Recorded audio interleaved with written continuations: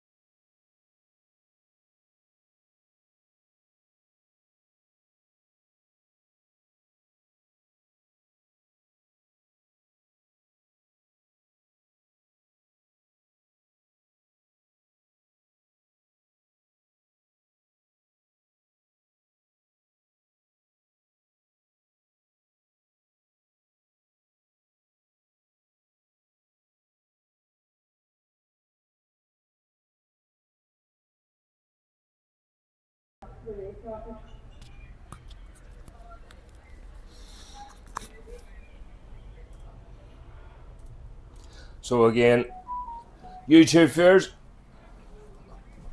apologies, had an issue with sound there. Don't know what happened.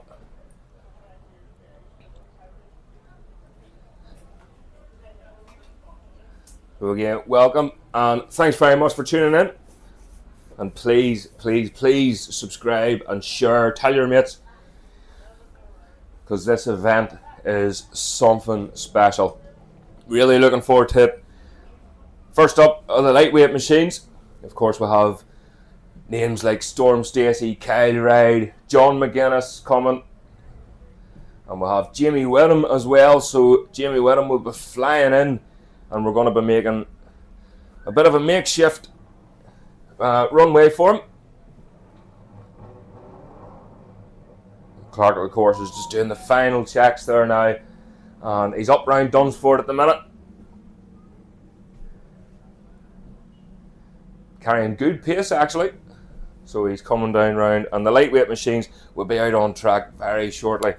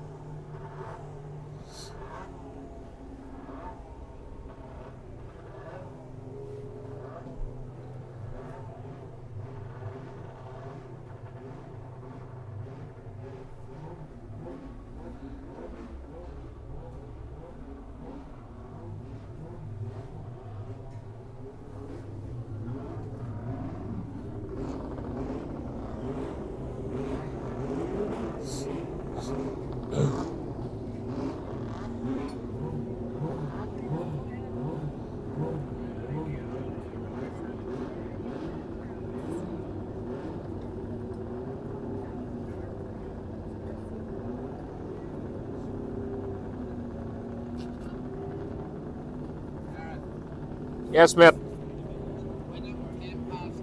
10 past 10.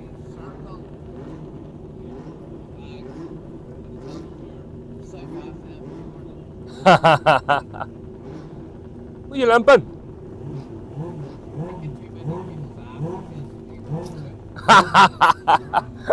There were a few more today, no doubt.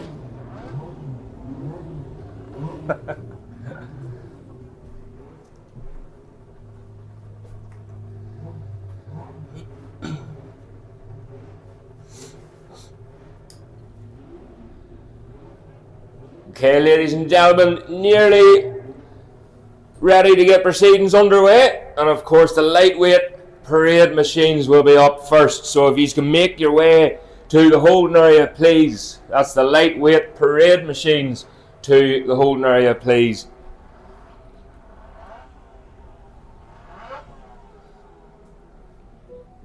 Again, a huge array of machines in the programme.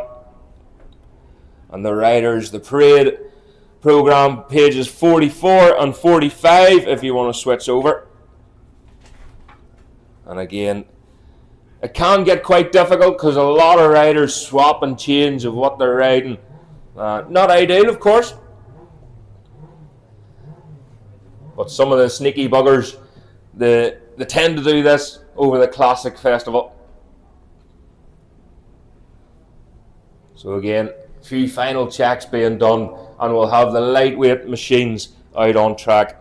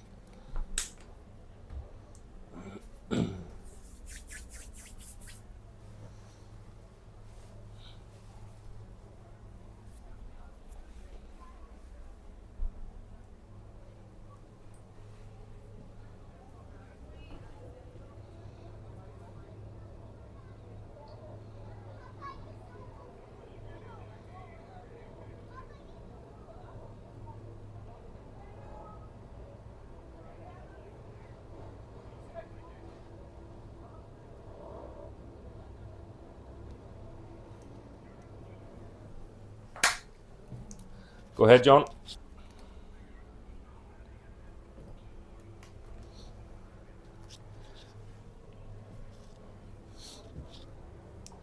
No problem, buddy.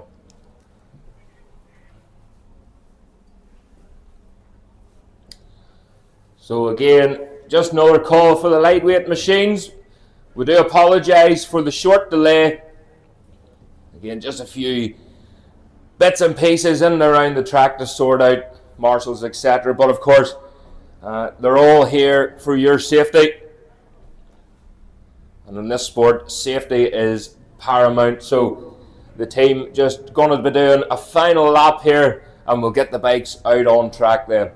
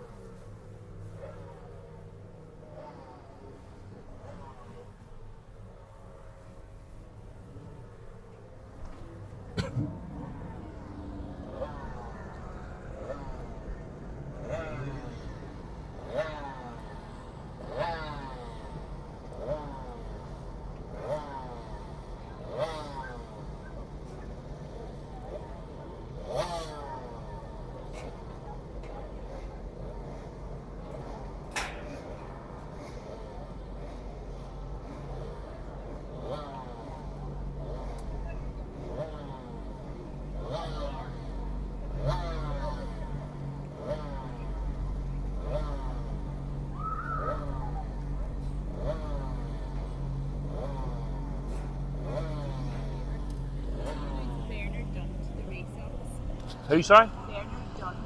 Bernard Dunn. Okay, no problem. Attention paddock. Can we have Bernard Dunn to the race office, please? That's Bernard Dunn to the race office.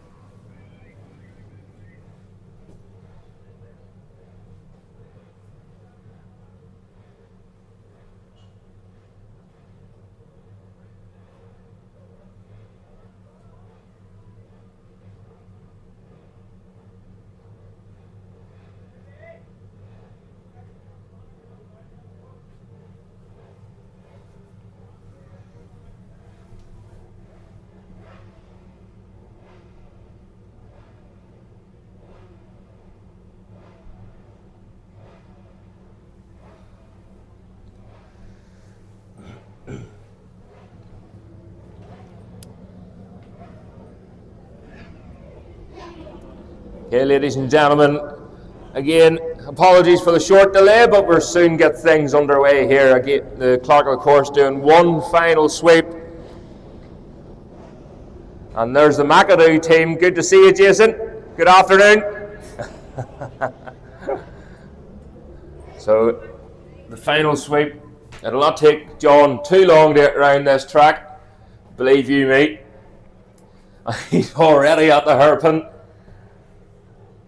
And that wee Audi will be put through his paces today, no doubt. So again, final call please for the lightweight parade machines to the holding area. That's the lightweight parade machines to the holding area. So once the lightweight machines are out on track,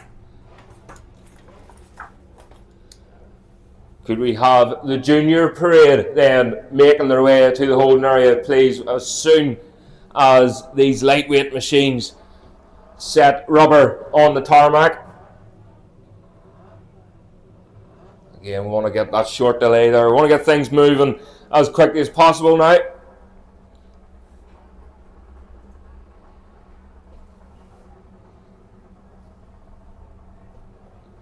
So again, remember, 12-minute sessions for the parades, 12-minute qualifying sessions.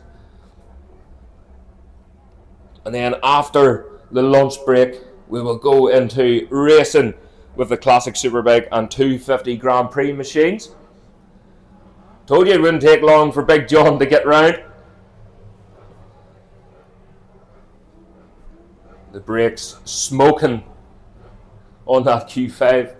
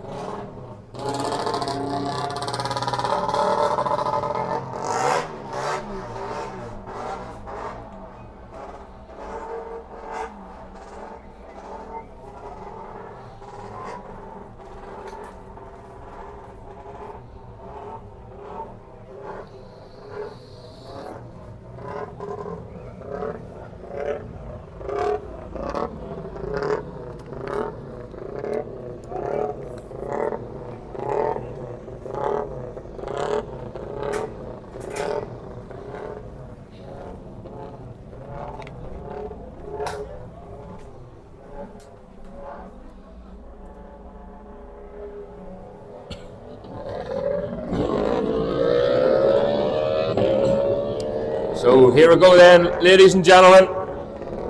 The machines are out on track, and you'll notice there will be one of the MCAI, let's call them representatives, just in front of each group in these parade laps. And basically they're there to keep them safe and so they don't get carried away like previous years, and they start racing each other. Of course, there will be a wee bit of rivalry. We heard in the riders' briefing this morning. One of the riders asked, "What do you get for winning the parade lap?"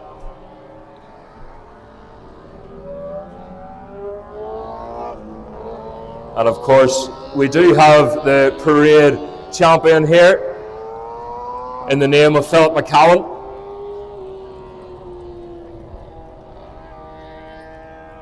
Of course, he'll be out on track as well. So the machines leave in a haze of blue smoke. Come back down towards us now then.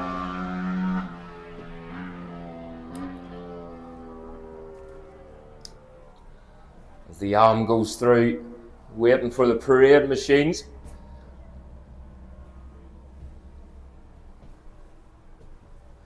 So here they come then, up through Dunsford and back down the start and finish straight again. A lot of these machines still racing today. Still racing in the classic machine, the EKR 250 Kawasaki.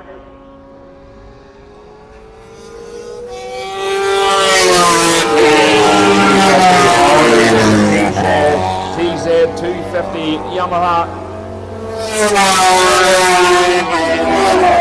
T50s out here. It's great to see Keith Millen as well on his 250 Yamaha. That's the Cleaver Brown 125 away through.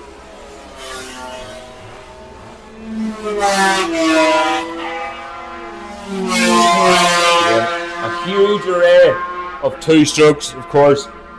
I'm a lot of two strokes myself. Proper race bikes, and of course we'll see some 250s out later on.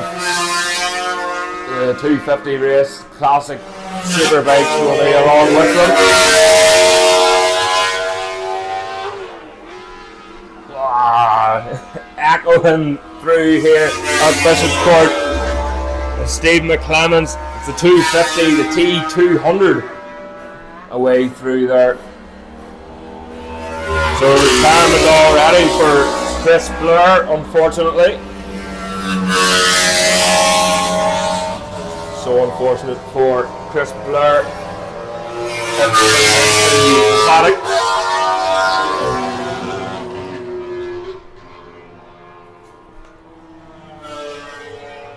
Again, the EKR 250 away through. Oh, Keith Millen now starting to hit the hammer down.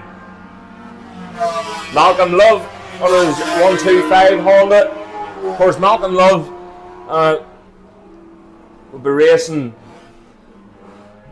this weekend also. He hasn't had much luck this season with his machines. He has a wee 250 Suzuki, and unfortunately it's not playing ball this season, and he's having to play about with it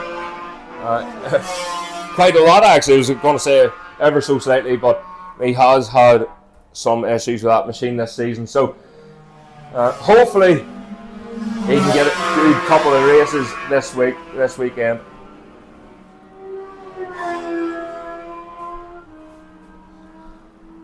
So again, plenty of 400 lightweight machines out as well.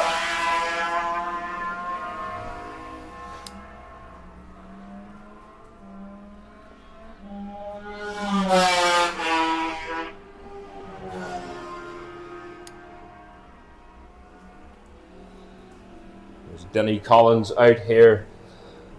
Also, what's Denny riding? That's a TZ 250.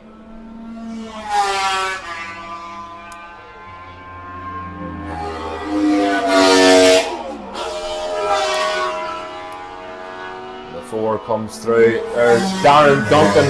So Darren Duncan riding his 400 Supersport machine. Gareth Arnold on the 250 Yamaha. He loves that wee machine. The problem is sometimes getting parts for these bikes Ben Sorsen goes through again on the FZR 400 Yamaha. Graham Mitchell on a TZ 250 as well. So just a call then, please, while it's a wee bit quieter here, for the junior parade machines. So the junior parade machines, if you can make your way to the holding area, please, as quickly as possible. And we might just venture down trackside and have a real good listen to these bikes going past.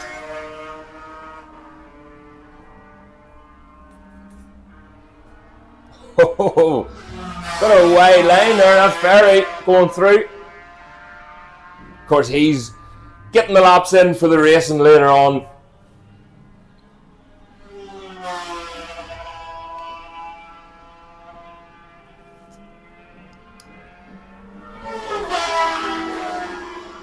So again, Keith Millen, that's Johnny Parker on the Parker transport machine. Just getting tucked in behind Darren Duncan there on that 400 Super Sport bike. Again, a lot of these bikes, as I said, raced previously. So Michael Houston away through once again. That lovely KR1S. He's here every year with that bike, and it is gleaming, absolutely gleaming. And Paul Gartland, of course. So we'll have Paul Gartland, he's one of the instructors. So the machines have now caught up to Paul Gartland. He was pacing himself to try and get them in behind him so they, again, behave themselves.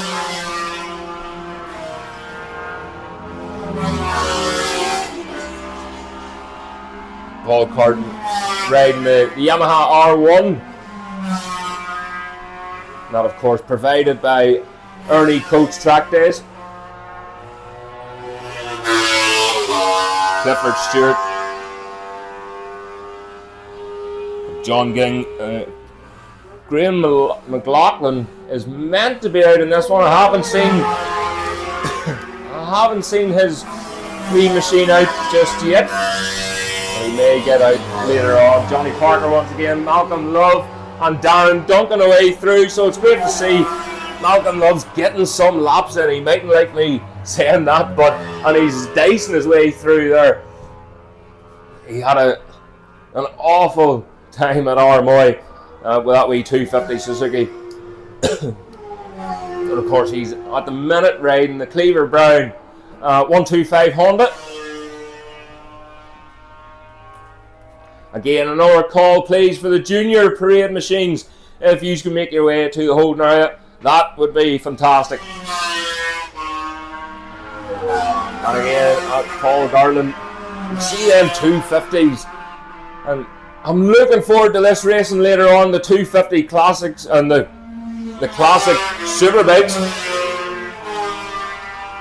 Because they will be so evenly matched. You can see these 250s even holding on to the back end of that new R1 Yamaha, that Ernie Coates Track Days Yamaha. So again, these 250 machines, proper Grand Prix machines. And Leslie McMaster with us this weekend as well, so great to see Leslie McMaster. He'll be riding his own machine that he raced previously, and he's also got a replica of his leathers. He's got his leathers, his helmet, everything as it was back in the day.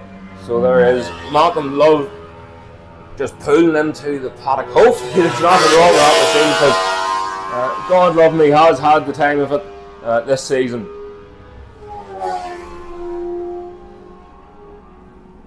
Ben Sorsen way through, so there is the checkered flag, guys, and that puts an end to the first parades. Oh, Bobby, way out on the white line again, round the outside. We will see him lining up later on in the qualifying and he'll be putting in some good lap times. Of course, some of the riders have sneaked out. You see some of the numbers crossed out, so they get a wee bit of track time before the race. And later on, Neil Martin away through the RS 250 Honda. Now that's the older shape of the 250s, of course. Very, very popular shape. From that was Keith Millen. Keith Millen just having to shift his body right there, pull himself back across onto the track as he touches the grass on the outside. Johnny Parker going through then again. Some laps there for Johnny.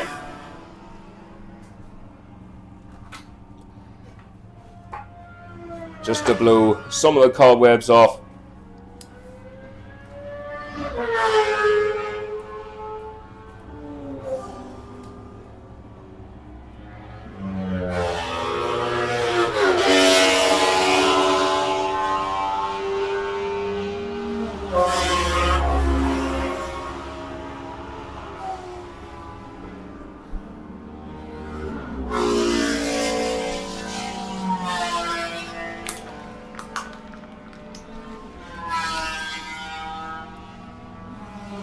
So again, as the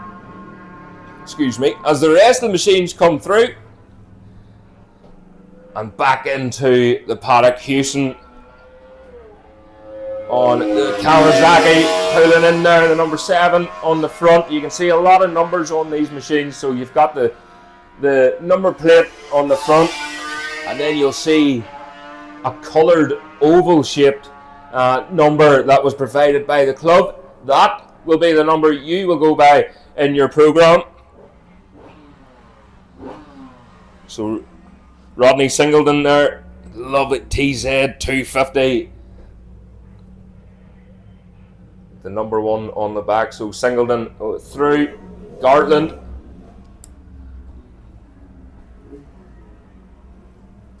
so the junior machines will be going out on track any second now. So please, if you're not in the holding area, make your way to the holding area.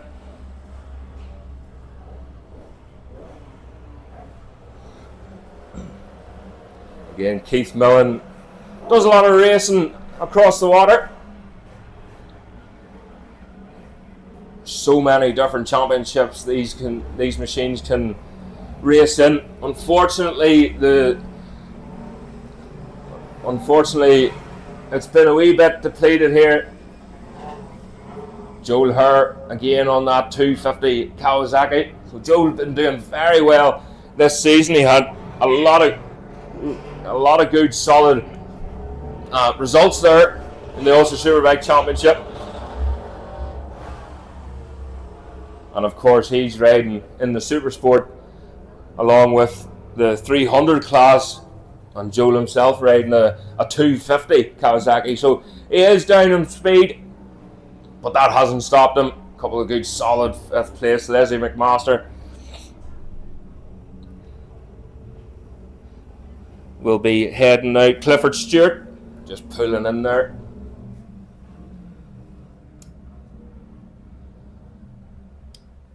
Clifford Stewart again, nice shiny new leathers. His replica helmet as well, great to see. Again, so much nostalgia here at Bishopscourt.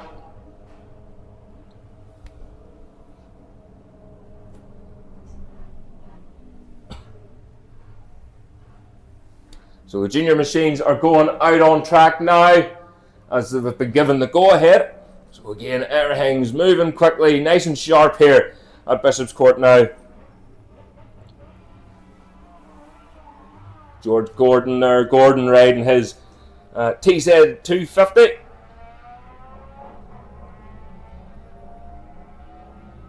It's the steel frame. You see a lot of bikes, all different frames. Back in the day, this is what you had.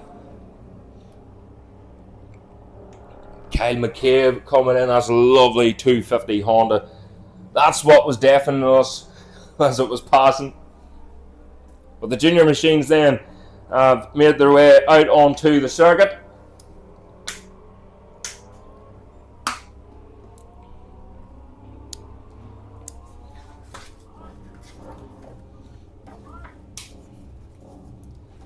And just remember, these are only 12-minute sessions, so can we have the classic Superbikes and the 250 GP machines headed to the holding area as quickly as you can. Philip, they asked me to do a wee service in the marquee. Yeah. So can you just... Yeah, no problem. Just do it today. Yeah.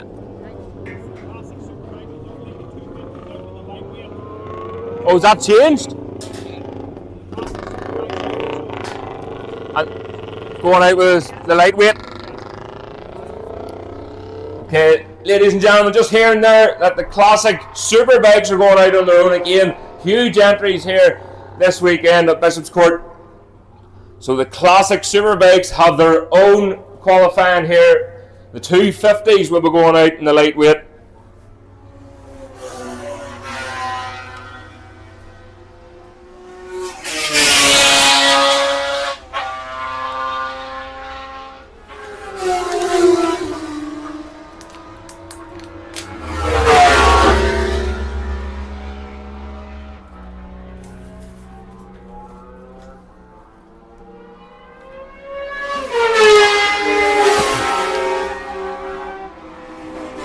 So again, this class is primarily TZ350s. So the TZ350 back in the day was the machine to have, and you've probably seen photographs in and around social media, and I'm sure you can't believe it, but sometimes during a race start there was maybe 10 or 12 bikes lining up on the front row, each row 10 or 12 machines squeezed in the width of the track, and full grids. So that smell and that them sounds back then would have been something else. You see the two strokes racing machines out on track. Was Peter Eaton, the team manager, team principal, director, whatever you want to call it these days. He's got these machines, and he's backing young Joe Harris this season. Number 22 goes through Ian Simpson. So Ian Simpson riding his F&M Honda CBR 600 F&M machine. Incidentally, Peter Eaton actually has his machine as well, his TT winning machine. There's a funny story, he didn't actually know that was Ian Simpson's machine until quite recently, and he didn't have enough time to put it back into the original colours.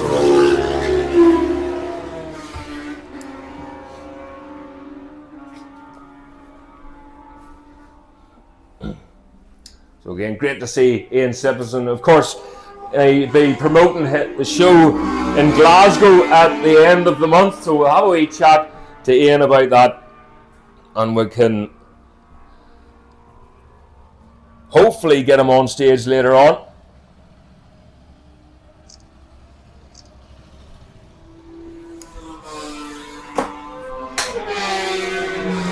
Go ahead, John.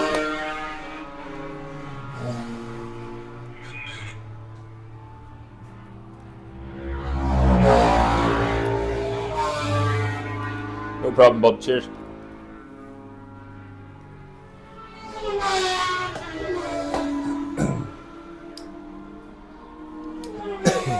And again, a few machines coming in. That's Tony Evans. So Tony Evans just making his way through both of the two-strokes racing machines. Heading down towards pit lane, and I think maybe is that perhaps, let's have a look, it is Ian Simpson. So he's just pulled over there in the pit lane, just making some adjustments. He's looking at the front end of that machine, rolling back and forth, trying to get it out of gear, no doubt. He's looking down the right hand side of the machine, so hopefully nothing on the board, and we can get that big, lovely P&M machine back out on track. Another TZ 350 Yamaha.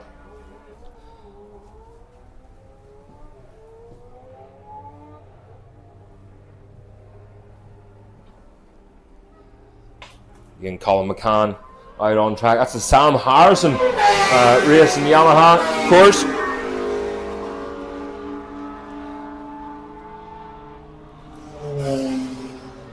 We'll have John McKay, Alan Finnegan, Stephen Lowry. So that's Stephen Lowry then on the BMW F800, the naked machine. Number 23 going through is Declan O'Reilly, absolutely deafening us. Well, these 350s, they can be very temperamental. Of course, they have the Michael McGurnan is out on this R6 as well, but of course, so many different setups for these bikes. And you really have to keep them singing, which is great for us. Maybe not so great for the organisers because they're worried a wee bit. But that's what we're all about.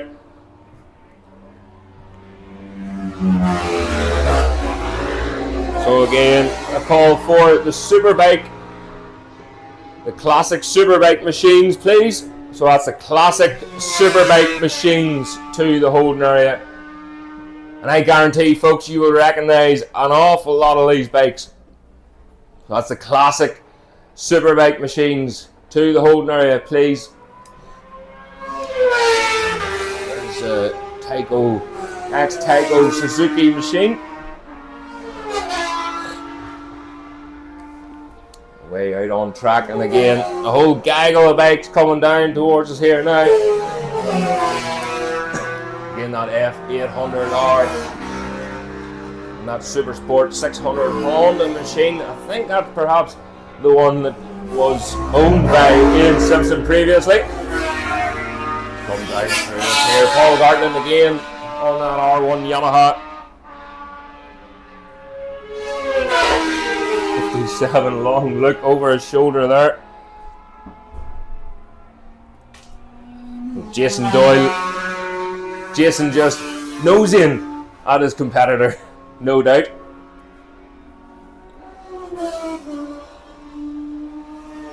So again, another call for the classic Superbike machines. Again, there was an update, another update to the programme, so the 250 Grand Prix machines will be going out with the lightweight qualifying session. So the 250 is going out the lightweight, which makes sense, of course. But it would have been close with these classic Superbikes and the 250 Grand Prix machines, of course. The 250s, proper race bikes. 250s from yesteryear, still holding lap records, and the 250 was the bike to have, especially around Nuts Corner. The Nuts Corner, just heading for Antrim there, Nuts Corner roundabout, and you turn off then towards Dundrod. That's another fantastic circuit. The Ulster Grand Prix, unfortunately, no longer running. We do always hope and pray and dream and wish for it to come back. But yeah, Nuts Corner, just as you head to Dundrod on the right hand side, so the 250 Grand Prix machines holding lap records there. For many, many years, it was the bike to have. That's Graham McLaughlin's machine going through there.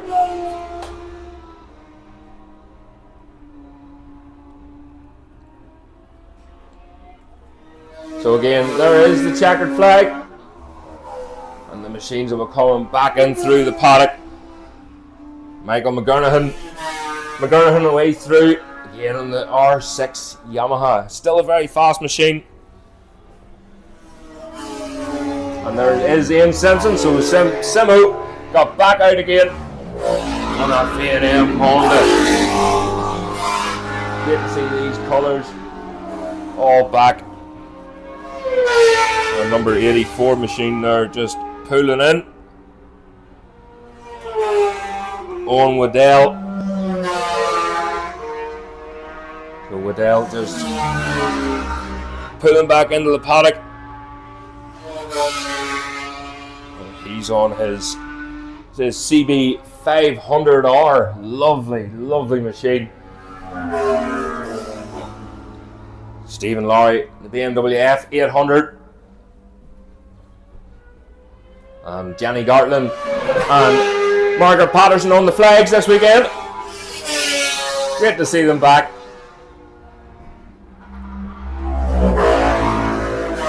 But Jenny has that checkered flag wave down to an absolute T.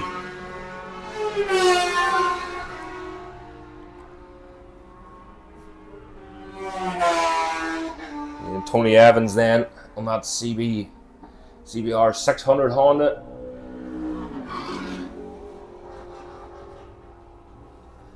Peter Cunningham out on his Manx Norton.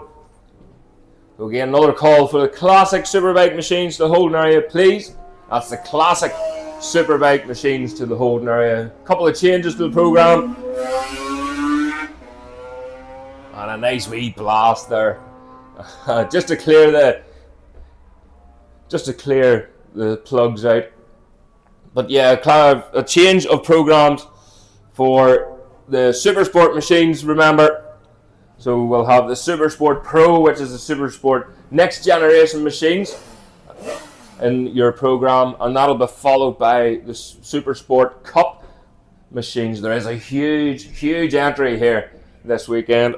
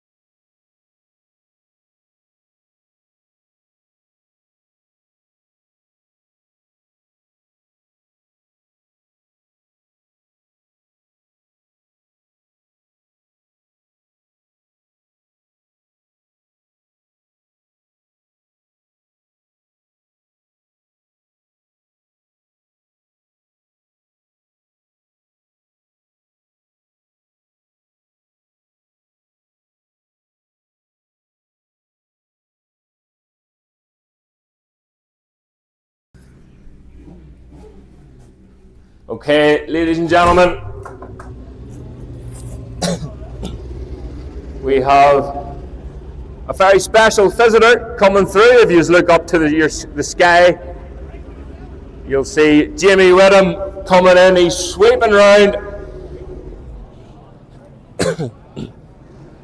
And don't ask me what type of plane that is. Cardboard single-seater. But he's doing a sweep of the track. He's getting his burns. He's more interested in this different match up here. You see these different machines making a lot of smoke, a lot of noise, but I think we can outdo them this weekend.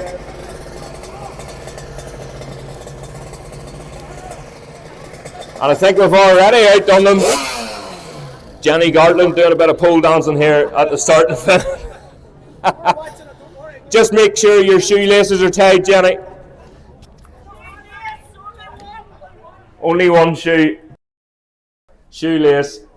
But here he comes then. There's going to be obviously a short delay. So Jamie lining up the runway here at Bishopscourt. He will be landing at the start and finish straight here.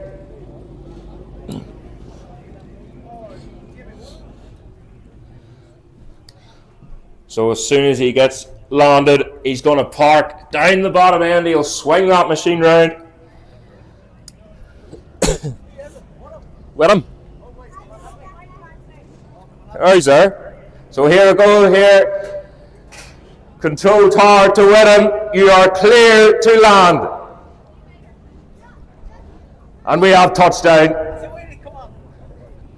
Talk about A stylish entrance, handbrake turn, and he makes his way back down towards turn 1. You get that machine. Looks slightly different than last year. It must be an upgrade.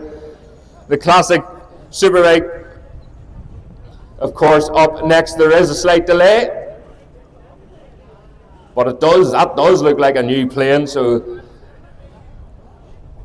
I think Robin and Philip are paying this man too much. He's got a bonus last year. He makes his way around turn 1. Hopefully he's not going to do a lap of the track. And get that thing parked up, and we get the Superbikes then. So there will be a short delay. And the clerk, of course, is going. A taxi service as well. Who does he think he is? So the clerk, of course, is going to pick him up and bring him into the paddock then. And of course we'll have a wee chat with Jamie later. We'll maybe get a chat show. We'll talk to Robin just to confirm. We'll get a chat show later on, and we'll speak to some of the riders, and we'll just get a wee date, or a wee time, should I say. That's today. So we'll get a time, and we'll get back to these. You'll hear it all announced later on, and we'll get talking to the riders later this afternoon. Once they all get changed and relaxed, we'll go over to the bar, the beer tent. There's a stage there, and we'll all get them up, and we'll get a wee bit of slagging going too, a wee bit of Northern Irish crack. We had to talk slowly yesterday for Danny Kent. Well, Danny, he's well used to it now in the Northern Irish team, the McCanns by Martrain. Of course, he'll be out as well on that R1 Yamaha. So again, slight delay, shouldn't be too long, and we'll get these classic Superbike machines out on track.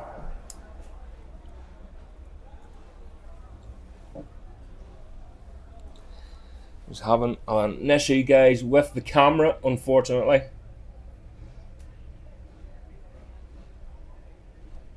We'll try and get the second camera sorted. It keeps bouncing back. Oh, yeah, unfortunately. So we will get that sorted, so we'll do that while there's this slight delay.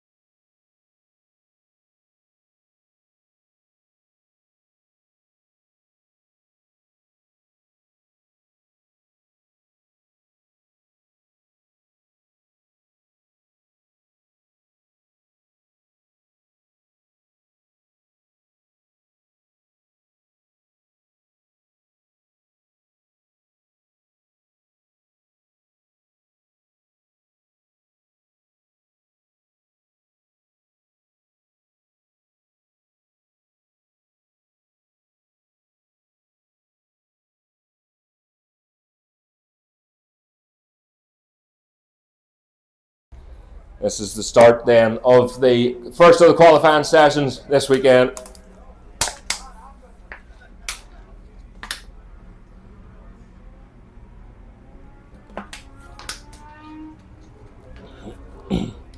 So here we go then. The machines are out on track to start their qualifying session. So of course then, after this, remember 12-minute sessions, and after this one will be the sidecars, or slide cars as we'll call them this weekend. The three-wheelers back out in action once again, and it's been fantastic racing this season, and of course Scooby Clock getting a win as well. And let me tell you, the Ballymac Hotel was busy that night.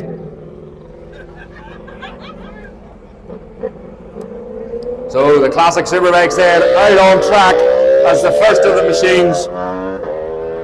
The first of the machines make their way under the windmill here. And we'll keep an eye on that windmill throughout the weekend with wind direction. It is so fast. Here we go there. That's the first. Well, that's definitely not a classic Superbike. That's the Makenzie Racing ZX10, the new machine for this season for Corey McGreevy. And we'll see them in action in the racing later on as well. So Jake Crean away through there. And that's Hard Selby. Great to see Hard back. And here's Corin Smith then. Number 13, unlucky for some, but not for Corin, as he makes his way through YZF Yamaha. Here's Paddy McColgan. So Paddy McColgan on the Ducati, great to see.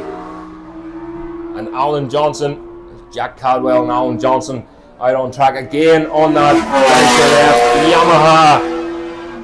Yamaha 750 machine. Of course, it was ridden by Jerry McWilliams at Armoy, but unfortunately he didn't get out to the race. He done a couple of laps in qualifying. Again, just some of the Superbike competitors, as the Ducati blast through, some of the Superbike competitors out for a wee lap or two, just to make sure everything is settled. Of course, new track for some of these riders as well. Talking Danny Kent here, has been here previously, so Danny Kent here was actually the first time he had ever rode that Monotrain Yamaha, that R1 machine here at Bishopscourt. And they were all voting last night, so hoping that Bishopscourt could become a British Superbike round someday. Of course, that's been on everyone's tongues for many, many years. And we did have British Superbikes quite a few years ago at Mondello Park. I remember one year it was an absolute washout. I think that was maybe the last year they ever ran there at Mondello Park. So that would have been the closest local to us. So Jake Crean then across the line. He goes fastest so far with a 1:18.3, followed by Hard Selby, a 1:18.6. Jack Cadwell then in his third fastest. At the minute, it's early doors, remember, so a lot of names are going to be bouncing, jumping up and down this timing screen.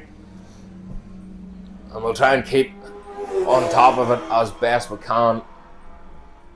So Heathcote away through there, just a nice steady lap there for Heathcote. He will up the pace. That was a 1:28.2.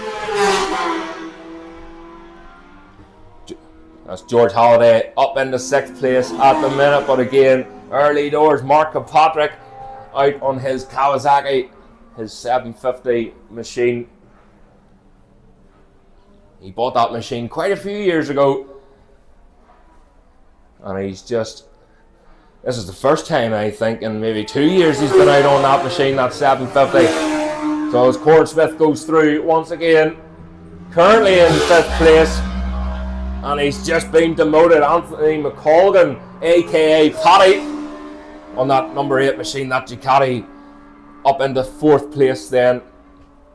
Great season so far for Paddy McColgan. Stephen Bohm away through there. He's currently in 7th place. Paddy McColgan has been pushing hard, even in the 650, the Super Twins. He had some really good results as well in the Classic Superbikes at Tandragee, and I'm sure you all agree it's great to see the Tandragee 100 back on our calendars, and we're already looking forward to next year, so hopefully, no doubt in my mind that the club will get things up and running again, and I'm sure they're already working on next season.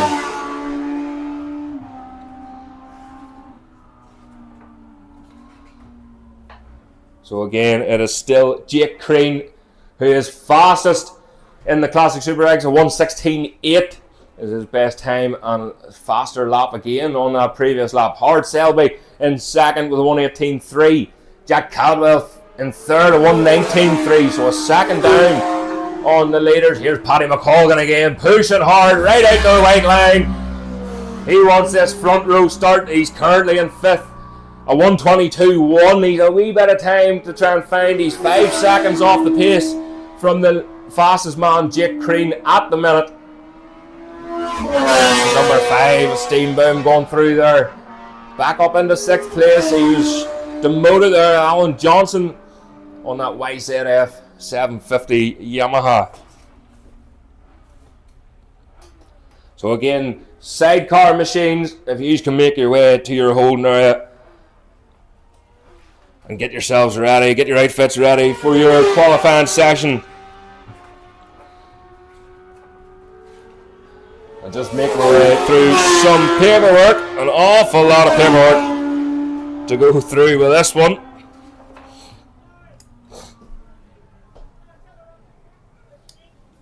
So again, keeping an eye on Jake Crean and Hard Selby away through there as well. A 1:18.2 that time for Hard Selby. Getting quicker, but so's Jake Crean. He'll be a hard man to catch in this one. Oh, Jack Caldwell across the line there. That was a real good time, a 1:17.7. So he's now up into 2nd place. Gordon Smith goes through. He holds on to that 8th. We look at Paddy McColgan. Faster again there for Paddy McColgan, a 1:21.6 across the line. He holds on to that 5th place. He's holding on just to that front row start. Here's Alan Johnson then. Number 99 machine way through, of course, holding that Jeremy McWilliams number, that plate on the front of that machine. So Johnson away through slower, a lot slower that time from Alan Johnson. His best lap was a 1:23.2. That lap was a 1:29.0 on my screen, so maybe making a mistake. They are starting to push hard. The times are starting to plummet, but of course that's when you start to make mistakes. Crean away through once again. Jake Crean a 1:15.9 that time. Jack Caldwell a 1:17.7 in 2nd place. Hard Selby a 1:18.1. So Caldwell and Selby just chipping away, but they have to do something spectacular here if they want that pole position. Again, another call for the sidecar machines to the holding area. If you can get yourselves ready, please. Remember, 12-minute sessions. Here's Paddy McColgan in the slipstream now of Corn Smith. So this might help him out, or it might hinder him if he can get past Corn into this first corner. He's looking away up the inside. Corn cuts the nose of the Ducati and tips in front of him. So you'll probably find this may be a slightly slower lap this time round for Paddy McColgan. Sometimes you get that in qualifying. See, in qualifying, you see the machines well spread out, most of them anyway. And that's to try and get the best lap time they can. If they start dicing, if they start racing during qualifying, that's when you start slowing each other up. You might feel fast, but believe you me, you're not. Oh, Hard Selby. It's starting to slip down the timing screens now. He's down into 4th place now. Jake Crean slightly slower that time round of 1:18.0 on the R1 Yamaha. R6, apologies. Jack Caldwell 2nd, still with a 1:17.4. Looking at Mark Kirkpatrick. Mark Kirkpatrick's best time, a 1:48.4. currently in 11th place. That was on lap 4. He done his best time. So Paddy McColgan has got past Corn Smith now. Exit in Dunsford, out on the start and finish then. The checkered flag is being readied in this session. So again, the sidecars, please, if you can make your way to the holding area. So Alan Johnson there just pulling in. Having a look down at the bike. I don't know whether, hopefully there's no issues with that bike. And he can get out again in the racing later on. But Alan Johnson currently 7th. So there's the checkered flag then. Jake Crean across the line. Faster again for Jake Crean, a 1:15.7. George Halliday across the line. What a lap time there for George Halliday. Into 2nd place, a 1:17.4 from 4th. So George Halliday up into 2nd place. We just have to wait then. Howard Selby. Robin Heathcote then. He's currently 9th there, Heathcote. Didn't sound like he was revving that machine as hard as what he'd be used to.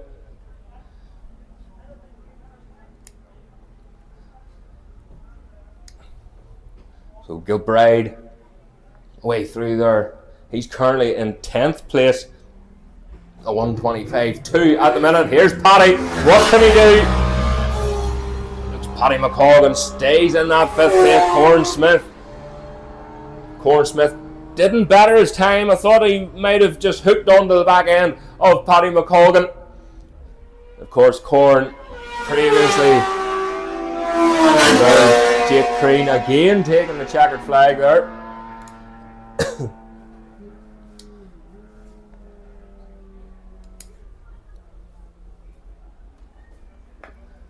So great lap time there for George Halliday as the machines make their way back into the paddock.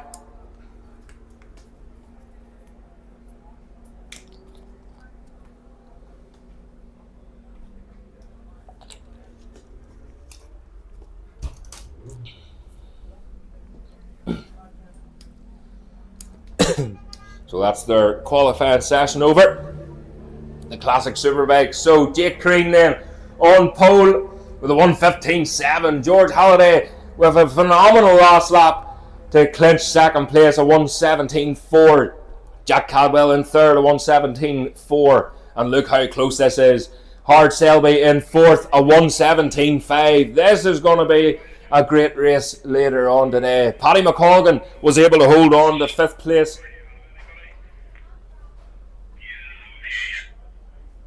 So Paddy McColgan able to hold on to that 5th with a 1:21.6. Steve Boom in 6th then and a 1:22.5. Alan Johnson pulled in early, but his lap time was good enough for 7th place, a 1:23.2. Corn Smith in 8th, a 1:23.4. Robin Heathcote lines up in 9th place, a 1:24.4. Sean McBride then, Gilbride in 10th, a 1:25.2. And Mark Kilpatrick in 11th with a 1:48.4 for the 750 rider. So that's the way they're going to line up later today, folks. We'll look forward to some close racing in this classic Superbike class. Of course, a lot of them were out on their own this time. Come the racing later on, that can all change, and you'll see the lap times starting to plummet. You have to remember that this weekend as well, it's the first time for a lot of the riders that they've been here at Bishopscourt. So they use the practice sessions, some of the parade laps as well, they'll sneak out in them, no doubt. And they'll just get used to the track, and you'll see the lap times starting to come down. So sidecars up next then. And again, if you turn to page 33 in your programme, you'll see the man himself there, Scobie Clock, and his passenger this weekend, Simon Mathan. Paddy there in the Oxford Products Ducati. Again, great season so far. So they're just lining up down below us here.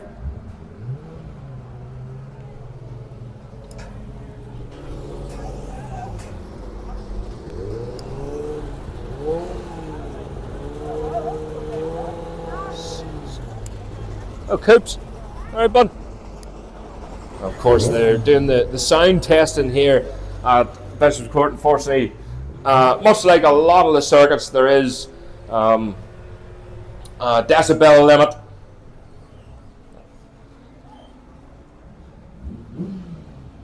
But I think they'll do the sound testing. Hopefully you'll let most of them away with it. It's more so for the race bikes. So in the race bikes, they will be getting pushed hard, they will be getting revved hard. And they have to get the sound testing out of the road nice and early.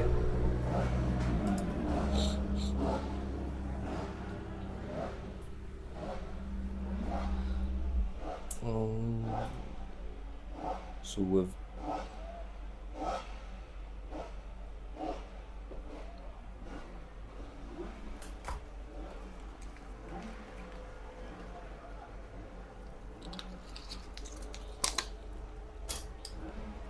okay, folks, so the slide cars are out on track and they're making their way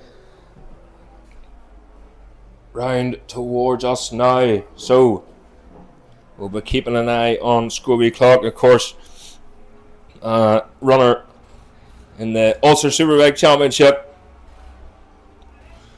along with Ryan Deneen and Fran Newton. So Fran Newton, the passenger for Deneen this weekend, Terry O'Reilly and Mark Gash.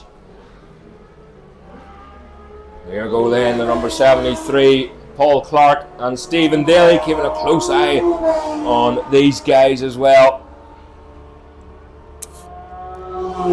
That's Phil Monaghan and Owen Keeger. That's the second bike. Across the line, Terry O'Reilly, Mark Gash across the line then, Scobie Clock, Simon Meathan.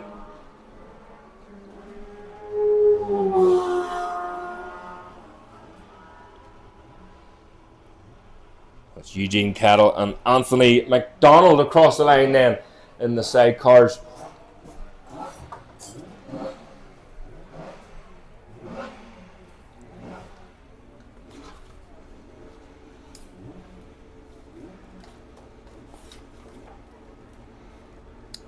So just a reminder, these are 12-minute sessions. So if the senior parade machines want to make their way to the holding area, please, as quickly as you can.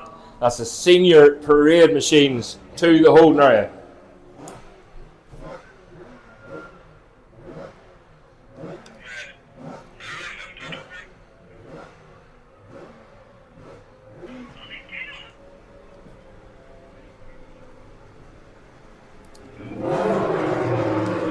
So the machine's just coming back round to start the first of the qualifying laps. That's Paul Clark and Stephen Daly away through. Sorry, John, what was your transmission?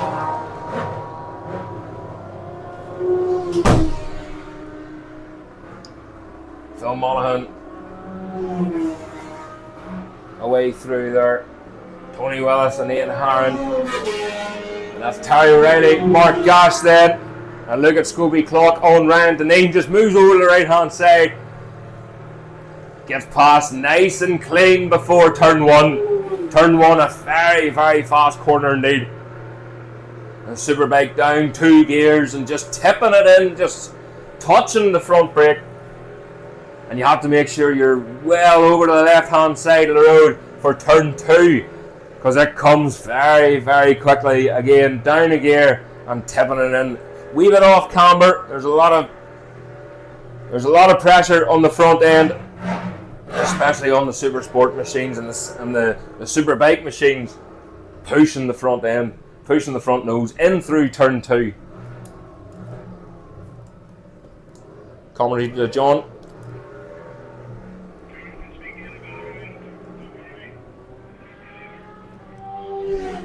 No problem, bud. So Paul Clark, Stephen Daly away through once again. A 1:19.8. Currently fastest. Again, well spread out here.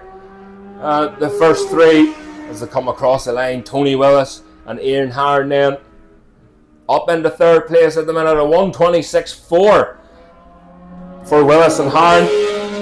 Here's Scobie Clock and he's pulled a huge gap. Good lap time there for Scobie, a 1:26.6. as Deneen goes across the line. Ryan Deneen and Fran Newton 7th so far, 1:31.3. Awful lot of problems with Ryan Deneen's outfit this season as well. Maybe gear issues, or I'm not 100% sure. I think that machine has been ongoing gear issues. That's right.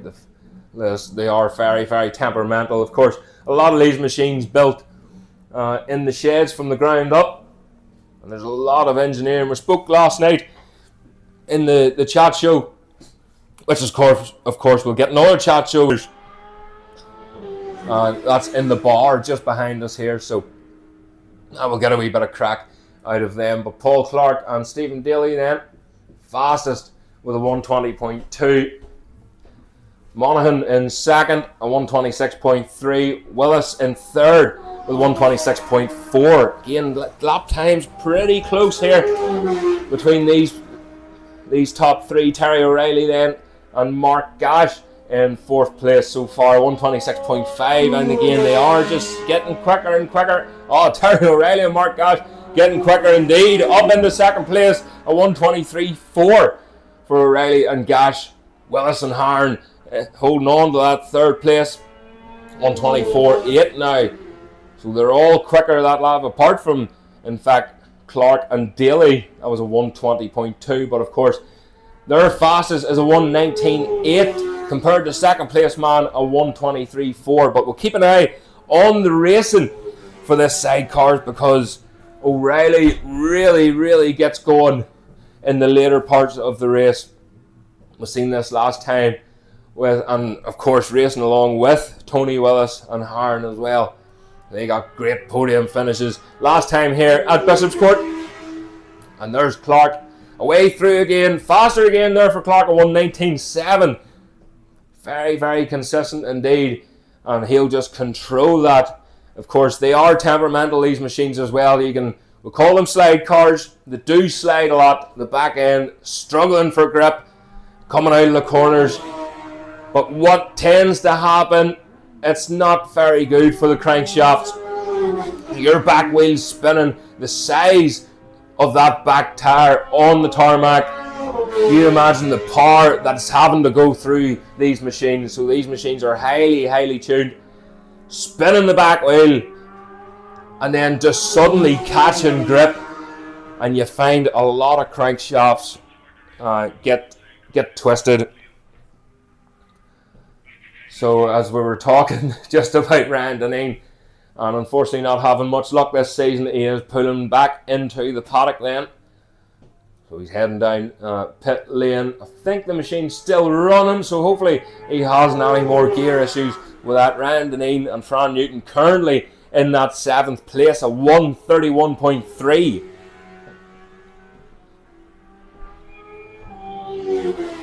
So that's Philly Newton away through there.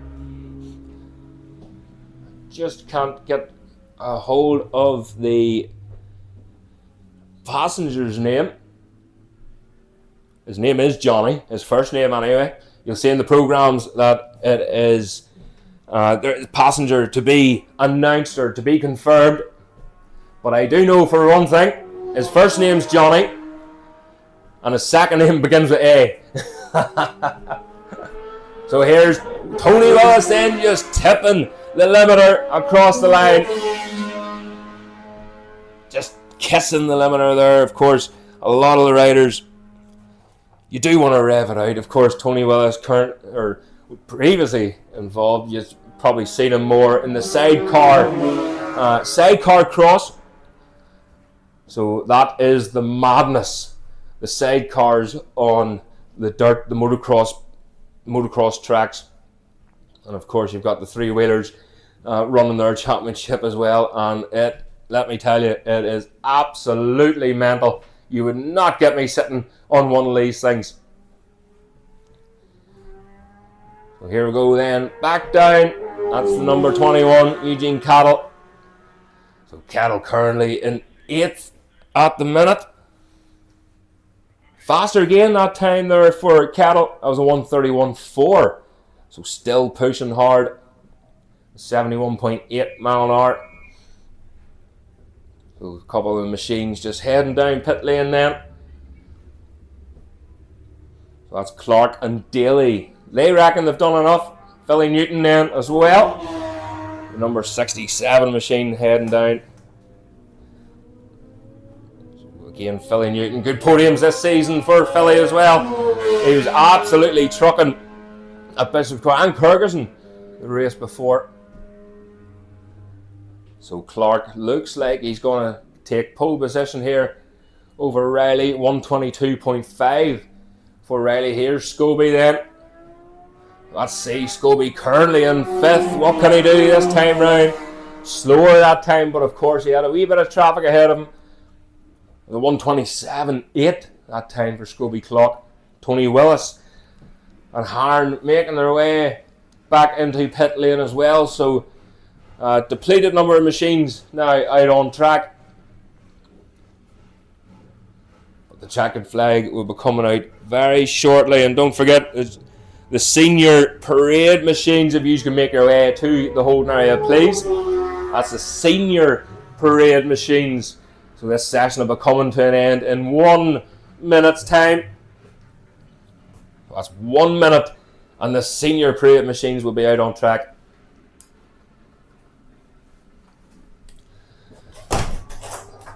So the sun's now out here at Bishopscourt. I've had to open a door. It's getting quite warm in this wee pigeon hut up here. Maybe open a window as well. That a wee bit of air in. It is going to get noisy in here, but that's what we're here for. The noise, the smells, the sights, and a wee bit of cold air for me.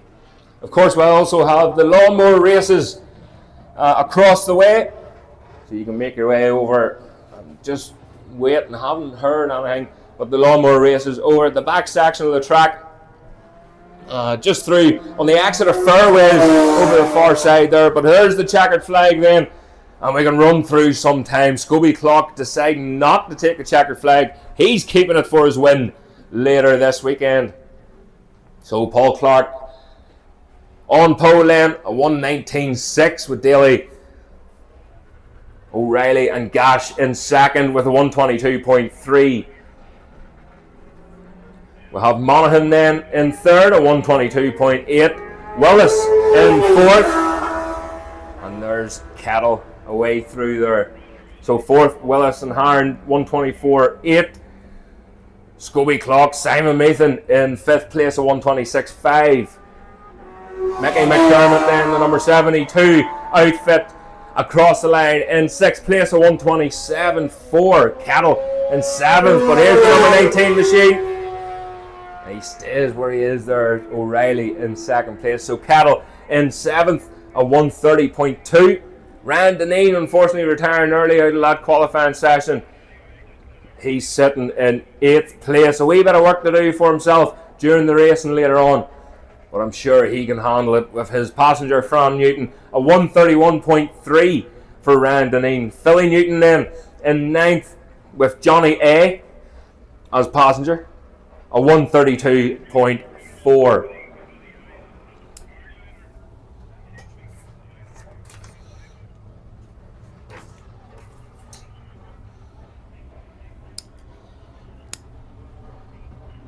So again, the senior parade machines should be well on their way into the holding area. They will be going out on track any second now.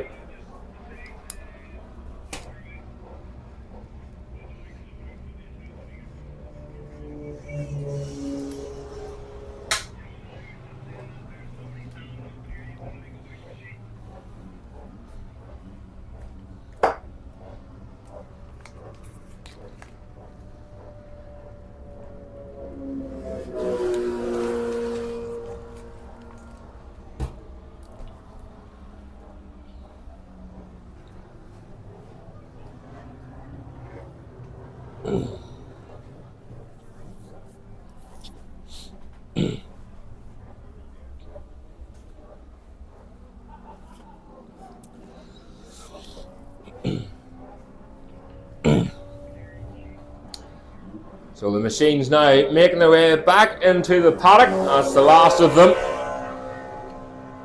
And Just while it's a wee bit quiet here, an announcement there from the Fireblade Ministries.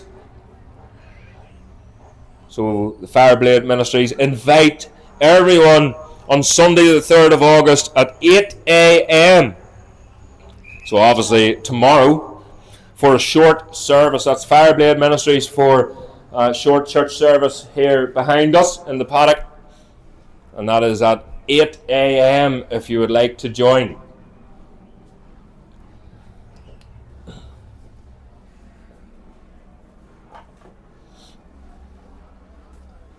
And again, we'll remind you all throughout the day. I'm sure there'll be plenty of announcements throughout the weekend. We'll try and keep on top of them all as best we can. Of course, don't forget, Simo will be signing his book. And I'm not hinting, but I wouldn't mind one myself, Simo. We'll get a wee chat later. So, Ian Simpson down below us here, just behind us. You can see the girls here selling all the Classic Bike Festival shirts, and of course 25 years Joy Dunlop t-shirts. We had the Joy Dunlop celebration in Ballymena not that long ago. Fantastic show, and a lot of his bikes, the whole collection here of course. And while the spectators absolutely flood in here, great to see long-term supporter and friend Andrew Gallagher making his way through. No cider with you today, Andy? No. He's got the ring on the finger now. He has to behave himself. It's great to see so many spectators here. So many familiar faces as well. What an event the Classic Bike Festival run here. So again, the senior parade machines are coming out onto the track any second now. So the gate is being closed here in the paddock. You can hear the bikes warming up in the background. Again, we'll try and keep on top of each and every rider as they go through, and of course each and every machine.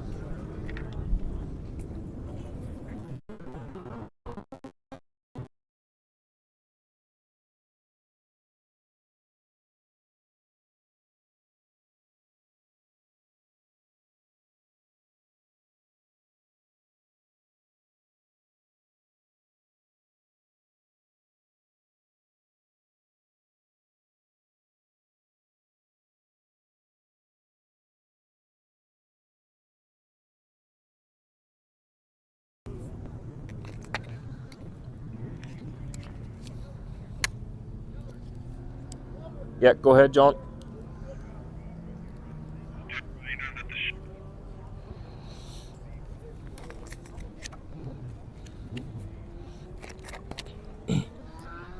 Okay, ladies and gentlemen. Oh, Johnny Campbell! On the start finish straight. I've made my way down here on the pit wall because I want to be a wee bit closer. I want to be like you guys, be a wee bit closer to the action.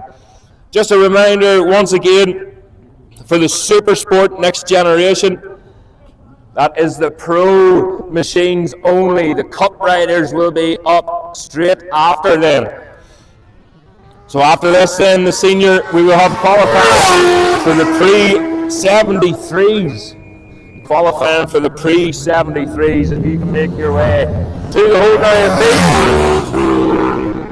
Big Aprilia going through there. Again, Senior parade, don't forget. He's a red. Passes absolutely shocking coming through here. And one more on the ZX10. Of course, that machine also got a speed winner. 77 then.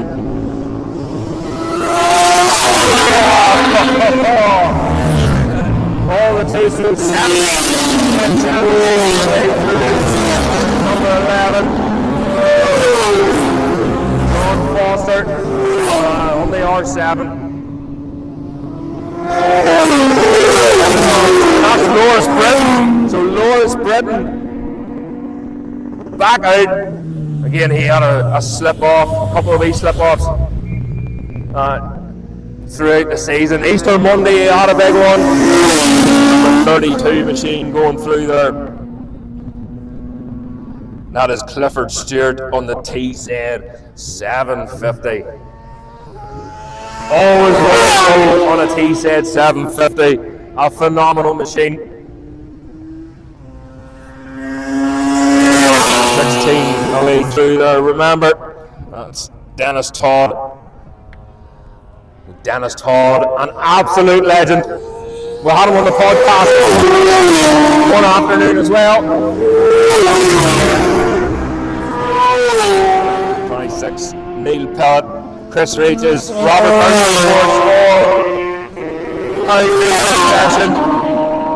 that's Adrian McGurran there on the Kawasaki side. Are so fast down through here. I'll be looking forward to seeing what that Ducati, that Moto Grand Prix machine can do. Here, of course, last season it was ridden by Adrian Archibald. Boston eardrums down here, these TZ 750.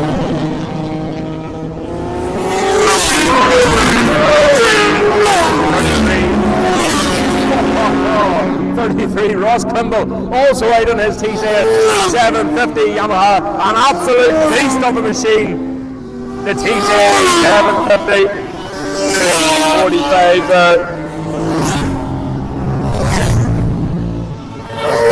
RG 500s.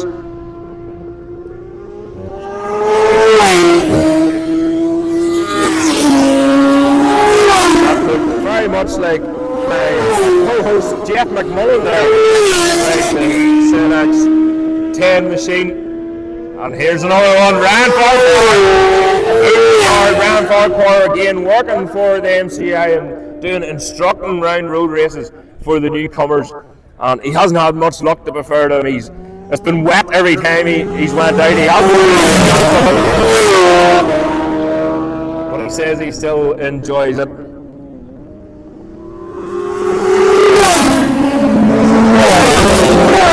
Men away through. So Jeremy Snodden opting for a 4-stroke this season.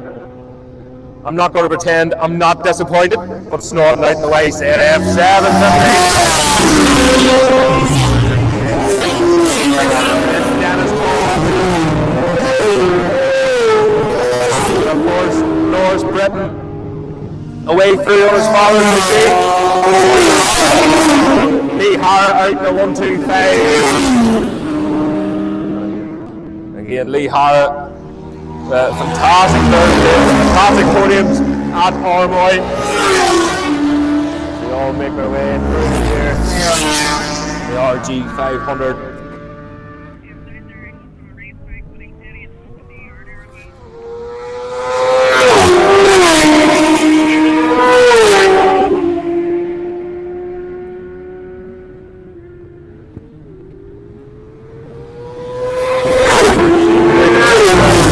Once again,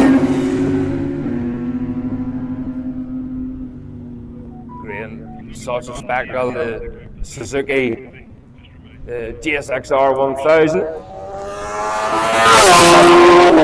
Like through a corner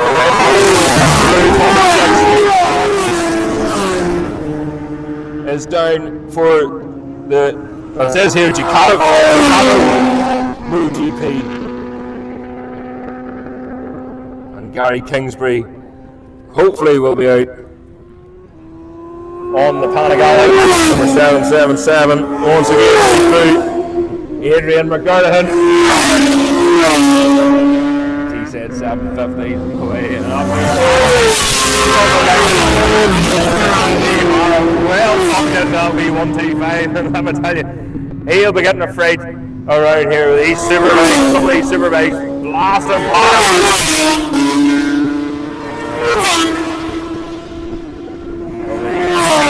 Roberts colours, the Yamaha, the black and the yellow and white with a black on the Yamaha. Oh, so close to the pit wall. I think I'm going to go back out to my box. It's a wee bit safer up there. I'll take a wee run down later on. But of course, 397. Next qualifying session up in your program.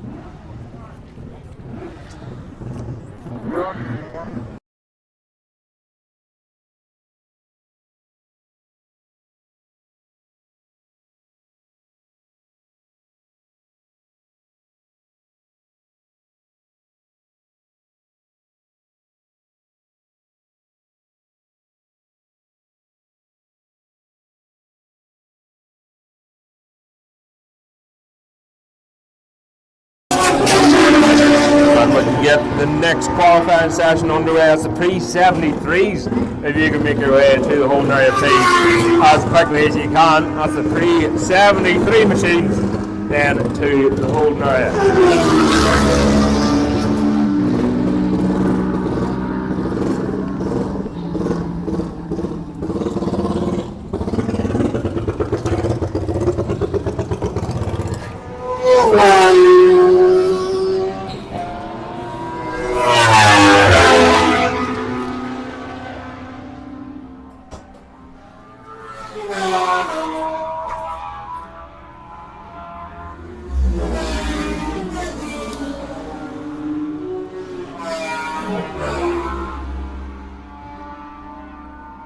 So a couple of extra machines just sneaking out there as I've made my way back up into the box for the next of the qualifying sessions. Pre-73, of course.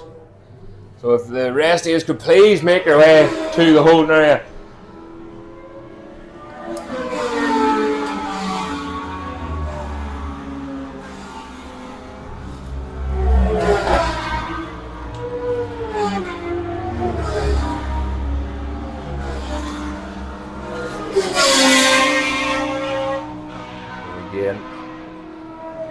Dennis Todd circulating. He did say we did a podcast with Dennis Todd last year, and he did say he would love to get out. He would love to have a spin out. And if I knew Dennis Todd was going out on track, I would have brought the TZ 350 that we have at the house. So Dennis, I think Dennis maybe rode that once or twice. And at least once at the Ulster Grand Prix, so it would have been great to have one of the original riders of the bike out on it, but he might enjoy it so much he'll be back out next year again.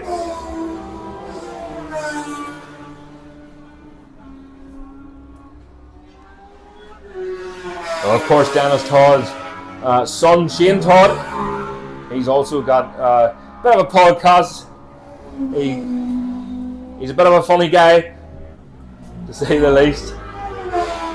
But Dennis was an absolute legend, is an absolute legend, and a very, very fast man indeed. Here's another fast man, Ryan Farquhar. Trimble just in behind him on that TZ 750 Yamaha. Again, them things, they were banned from, they done a bit of speedway in the day, and they were running as well in America, well, all over the world with slick tyres, and they actually banned the slick tyres because they were so quick. And I'm pretty sure there's an awful lot more TZ 750s out this year than there has been in previous years, and it's great to see them again on that R1.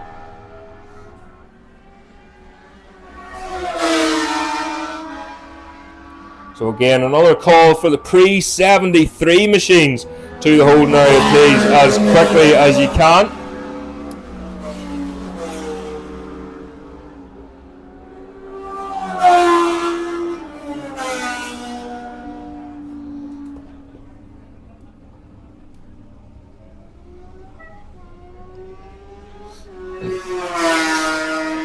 And of course, out on track this weekend. Hopefully we'll see it.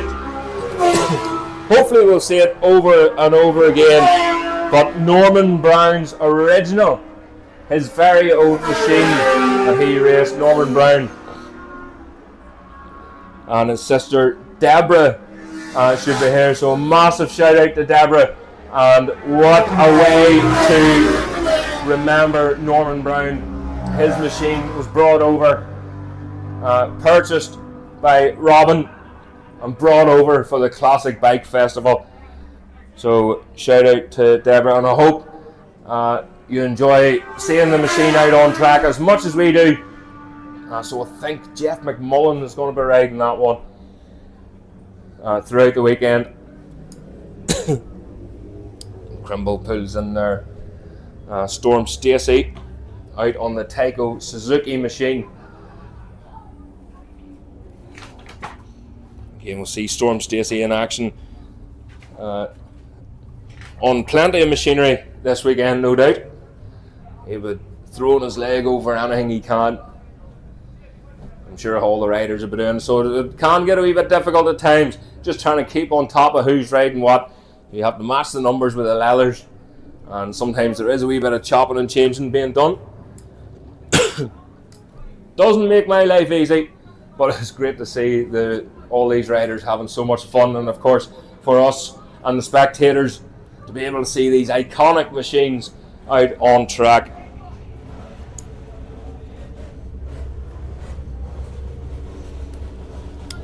It's 37 going through there. Paul Greeny.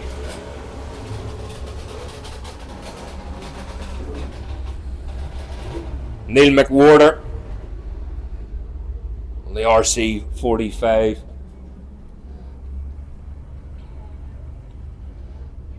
And Mike Mescal. We'll have a wee chat with Mike as well on the line, maybe tomorrow or this afternoon. We'll get a wee chat with the riders. And Loris Britton, of course, riding his father's machine as he comes into the paddock. That was Richard Britton. And we all know the legend Richard Britton, multiple Irish champion. And he praised, remember Richard out on the Rizla Suzuki. I'm pretty sure Loris rode that as well, the Rizla Suzuki that his father rode one year at the Northwest 200, and he couldn't get the thing handling. Again, something else that was spoke about last night was the differences between the British Superbike machines, World Superbike machines, and of course what we have here in the Ulster Superbike Championships. And the Rizla Suzuki being set up mainly for the British tracks, British Superbike scene. It was a completely different setup. So when you took it to a road race and you were sitting just tipping, just touching 200 mile an hour for so long, the bikes tend to twist a wee bit, to say the least. So it can be very difficult to set up with these different electronics, etc. So the pre-73 machines out on track then. They'll be making their way out for their qualifying session.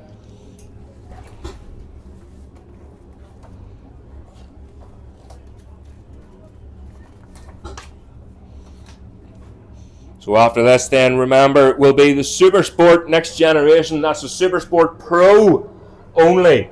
So Supersport Pro will be out for their qualifying session next. And then the Cup machines will be up after, because there's so many Supersport machines this weekend. Huge grids. It's great to see. A couple of weeks ago here at Bishopscourt was the exact same. They had to do odds and even numbers for qualifying, and then they split the two separate races. What's that? For me? Yeah. Wow, thanks very much. Oh, careful. Don't fall.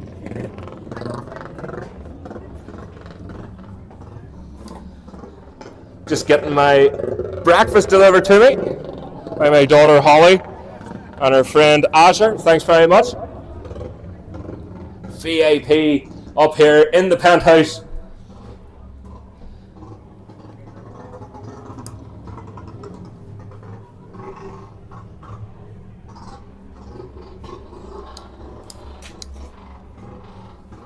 So just a reminder, we spoke about it earlier on.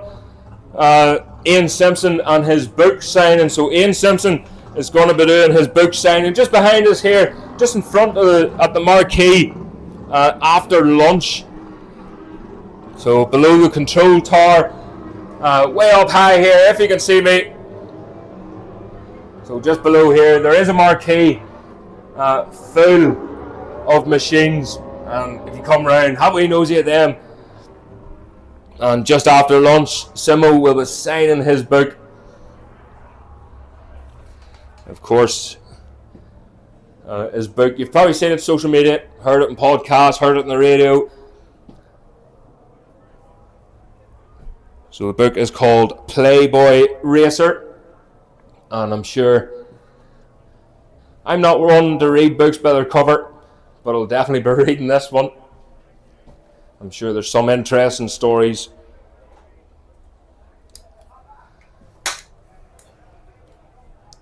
What did you say there?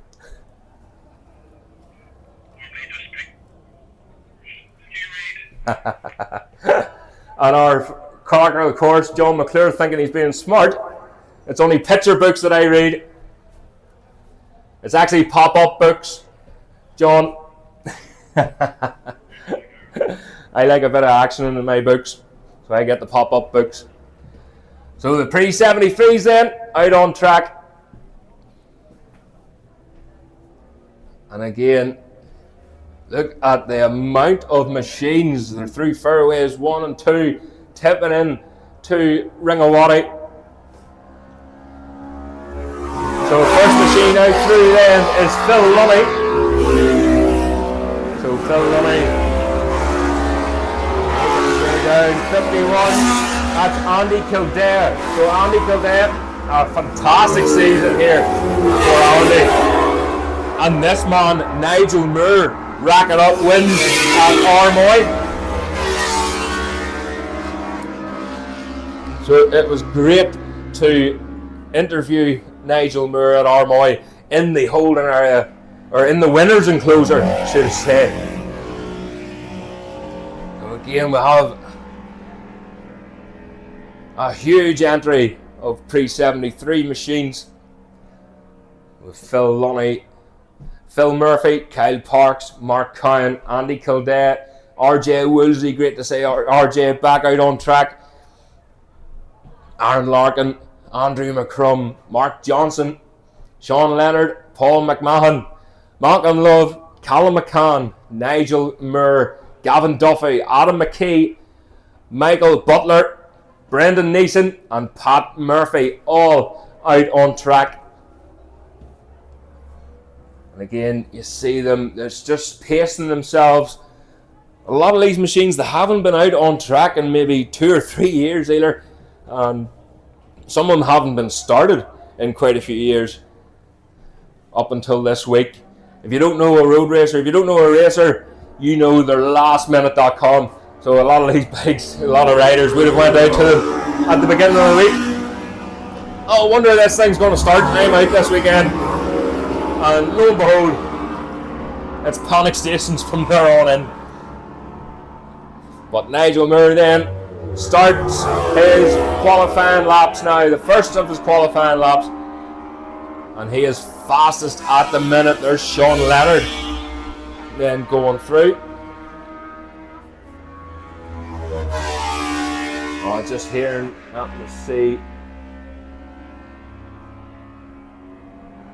Just hearing there, I think number 6 maybe retired. That's Kyle Parks. He did go through there on that lap. So we'll keep an eye on that then as they come through. So at the minute, it's Nigel Moore, the legend, the gentleman.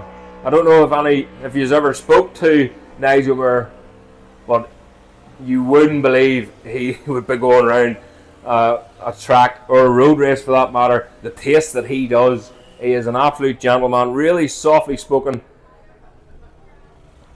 So that retired rider just coming in. Oh, I think it's Malcolm Love again on that 250 Suzuki. Not having luck at all this season. Same thing at Armoy. It's just so unfortunate for him. So there is Kyle Parks at the minute.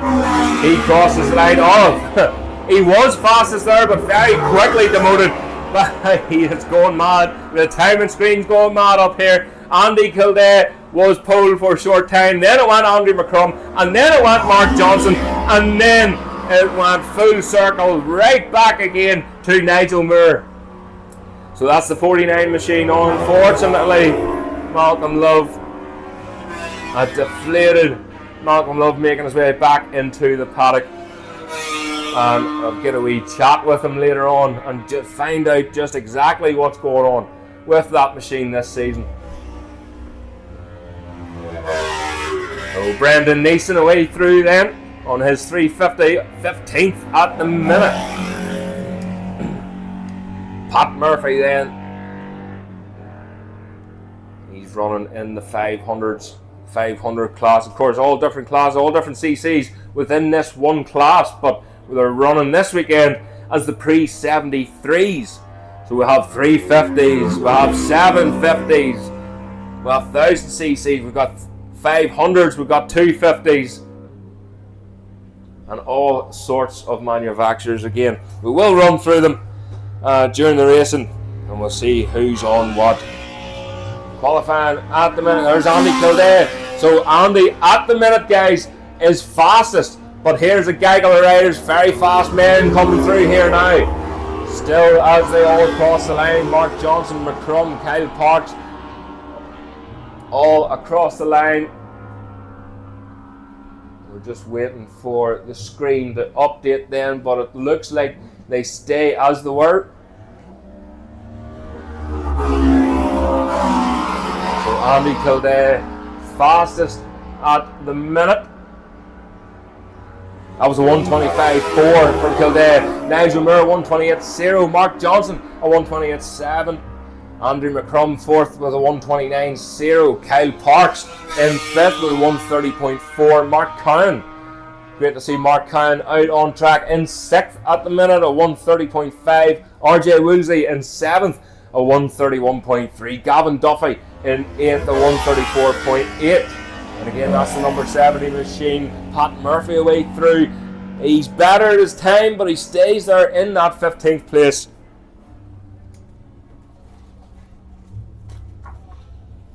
So a reminder then for the Super Sport machines. That's Super Sport Pro. Don't forget, guys, to the holding area, please. Super Sport Pro. Here's Andy Kildare. He's fastest at the minute. That was slower that time, ever so slightly. That was a 1:25.8 compared to Kildare's best time, a 1:25.4. Here's Mark Johnson then. He's broke away from that group behind him. So he's lost a wee bit of time on that last lap. Of course, he had to fight through traffic. This is what I spoke about earlier, guys.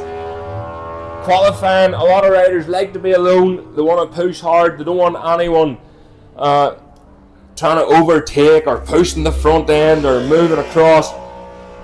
They need good clear road ahead of them, and that is what has slowed down Nigel Moore and Mark Johnson on that lap. Of course, Andrew McCrum is now just ahead of that group, who's just behind Mark Johnson, so this could be a real good lap time this time round for McCrum. Again, just keep a close eye and on what McCrum is doing. 174 away through there. Adam McKee, I think it is indeed. So he's 14th at the minute. Number 174. That's a 139.3 for McKee. 977 away through. That's Brendan Nason again. He's still floating in and around there. That's 16th place. He can't seem to. That's a 141.7. That was his best time yet. And he's just chipping away at it. Mark Johnson coming on the start-finish straight then. Nigel Moore right close in behind him now. This will be a good lap from Nigel Moore this time. The number 84 machine across the line. Let's see. It was better, but not quite good enough to beat that time of Andy Kildare, a 126.5 compared to Kildare's time, a 124.1. But again, it all changes in the races. Andy McCrum just pulling into the paddock. He hasn't done an awful lot of miles in that machine this season.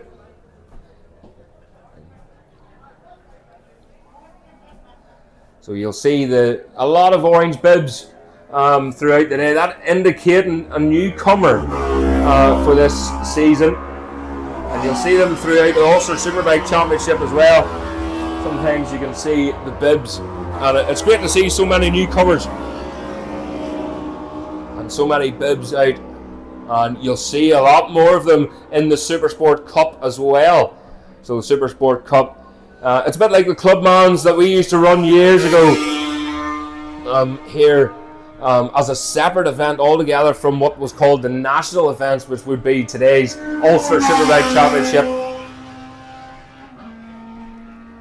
So again, Andy Kildare slightly slower through. That last lap of 125.4 compared to a 124.1, but he knows he's on pole. Look at Nigel Moore now. He's tucked in behind Mark Johnson. He needs to push. He needs to start pushing hard. So Nigel Moore has caught up to the back end of Mark Johnson now, which also can be an issue. It's okay catching somebody on track. It's a completely different story trying to get past them, and it's hard for a rider. Sometimes it's difficult to gauge what pace you're pushing at. Sometimes you can catch a rider, and if you're not concentrating on the next corner, you can slow down to the rider's pace in front of you. So you have to keep looking ahead. You have to keep pushing to that next corner, looking at the corner ahead of that next corner before you even hit the apex, and just keep chipping away. But no better man for the job than Nigel Moore, who's currently in third place. Mark Johnson done his best lap there on lap 6. And Nigel Moore, funny enough, done his best on lap 6 as well. So we'll keep a wee eye then. Here comes Andy Kildare, making his way through. The checker flag is being readied, so this qualifying section is at an end. So again, another call for the Supersport Pro machines to the holding area, please. That's the Supersport Pro, Supersport Next Generation. Mark Johnson just slowing up there before he got to the line. Might have made a mistake somewhere.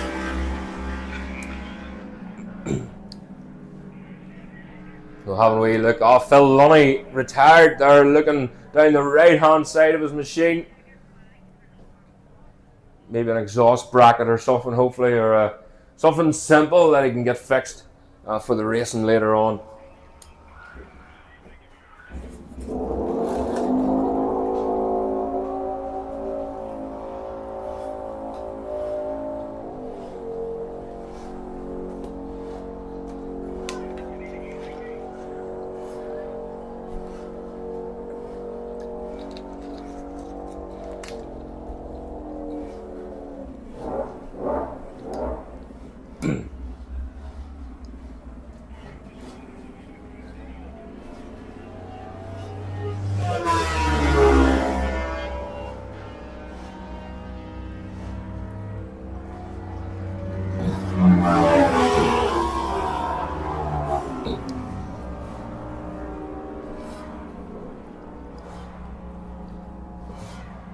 Attention hang gliders. Attention hang gliders. Can you please stay away from the circuit? And whatever you do, stay away from that windmill, because you'll end up flung back into Downpatrick. But if you can hear me up there, can you please stay away from the circuit? Thank you. I don't know if they could hear me, but I did my bit. And hopefully, again, they're getting awfully close to that windmill there, making me a wee bit nervous. I'll not look at them.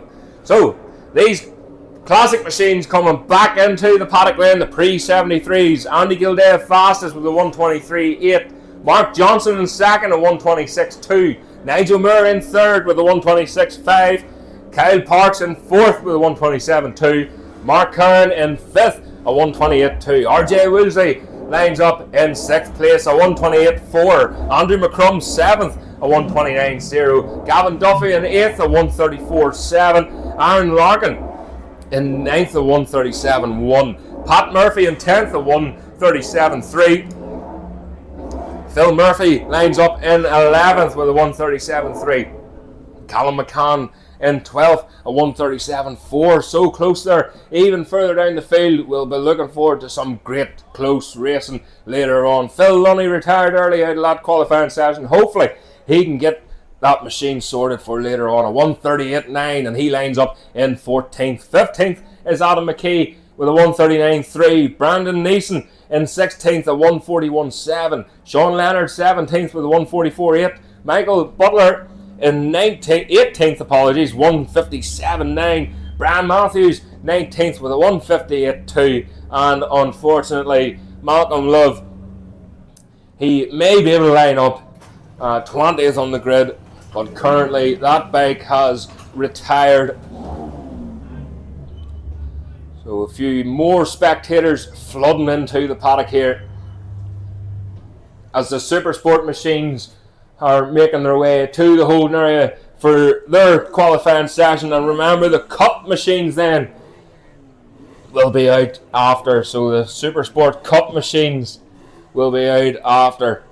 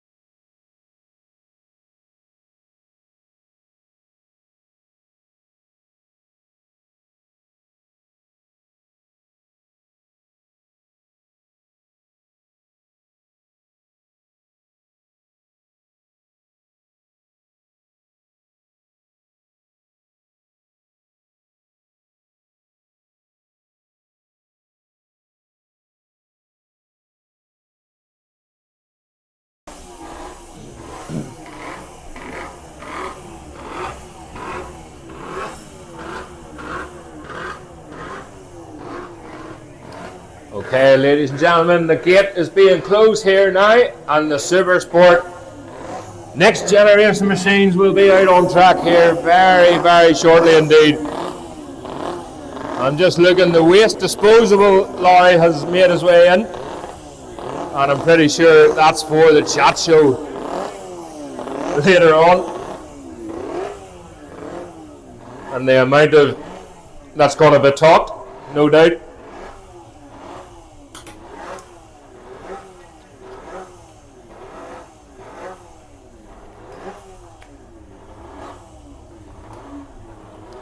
So that's the Supersport machines and out on track, and somebody is away like a bat out of hell. Again, wanting to get a good clear road, a good inside, and get the pace on the board as quickly as possible.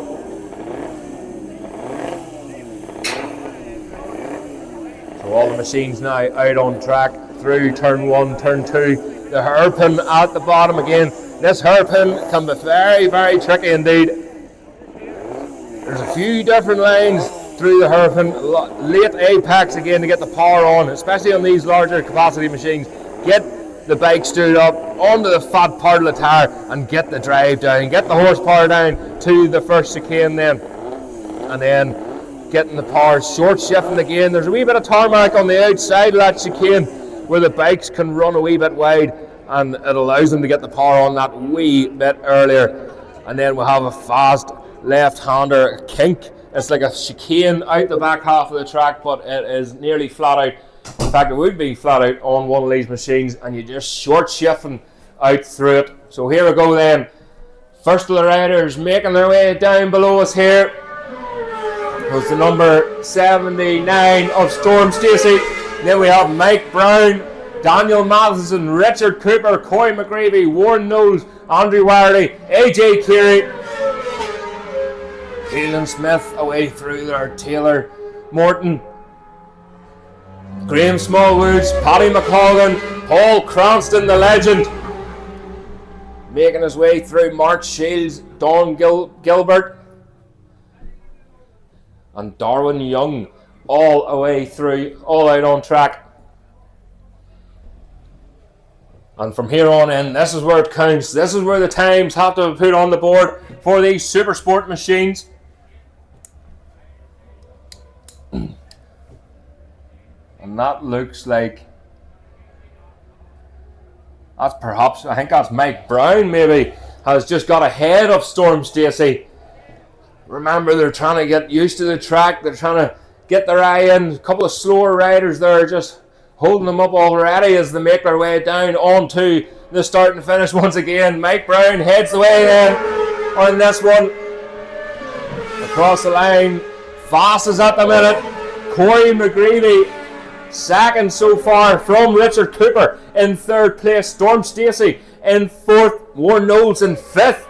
Again, loads of riders bellowing through here as they all begin to put times on the board. Again, this is all going to change. They're all going to jump up and down the board as they make their way through. But we will most certainly be keeping an eye on Brown, McGreevy, Cooper, and of course Storm Stacey. Go ahead, John.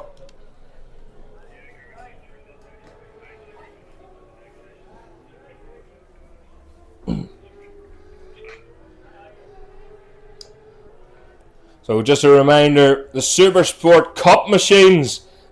Can you make your way to the holding area, please? That's the Supersport Cup. Storm Stacey right out to the white line and a wee bit more.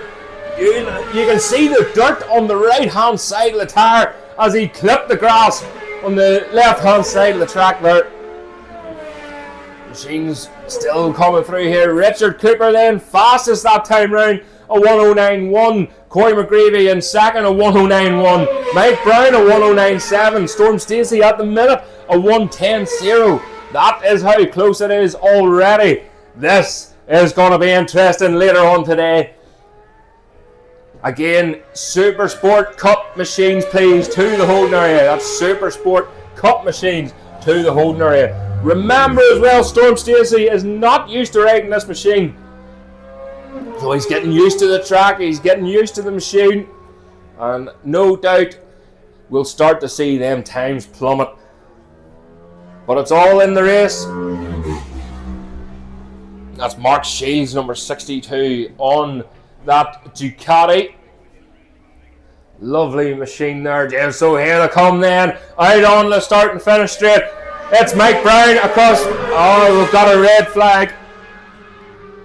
So the four of them were together, the top four in this qualifying session, but unfortunately this session has been red flagged. I'm just hearing there may be some oil on the track, but we have to confirm that, and the marshals are going to have a wee nosy at it. And I'm sure, fingers crossed, we'll get them cleaned up as soon as possible. And of course, once we hear anything, we will be soon to let you know. That's Graham Smallwood's then. Graham, again, another rider. He had a great Armoy. Some solid results there. Some solid lap times put in for Graham Smallwood.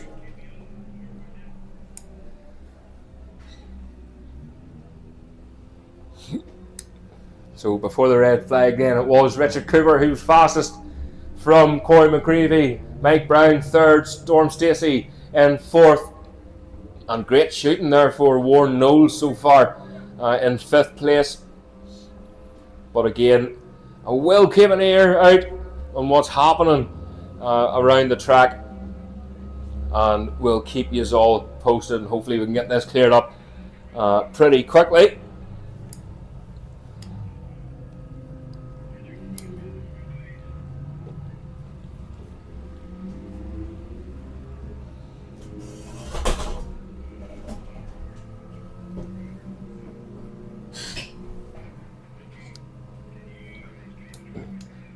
Just hearing there that it was a wee spill off for Warren Knowles, number 41. And he is up and okay. Always good to hear. He is up and okay. But there is a wee bit of oil on the track. And it will be a short delay, unfortunately, while the marshals do their superb job here and clean that up. And we'll be soon let you know when the bikes will be going back out to commence their qualifying session. Again, just a reminder, Ian Simpson doing his book signing in behind us just after lunch. So in behind us here is the marquee, full of iconic machines. So get yourselves over there, have a nosy at the machines while you stuff your face with your burgers and your chips. And on the way out, get your book signed by Simo. And again, I wouldn't mind one myself. So hopefully he can put one aside before they're all completely sold out. And we can have a wee nosy at it then later on. We will be chatting to Simo later on. Of course, we'll be promoting his show at the end of the month. And we'll find out more about that. Just a call then, please, for Roy Bickerstaff. If you can make your way to the control tower, please, as soon as you can. That's Roy Bickerstaff to the base of the control tower, please. So again, I'm going to take a wee drink of water and a wee settle, rest the throat for a wee minute or two. You'll be glad to hear. And if we get any updates of what's happening in and around the track, we'll be sure to let you know.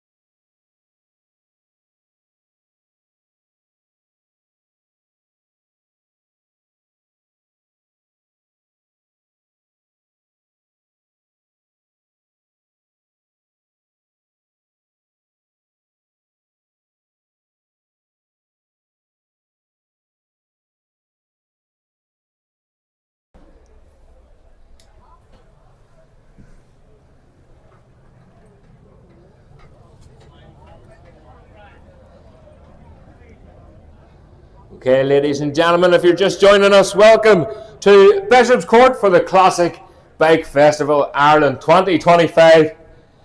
And what a spectacle it has been so far. So we were running the Supersport, the next generation Supersport Pro machines qualifying, but unfortunately we had a rider slip off. He is up and okay, but unfortunately it's laid down a wee bit of oil, and they're just cleaning that at the minute. So the marshals and Roy and Neil Bickerstaff as well, working really hard to get that cleaned up. You can see them there way out in the distance, just behind the trees, and they're sweeping that up. So we're putting some detergent down.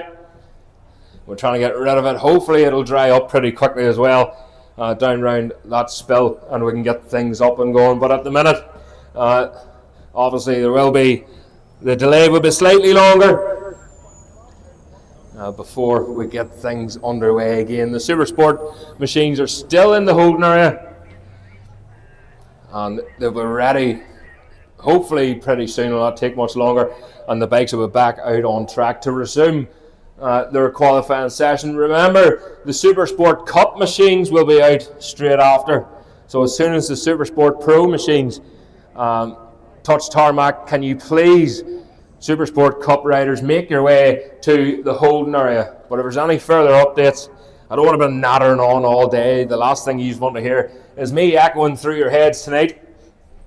So, all right, Margaret. You're not meant to agree with me on that one. So, if there come any updates come my way, I'll be sure to share them with you. Oh, hello. Sorry? I know. I don't know. Thanks. I haven't more than a while. I found it in the garage. Yes, of course. Very little. Hurry up and wait sort of weekend.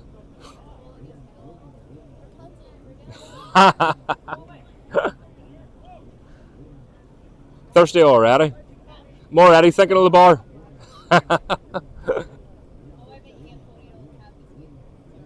Right?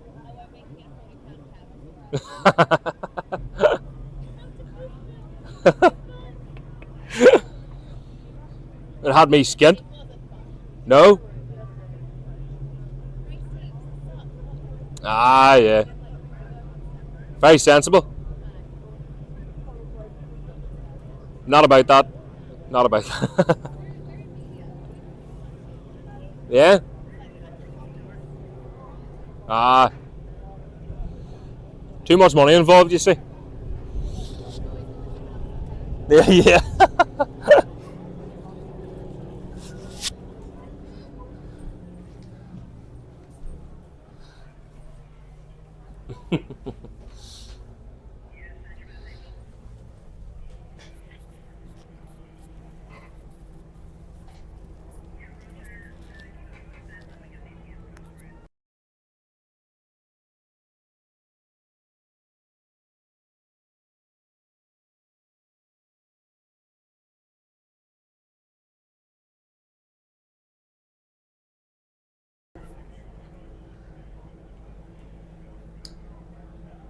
Okay, ladies and gentlemen, just hearing there that they are nearly cleared up.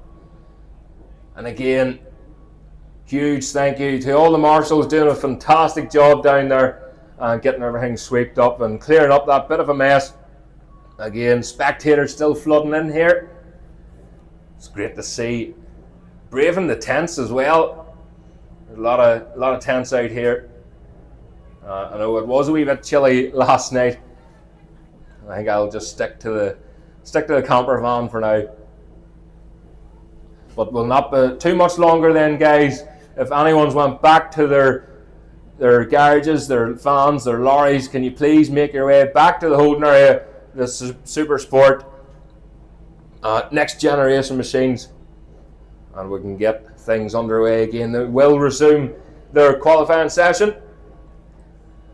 So So again, 5 minutes gone of that. So if the Supersport Cup riders then want to make their way to the holding area as soon as these machines leave, and we can get things up and running again very shortly.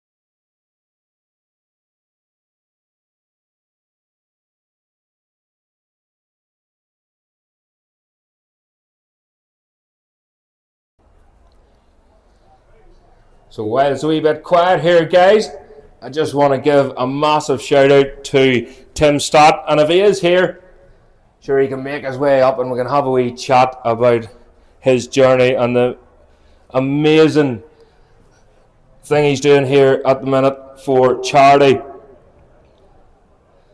Of course, Tim, well, many of you wouldn't know, Tim had prostate cancer.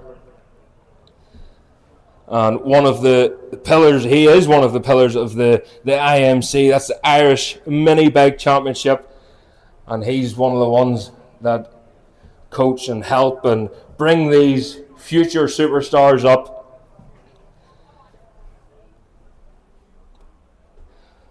So at the minute, he's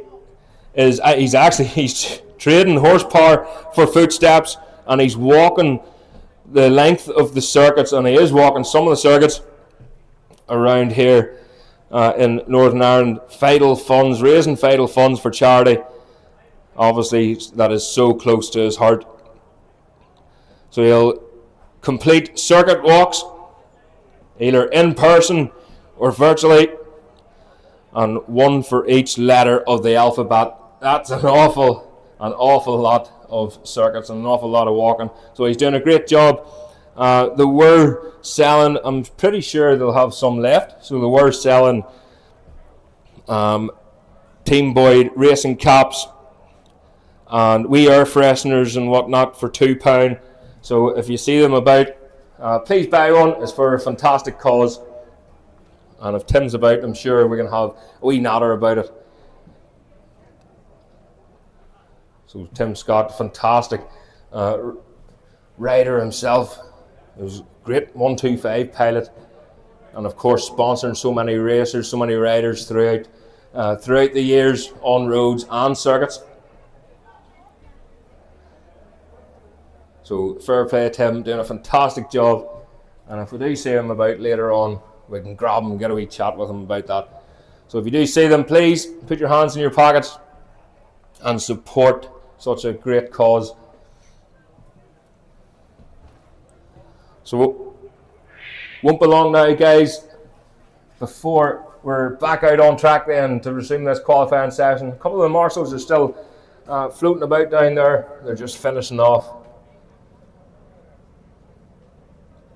And again, the Orange Army doing such a great job.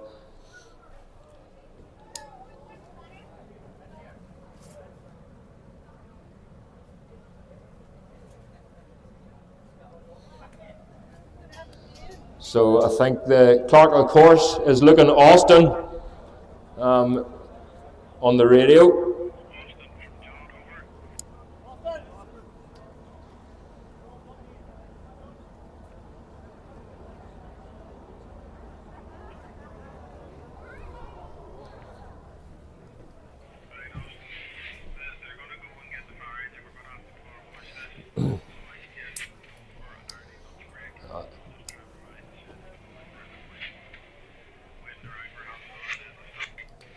Okay, ladies and gentlemen, just hearing there from the Clontarf course, unfortunately,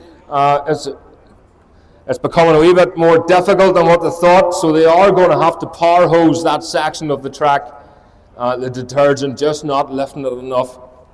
And I'm just hearing a message here from the Clontarf course again. Go on ahead.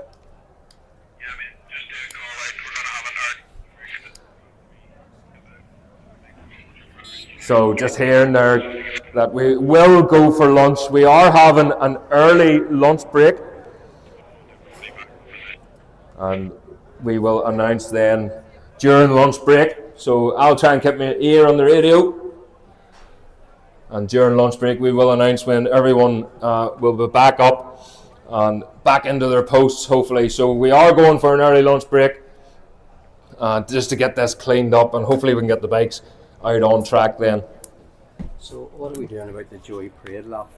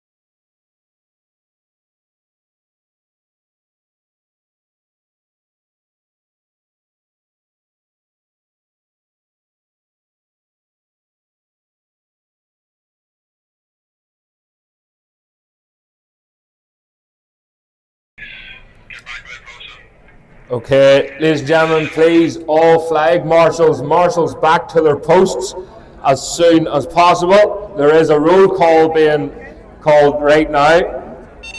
So again, you should be well on your way, if not already, on to in your posts.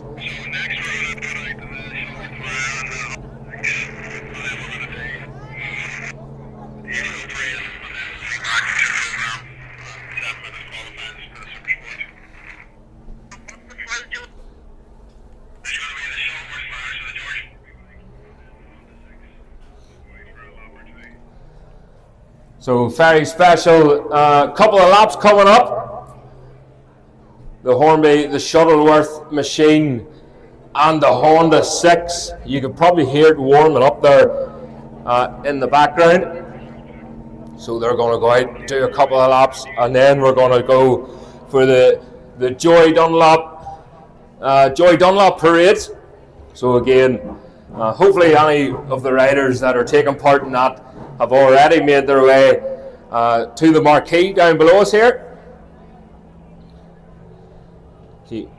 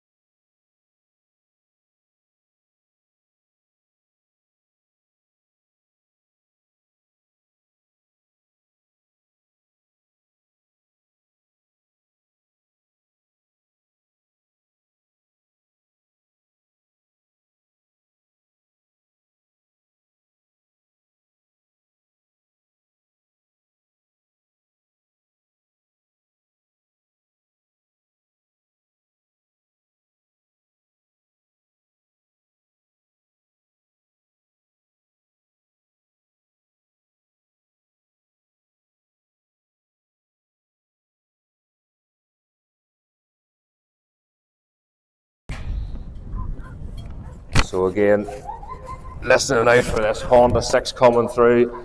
Lovely sounding machine. And again, they're going to be doing 2 laps, and this will be followed by the Joy Dunlop Foundation Parade laps. The Joy Dunlop, 25 years, of course, from his passing.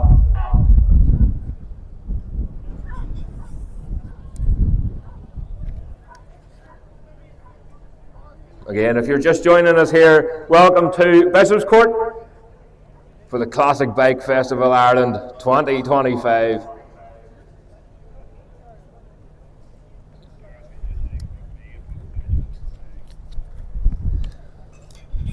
So the clock, of course, just wanting to put out a wee announcement to apologise to everyone for the delay. But of course, we've got our feed, got a bite to eat, and the bikes are back on track again. But a slight change to the programme, of course. So the Supersport Pros qualifying was red flagged, unfortunately, due to a bit of an oil spill. But the marshals and everyone involved done a fantastic job and got that cleared up. And of course, we got lunch break out of the road then, and we can get back into some action now.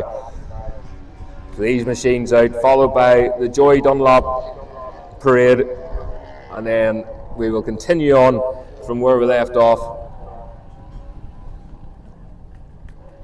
So here they come round Dunsfort then. This gorgeous machine heading down towards us now. Just listen to that.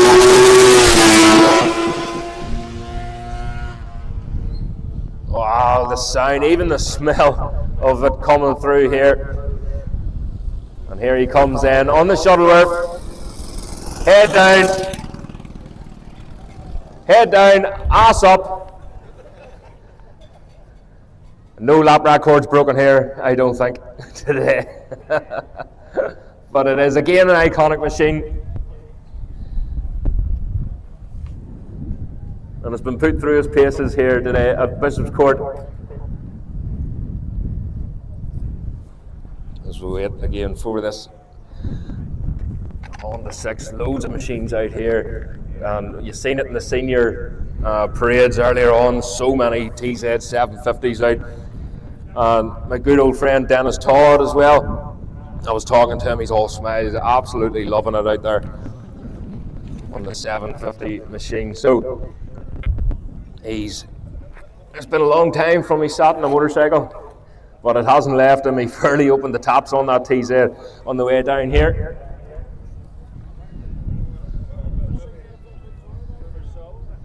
So again, sun shining here, that patch of oil earlier on, and it got cleared up pretty quickly. They did have to stick the power hose on it, but a wee bit of wind, a wee bit of sunshine, and the track is completely dry once again. So again, just unfortunate the wind's going the wrong direction, and we can't hear the machine. Oh, we can hear it now then, up through fairways 1 and 2, through Ringawati. And they've been tipping it in, slipping the clutch. That's a brave man on that machine, slipping the clutch on a Honda 6, especially out of Ringawati, heading up into Dunsfort and then top half of the track.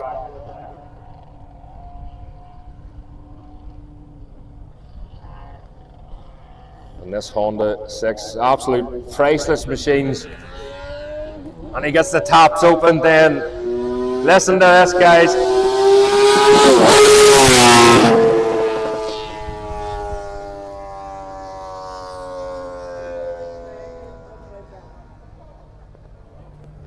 I've no words.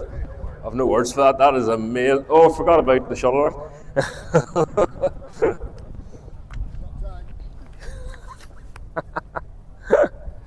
We're running behind here. Come on. Anyone again in the Joy Dunlop, whoever's participating in the parade laps, please. Hopefully yous are ready, and yous are all ready. Are they in the holding area, Robin? They're getting there. Some of these guys are struggling to get into their leathers. I know I would struggle to get into my leathers now. Philip McCallan being one of them, yes. So here we go then. What an amazing machine. A huge round of applause then. He loves it. He loves it. Fantastic. And yes, any Christmas trees, please go and see this man.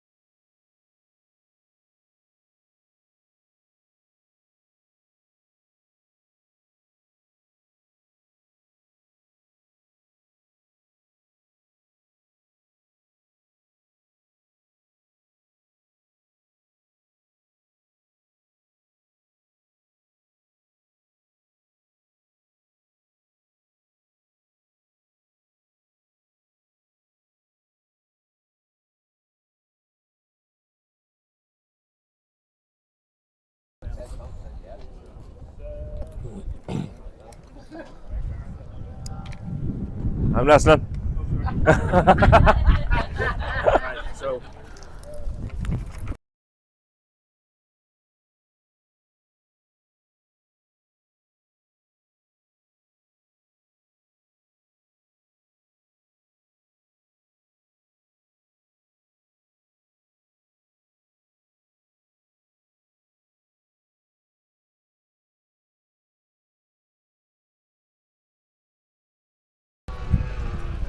Okay, ladies and gentlemen, just a reminder, please, the Joy Dunlop Foundation Parade, Joy Dunlop 25th anniversary parade, can you please get to your machines?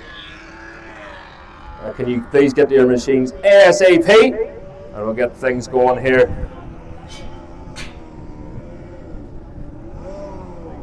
Just doing another lap. Sat nav required on that Honda 6, perhaps.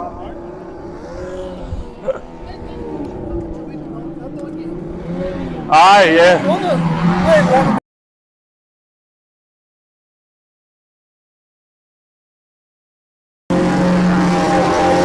That's what Honda 6 calling in. Again.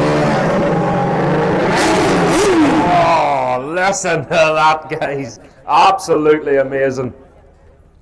Where's Howard Anderson with that? The sound tester, keep him well away from that machine. Just imagine years ago, a grid of them things. There's Howard there. You stay away with that sound tester, Howard. So again, the Joy Dunlop 25th anniversary parade will be on track very, very shortly. Again, Philip McCallan just struggling to squeeze into his leathers. Need a couple of shoe horns and pry bars. But he'll get there. That's what happens when you get lazy and you ride electric motorbikes. Or electric push bikes, should I say. What? So the machines then will be out on track very soon. And they will do a couple of laps. And they'll stop on the line. We'll get a couple of interviews with them, get photographs taken. And that will be over. We'll not keep it too long, about 10 minutes or so.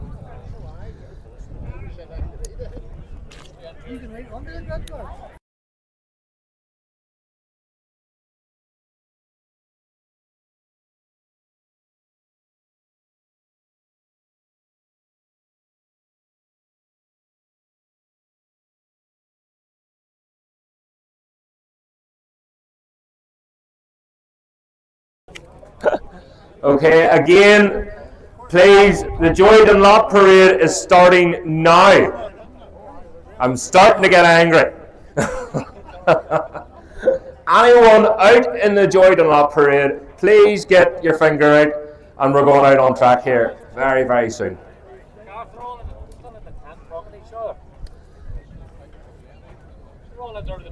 They are all in there chatting. Right. This is getting serious now. I'm getting very angry. I think they're all still in the tent, nattering away like wee grandas in here. The bikes are coming out now. Of course, they have to be warmed up as well, so we're trying to keep the schedule pretty tight. Did you get your wee cup of tea there, Ian?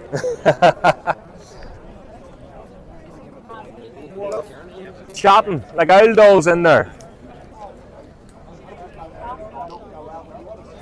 Nattering away like old dolls in there, so they are, Tim.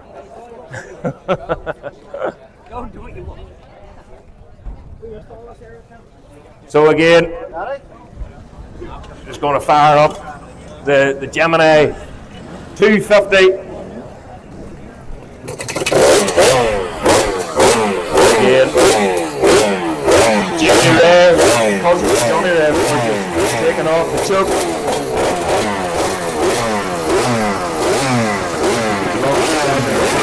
Back into the Gemini machine, ridden by Storm. You riding this one, son? Yeah, I've never really been there. I run a 125 Yeah.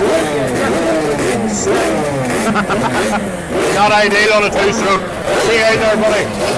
That's going Stacey over right there. He was saying, struggling. He's not really used to riding two strokes. And he rode a 125 one day. At Knockhill, and it was snowing, just typical of that place, isn't it, really? So here's home then. I've dragged them out of the tent. I've bait them with the programme, and they're coming now. And hopefully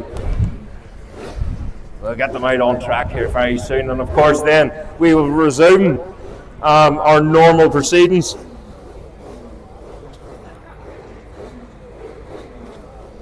And the Supersport next generation machines, of course, will be out to resume their qualifying laps. And that will be followed by the Cup riders, remember, so they'll get their own separate qualifying.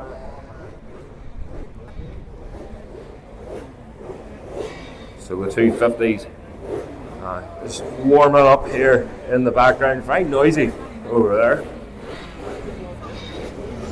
And I'm not complaining.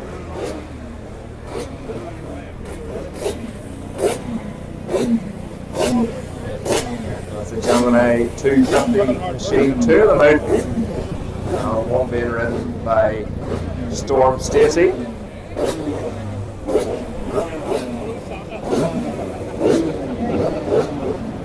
See, there's of course the 250 machine that was housed in Patsy McWilliams' front room. Joy Dunlop, of course, the iconic machine. Remember the TT, the Element TT, and it absolutely poured it down. And Joy stayed out just one more lap, 1-6, and he went and he won it. So again, it just shows how clued in that Joy Dunlop actually was. He knew just to stay out for one more lap. Everyone pulled into the paddock, into the pits. If it wasn't red flag, he wouldn't have made it round. He'd have run out of field, but it was red flag. He crossed the line, he was in the lead, and he got the win. So these machines all just warming up. Of course, a lot of two strokes, so they have to be nice and warm up to optimum running temperature. In around 60, 70 degrees in around there. So here we go then. Jamie Whitham, Danny Kent, riding the Castro 125. So these machines will be getting the checkered flag on the second lap. Adrian Archibald,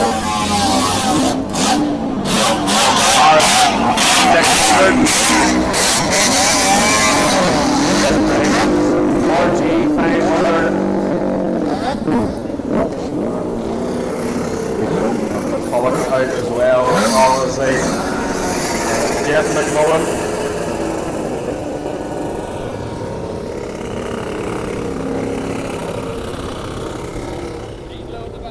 So again, it goes all around. We'll have we know noisy pit wall. It is going to get very noisy here, guys, but please show your support for all these riders. Give them a huge round of applause as they come round. And of course, after the second lap, they will get the checker flag. They'll pull round onto the line, and we can get photographs, we can get a few interviews, we can get some signatures, and of course have a nosy around these iconic motorcycles, history-making motorcycles.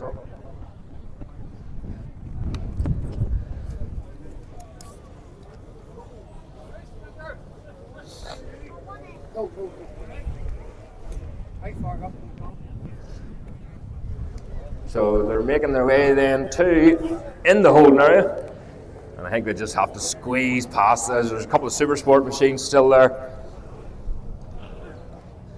They just have to squeeze past them. And we'll keep a close eye on the haze of blue smoke in the distance as they leave us.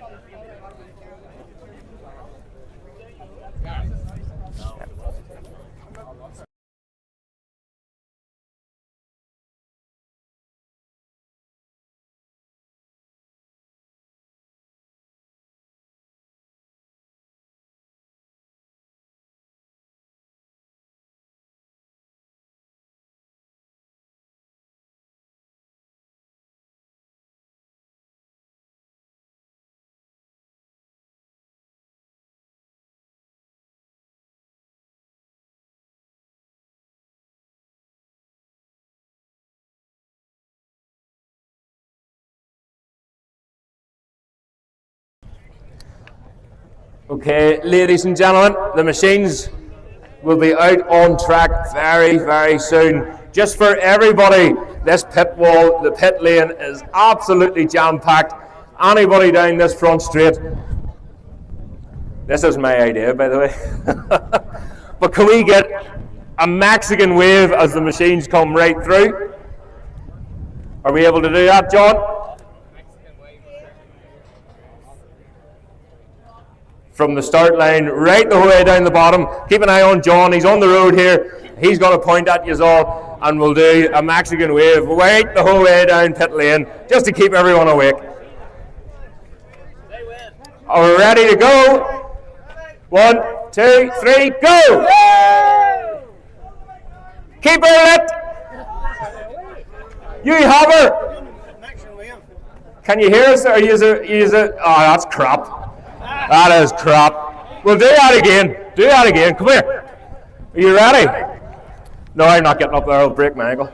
Are you ready? From the start line up here, and we'll go right the way back down. 1, 2, 3. Yeah! Oh, you scumbags.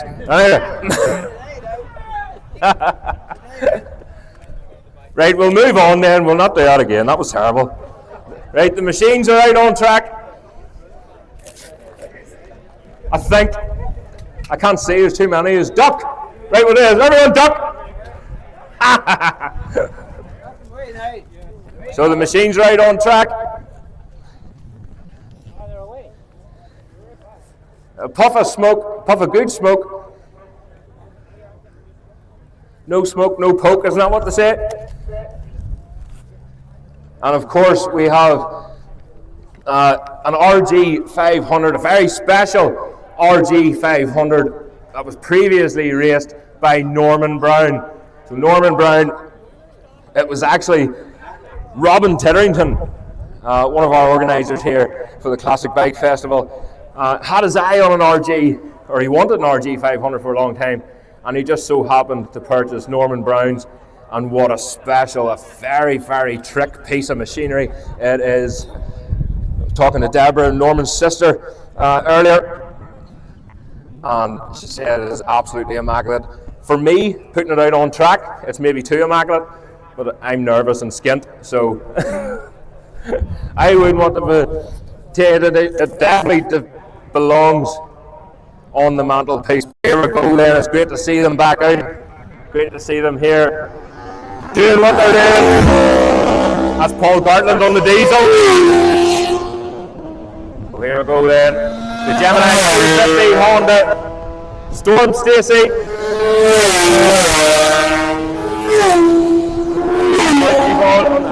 The 600, the CBR 600 machine. And of course we've seen these machines in Ballymena not that long ago.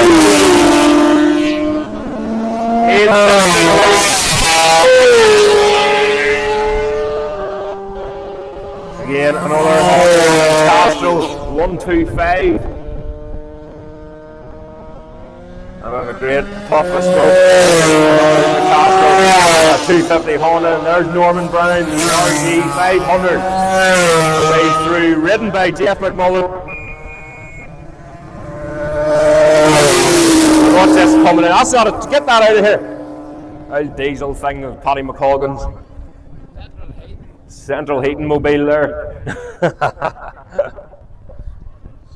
And just smell that two-stroke, the haze in the air, the sunshine at Bishopscourt. Where else would you want to be?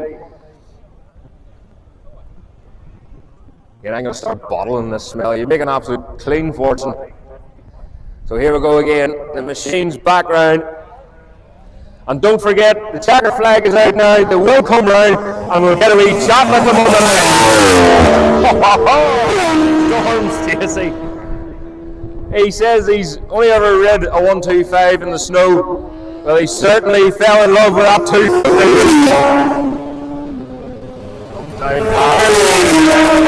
Oh, Jimmy Whitham. That was close. That was a close one. I think Jimmy Whitham took him by surprise there. He's riding that 250, that Joy Road that we were talking about earlier at the TT. Yeah, had to have his head screwed.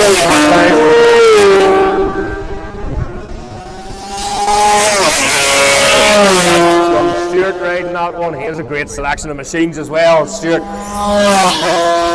getting well tucked in behind that screen and that wee 125. And you have to remember as well, Joey riding all these machines, but he rode a hell of a lot of them in one day. 250s, he rode the RC 45. Here we go then. Norman Brown's RC 500. Blackbird belongs on track. And it sounds absolutely perfect.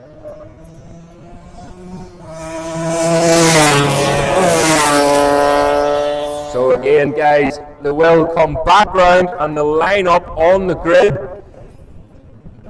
I'm just hoping they're going to be. So we're trying to get them on the grid. If the flag marshals, they are indeed. So they're moving down. So we'll just wait, guys, until the machines stop. Hopefully, and I don't get run over.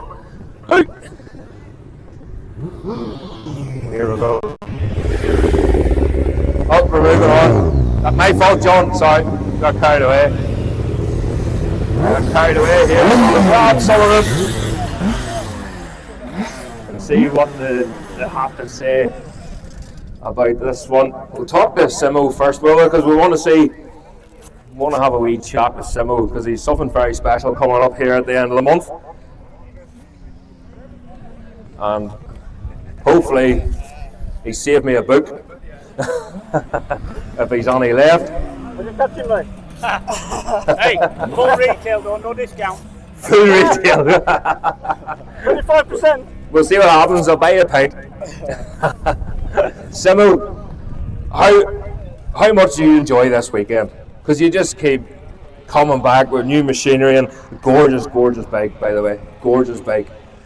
Oh, I just love riding motorbikes, playing about in motorbikes, and I'm too old and fat and slow to race now. I still love playing about in bikes, so this is just a brilliant weekend for me.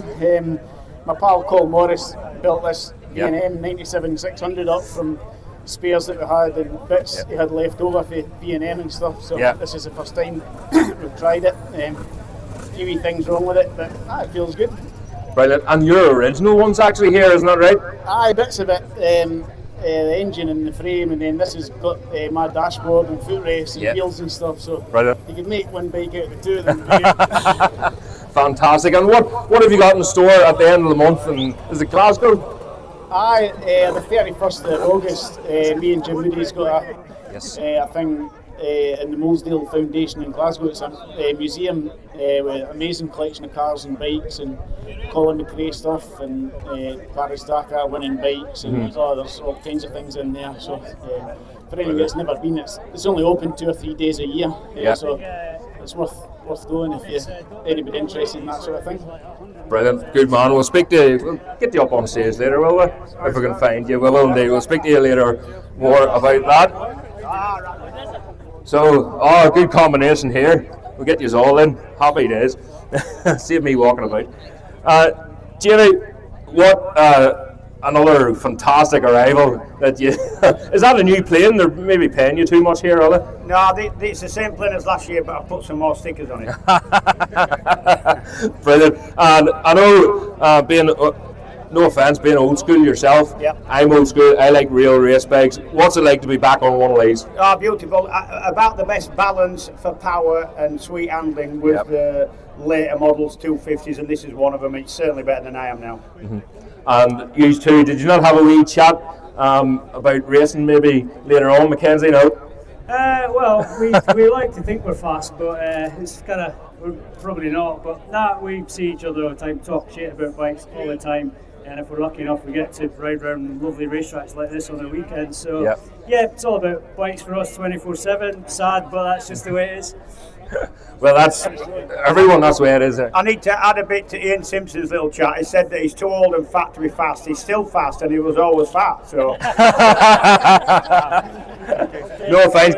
Keep it for the stage later on. I get a wee bit of crack. We get a pint. Are you staying over tonight, Jamie, or are you heading back home? No, I've got to get back here because the weather turns tomorrow, and I've got a meeting tonight anyway. So, and this is I've got a deal with Phil where I don't charge him anything. I pay my own expenses because I like flying in. I like the people. I like the enthusiasm. I love the bikes that turn up here.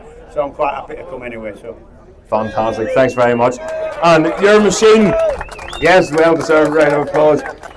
And well, going strength to strength, and well, the racing family and yourself, you ever think about going back out again? I think you passed me one day at Knock Hill, like I was stopped, and I thought I was breaking lap records. I think you were on one of them the bikes that you rent, the CBR 600. But this here's far better, isn't it?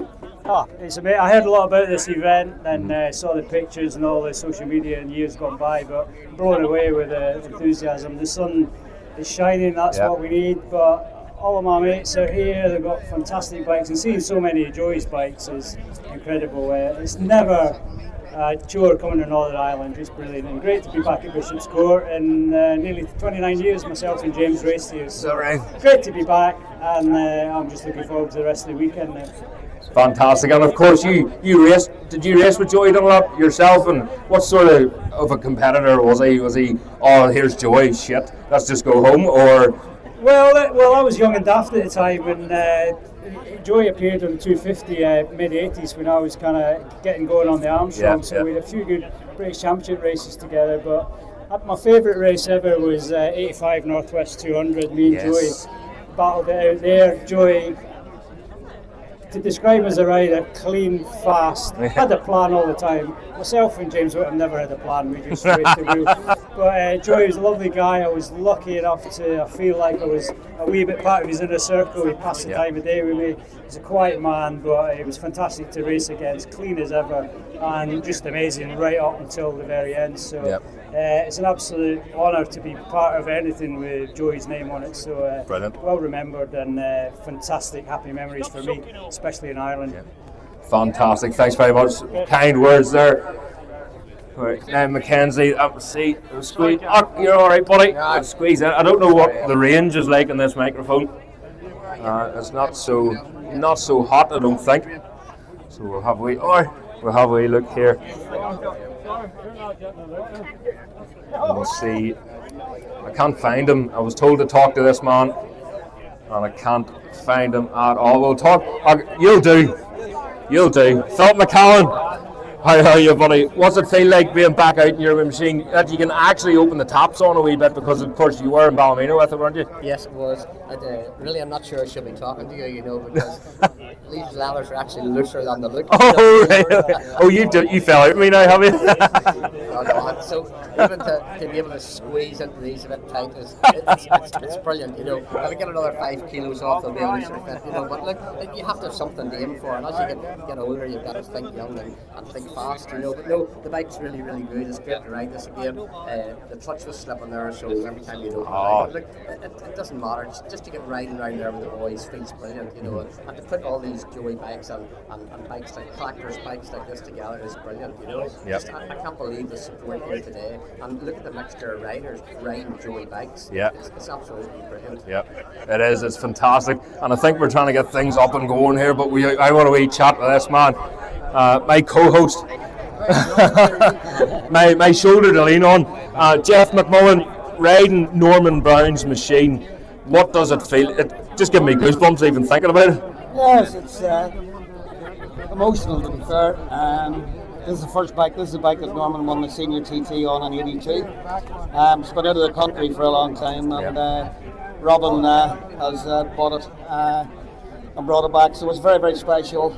Norman, as I say, won the TT on this at his first attempt going and winning the senior TT with all the works with Honda and Suzuki and all there. So it's very special because Norman's sister's here, and Sam is mechanic. So it's lovely to see the bike back here, and it's been an honour for me to be the first person to ride it in all those years. So yeah. Amazing, Jeff. Amazing. Soak it in, buddy. Well done. Gorgeous machine. Right, we've got 1 minute. Dennis. How are you, buddy? I know you were sort of avoiding me there, weren't you? Like, oh no, please don't. But how's it feel to get back out again? And bonus, unlike Philip McCallan, you still fit in your leathers. No, it's great. Good to get it on out. Nice, it's a good day for it. Yeah, enjoying it. It's a good crack. Yeah. And of course, you had many races with Joey himself, and loads of iconic photographs with you and Joey together at certain road races. What do you remember a certain race, your favourite race with Joey? There's just that many. It's hard to pick out one particular. I suppose Tondergee in '98. Remember, there was about 5 of us together. Yes. 1, 2, 5 race. That was pretty good race. Brilliant. So it was, Brilliant. I got a wee bit dicey out round the back during that race, didn't it? There's dicey everywhere. Amazing. Thanks very much, Dennis. Right, I think, 30 seconds. We'll get 30 seconds. Squeeze 30 seconds out of this, man. Danny Kent, what's it like to ride a real race bike? I mean, sorry. It's been 14 years since I've actually rode one of these real race bikes. It's an absolute privilege. Enjoyed that. But it was good fun. Happy days. Well done. Thanks very much, Danny. Going to have a wee chat with this man. Yes, this man. Now, Alan Patterson, I haven't got the bleeper on me, okay, so behave yourself, please, at least until later on. How does you feel riding one of Joey's machines, one of these iconic machines, after battling with him for years and years on track? Honoured, privileged. Yeah. Really special to be, invited to Ballymena and here today. Yeah. Great. I haven't ridden a bike in 20 odd years. Sorry. It's fantastic. Last year I rode Gary Cairns' bike here and felt very uncomfortable. Felt as if I'd never ridden a motorbike before in my life. Yeah. But feeling okay today, a bit better. So yeah. I maybe have to get out again somewhere along the way. Brilliant. Well, you get out again tomorrow, maybe later on today. But are you staying overnight? No, I'm going to a party tonight in Bishopscourt, so I'll be back again in the morning. Happy days. Alan Patterson, thank you so much. We'll get a wee chat with you again, and everyone's going to Brisbane for a party, so follow that man up the road. Right, guys, have to get things up and running again, so if we can remove ourselves from the track, or it's going to get very messy maybe here. And we're going to proceed with the qualifying for the Supersport machines. So that's the Supersport, the next generation. I don't think I'll ever get used to that, but the next generation of Supersport machines, aka Supersport Pro qualifying, up next.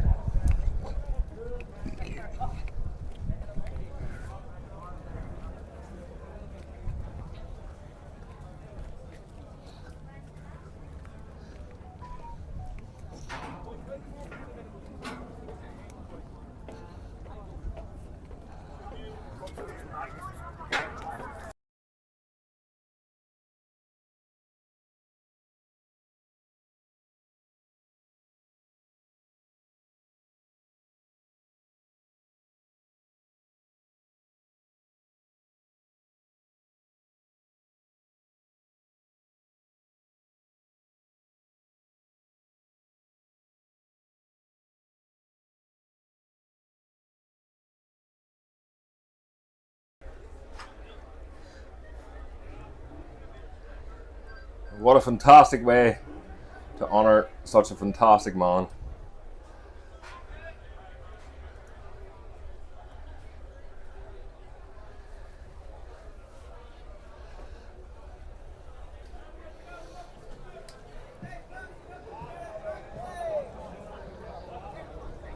Okay, ladies and gentlemen, so the machines are heading back into the paddock, and of course back into this marquee. If you want to have a good look at them, please feel free and come down and of course have a chat with the riders. And I wish we had more time with them for their stories, but of course don't forget that Ian Simpson is signing his book here at the just in front of the marquee. So on your way into the marquee, you can get one of his books signed. And I'm trying to get a freebie, and Whitham ruined that for me. So don't forget Simo, right? So Simo's going to be signing his book here, and you have a wee chat with him and stuff, and I'm sure he'll share some stories throughout the day. So he's going to do that. He's going to do that now. Fingers crossed.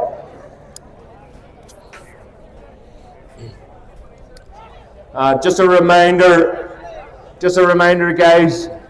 During qualifying and during the racing, can you please, any spectators, can you please clear the pit wall, especially just before a race? So the racing later on, when the race starts, when the lights go out, can we all please stand behind that white line? And as soon as they get past you, you can run, you can skip, you can jump, you can do whatever you want. Just don't hurt yourself, and you can get back to the pit wall. But anyone, please, only teams, more or less, with their pit boards during qualifying and race sessions.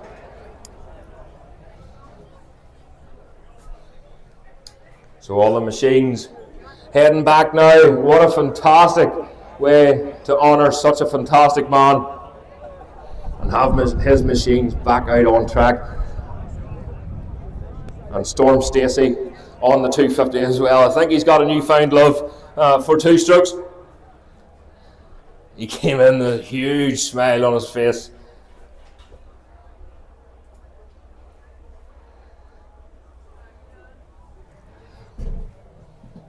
So Supersport next generation, Supersport Pro qualifying up next.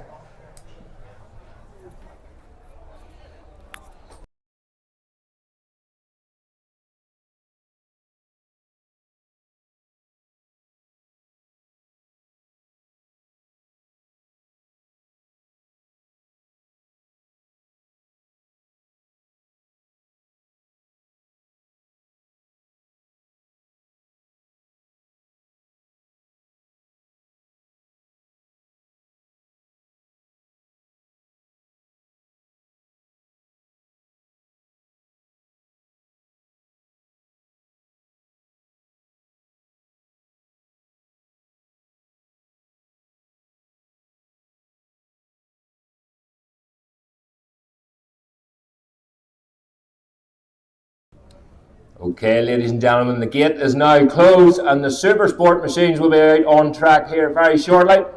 So if there's any remaining machines, any stragglers, please make your way to the holding area as quickly and as efficiently as you can.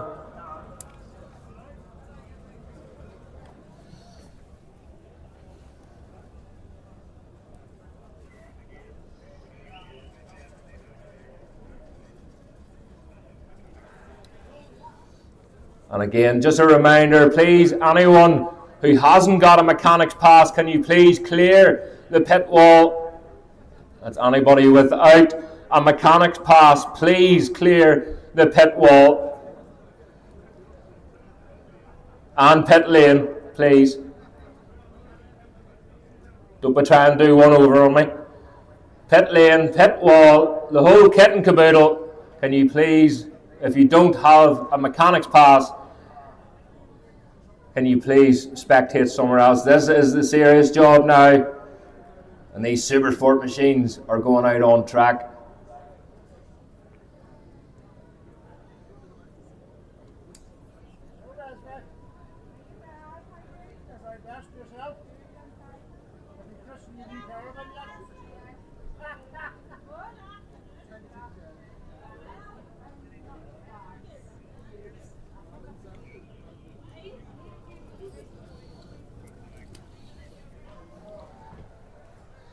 Again, ladies and gentlemen, the pit wall and pit lane, we can't proceed with the qualifying session unless you move from the pit wall and pit lane, please. I do understand some of the speakers around the track aren't working, and we do apologise for that. But again, technology has one over on us, unfortunately, in this one. But if you can please step back off the pit wall and out of pit lane unless you have a mechanic's pass or unless you're a rider and going out, of course. So guys, don't forget, Simo is signing his book right now. He's just looking for a pen, I think. He's got one, so Simo's signing his book now. At the marquee down below us, just at the control tower, here's Christian Elkin coming for his first copy.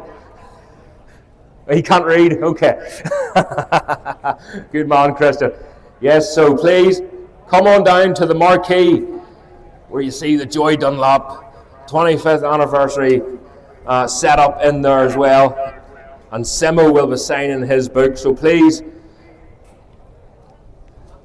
head down and get a book, get a copy for him. And don't forget to leave one for me, buddy.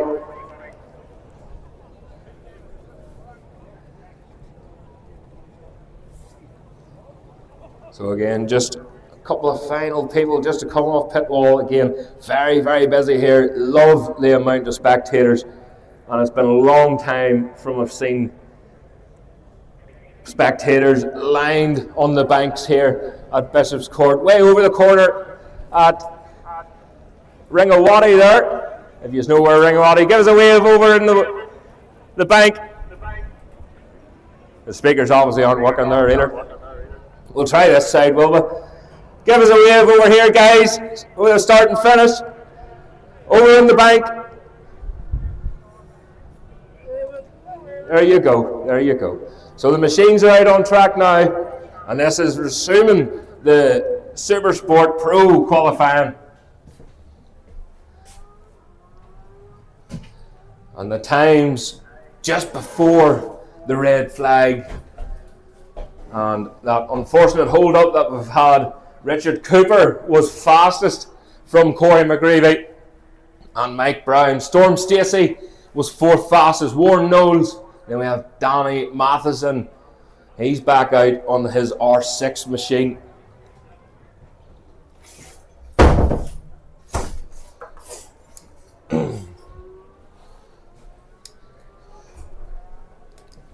So they're already heading back up towards us now. So Corey McGreevy, he's got out of the gates pretty quickly here.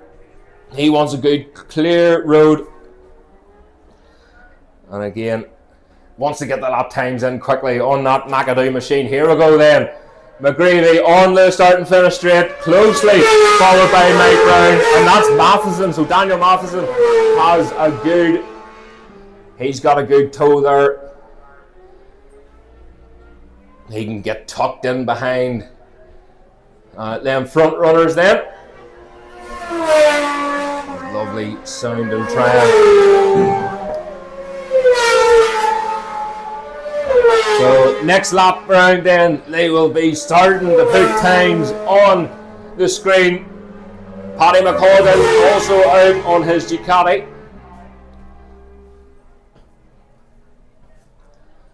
So Richard Cooper through again, and there's Storm Stacey. That's a great lap there from Storm Stacey. 2 hours, 48 minutes, 06 seconds. So of course we'll wait for them coming back round. Unfortunately, no Warren Knowles.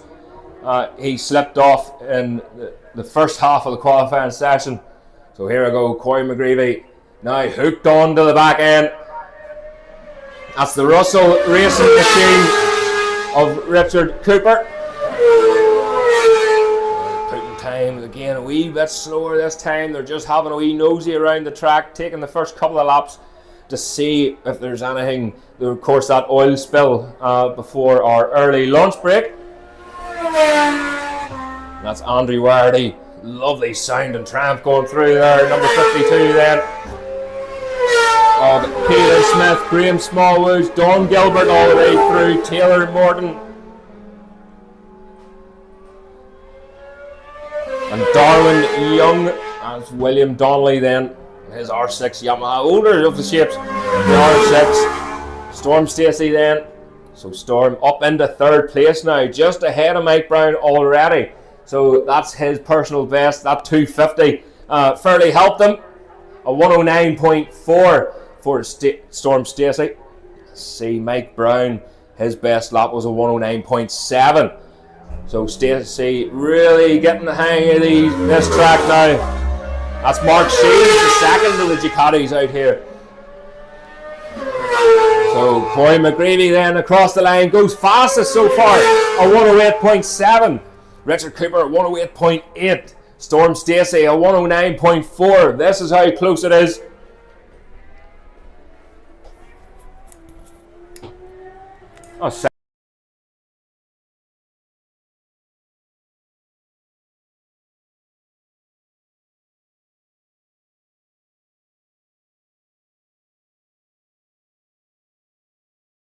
So the rest of the machines coming through then. AJ Carey currently in 8th place. Storm Stacey away through again. What can I do? A 108.8. So I'm joined up here by, oh hello, Simon Reid. Simon, not out for a scalp today, just taking a wee respite. Yeah, just come down for a wee look around and cycled over this morning and no horsepower in that bike, but just enjoying the sun and having a wee look about. So. You cycled from Dromore? Yep, cycled from Dromore. Jeez, hardcore. You give me a lift home later, will you? I don't think I'd be able to carry you in the back. What are you trying to say? Although I didn't fit into my leathers, which is why I'm up here. But anyway, Super Sport Machines then. Corey McGreevy still fastest.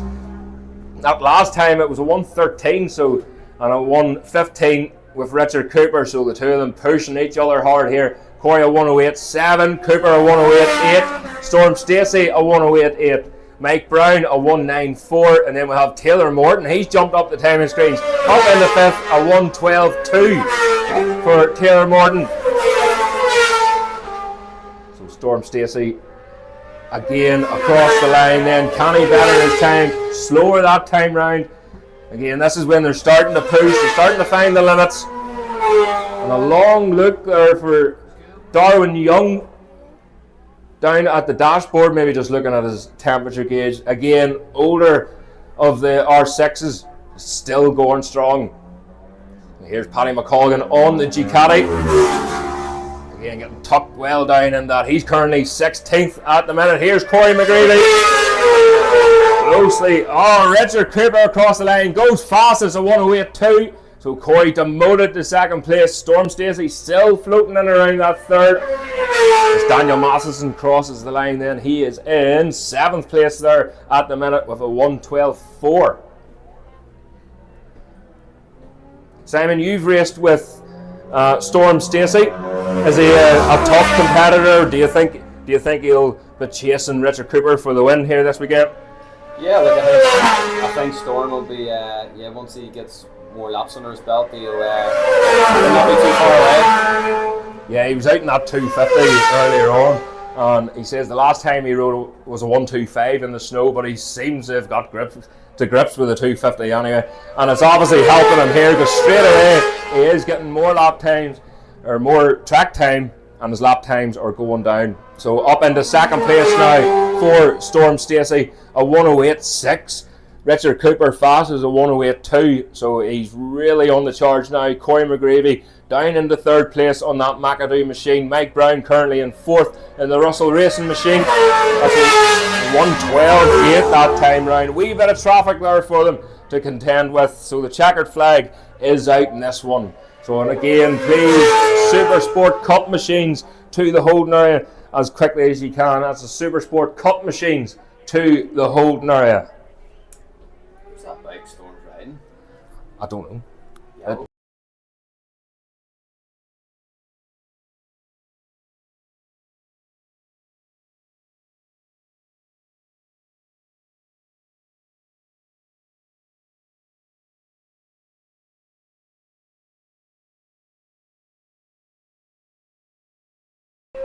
So Graham Smallwood's then across the line. He takes a checkered flag, currently in 13th place. Let's see here. So Richard Cooper, can he better his time here?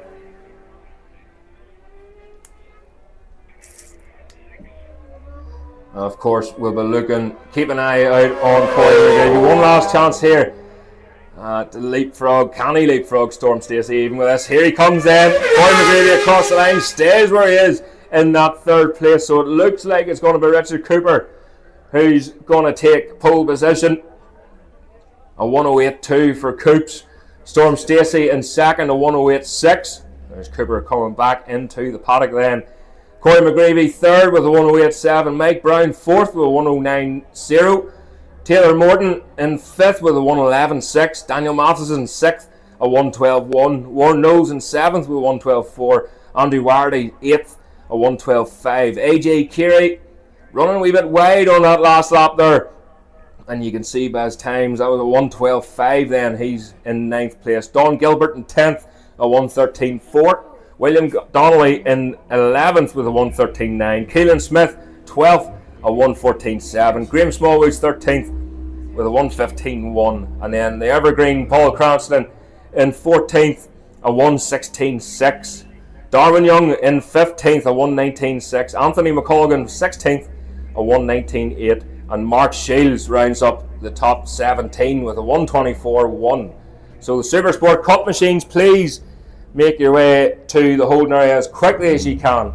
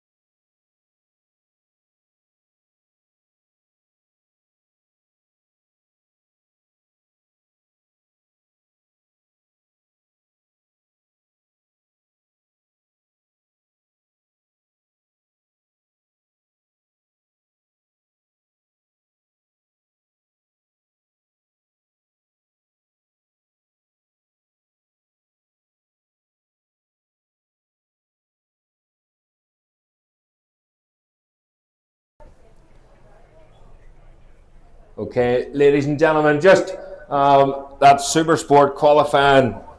There was a couple of complaints. Just the track, it still looks a wee bit dodgy there. So the marshals, the clock of course, everyone, they're doing the right thing. Just a slight, ever so slight delay. Touch wood, and we'll get the rest of it cleaned up as quickly as we can.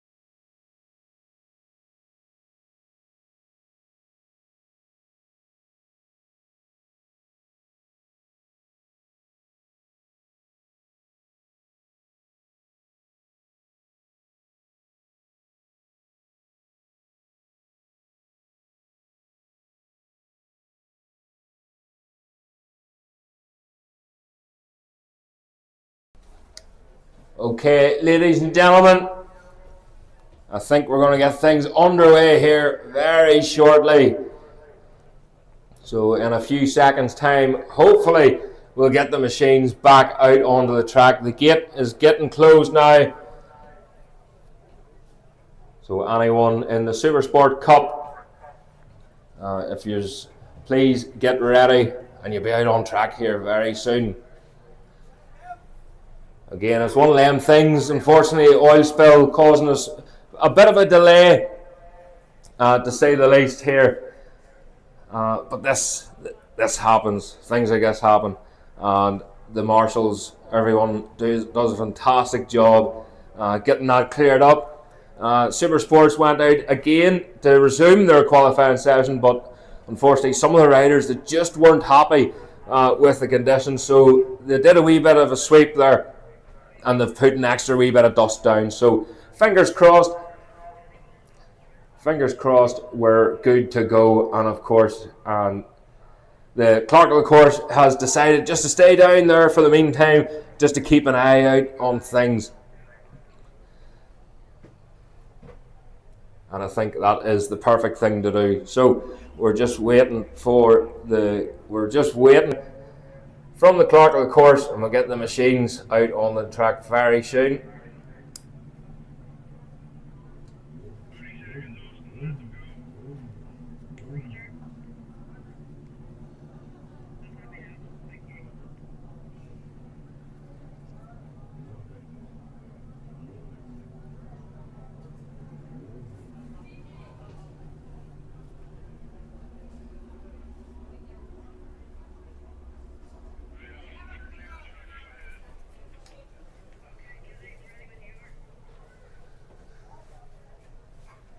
Okay, so the green flag then is waved at the bottom of pit lane, and the riders and the teams running there. It's more like an endurance race start.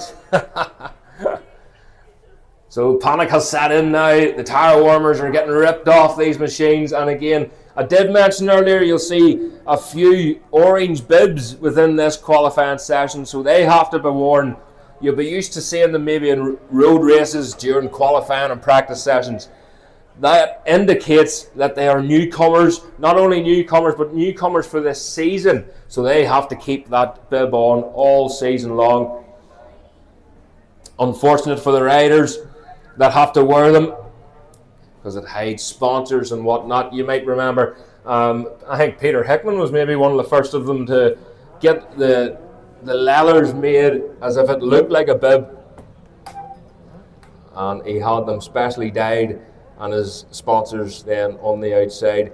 But of course these riders, they do keep them on all year round, and next year when they get to the swing of it,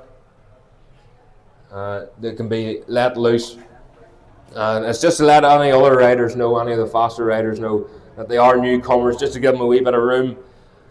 And again, it's all about safety at the end of the day. So here we go then. Supersport Cup machines are out on track. And I haven't heard any difference, so the lightweight parade machines should be coming up next.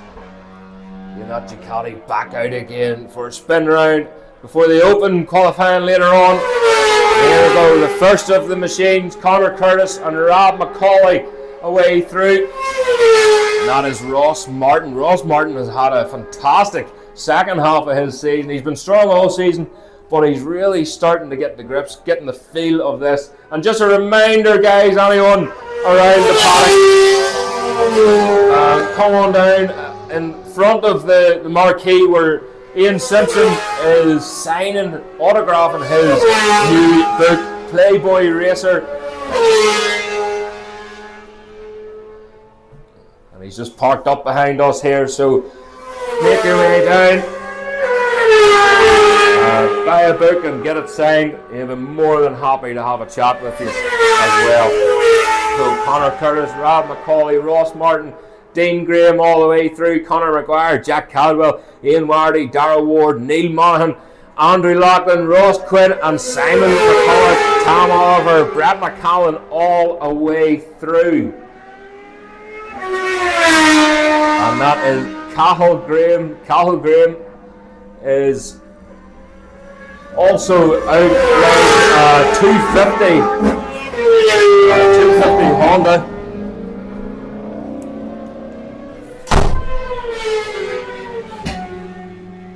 And a big plane just coming through.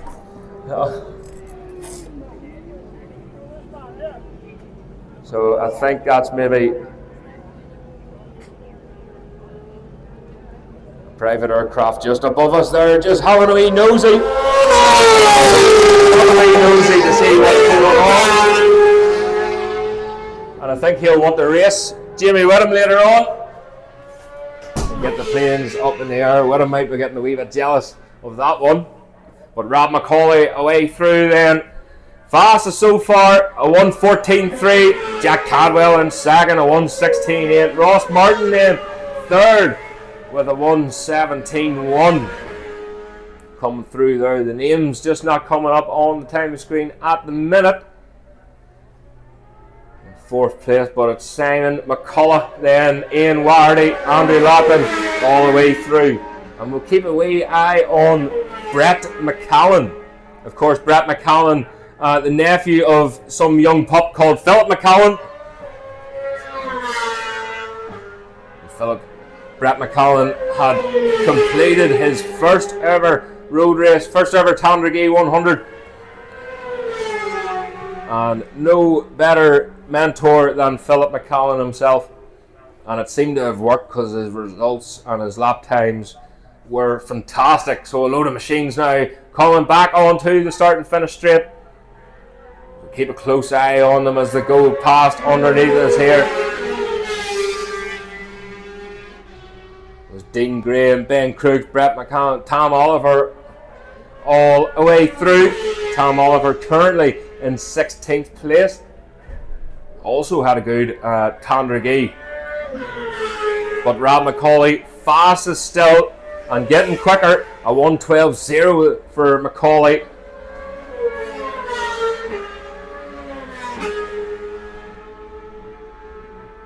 So looking to see, that's the Triumph away through there. So Rob Macaulay, Cathal Graham. Oh, Cathal Graham jumps. Let me see, that was a 1:14.9 for Cathal in second place at the minute. Ross Martin just across the line, so he takes second place from Cathal Graham then. So Cathal really pushing hard the last couple of laps here. So another call just for the lightweight machines, please. So the lightweight parade machines to the holding area. That's the lightweight parade machines to the holding area. So cross the line then. Jack Cadwell up in the fourth place. Reuben Sherman Boyd.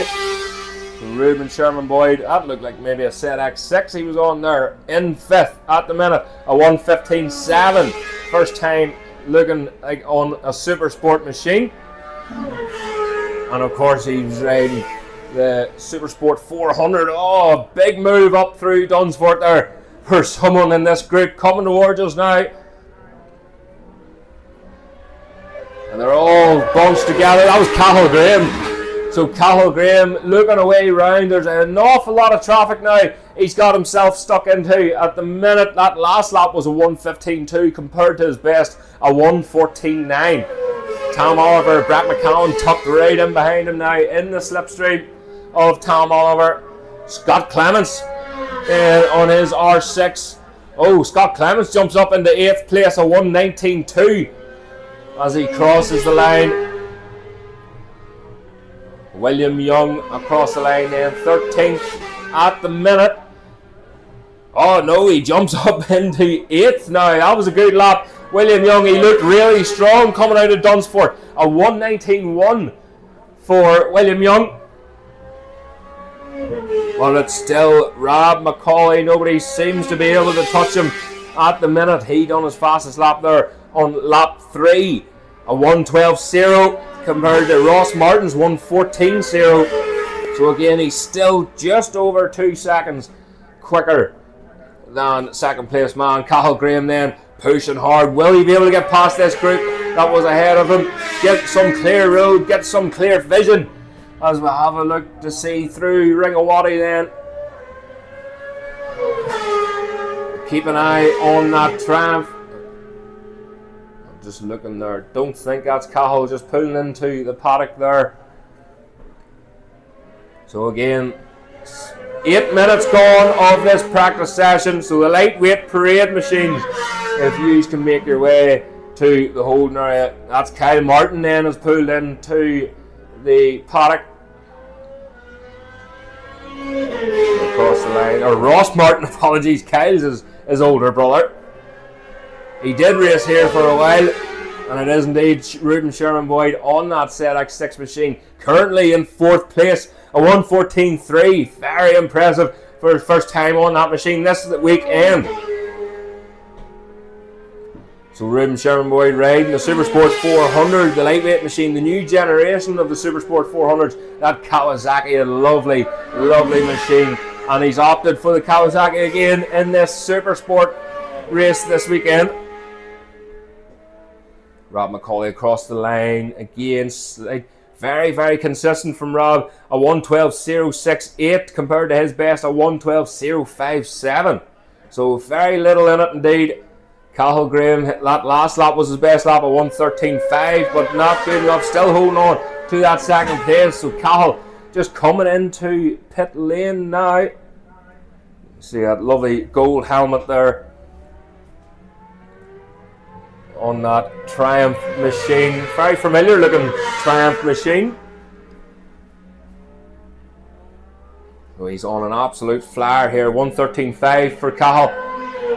That's William Young holding on to that 8th place at the minute. Connor Curtis just ahead of Reuben Sherman Boyd on the track, but of course Reuben Sherman Boyd is up into 4th. Connor Curtis, he's going to try and get past Curtis here very shortly. He's currently in 13th at the minute. Number 27 machine, that's Ben Crooks just pulling into the paddock, and he's retired out of this qualifying session.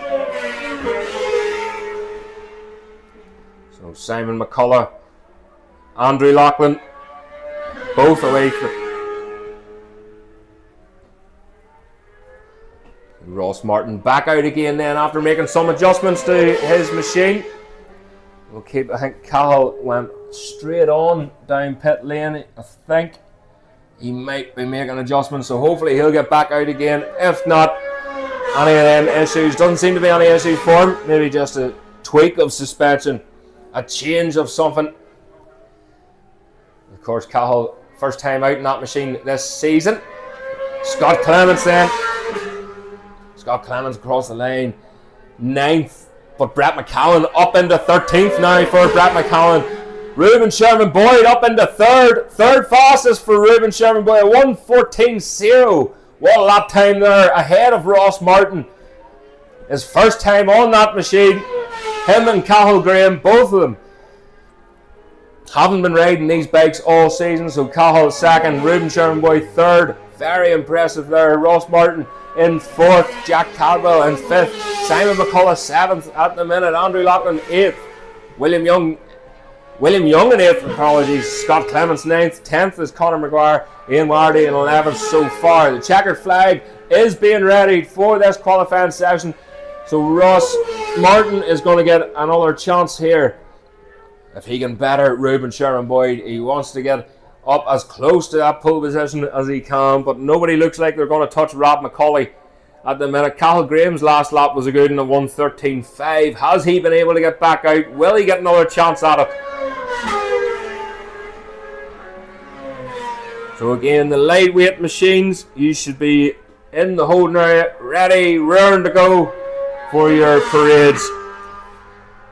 And that will be followed by then the classic GPs, 125 Supersport 400s, and the 250 machines. Of course, the 250 machines for that qualifying session out with these lightweight machines. That's the classic GPs, the Supersport 400s, and the 125s.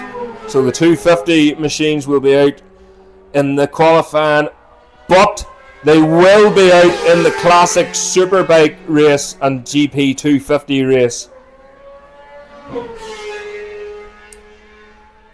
So there's the checker flag out now. Nobody. Here's Ross Martin. Can he better his time? No, slower that time. That was a 1:15.9 compared to his best, a 1:14.0. So whatever he changed in pit lane, he may revert back to it. Well, he's going to have to untweak what he tweaked. And again, sometimes when you pull in and make some adjustments, the bike feels weird. It does take a lap or two just to get into the swing of it. He didn't give himself much of a chance there after making them adjustments. So Ruben Sherman boy, can he better his time? He had a bit of traffic there. That was a 1:15.1. His best was a 1:14.0. So nearly a second slower that time round. But it looks like it's Rob McCauley then on pole with a 1:12.0. Cal Graham in second with a 1:13.5. And then we have Ruben Sherman Boyd, very impressive debut there so far for Ruben Sherman Boyd. In third, a 1:14.0. Ross Martin in fourth, a 1:14.0. Jack Cadwell fifth with a 1:14.2. That's how close the times are from first to fifth.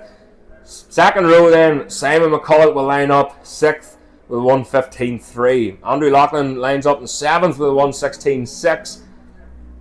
William Young eighth with a 1:17.2. Scott Clements ninth with a 1:18.0. Conor Maguire 10th with a 1:18.3. Ian Wardy 11th with a 1:18.6. Dean Graham in 12th, a 1:18.7. Brett McCallum 13th, a 1:20.3. Conor Curtis 14th, a 1:20.5. And Neil Monaghan in 15th, a 1:20.6. Ben Crooks, a 1:20.9. Again, so close there, even further down the field. 17th, a 1:21.2. Ross Quinn in 18th, a 1:21.4. Tom Oliver 19th, a 1:21.5.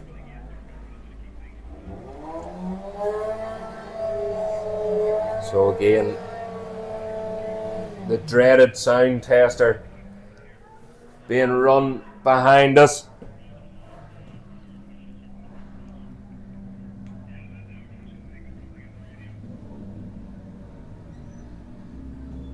So again, the lightweight machines out for their parade. And after that then, after the lightweights, we're going to be running the Classic GP, which are the 250 Grand Prix machines, Supersport 400 and the 125s. And that's after this lightweight parade. So the 250 machines, Supersport 400s and the 125s will all be out together in their qualifying session, but the 250s will be out in the Classic Superbike race. They'll be very, very evenly matched. It's going to be very close indeed with these Classic Superbikes and the 250 machines.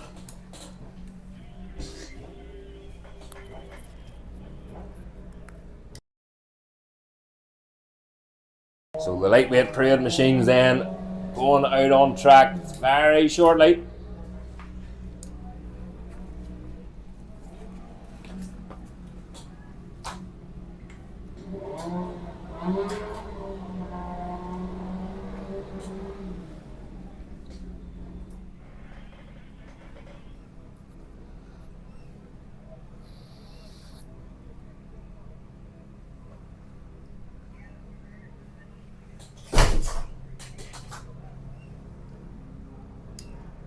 So the lightweight parade machines are in the holding area. And we're just waiting for, I think, a couple of instructors just making their way down. They are indeed. So the instructors, of course, when I say instructors, most of these riders are veterans at this game.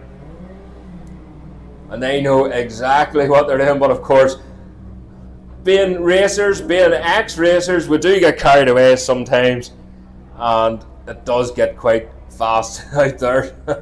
So they're just there just to maintain some sort of pace, and of course you do get the wee sneaky one or two that hold back and just give it a blast, but that's two-stroke. You have to clear the plugs out of these two-strokes or else they oil themselves up, and well, That'll be my excuse anyway if I was out there.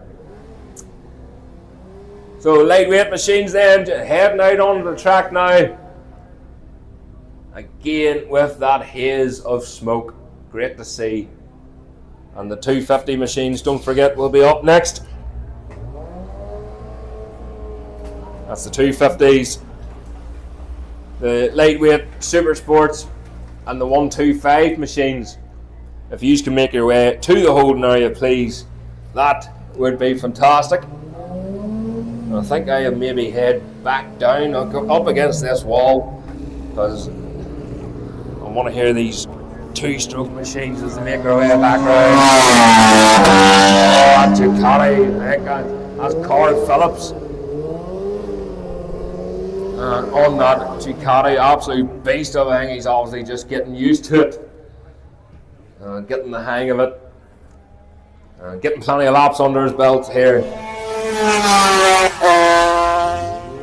The first of the machines are away through there now.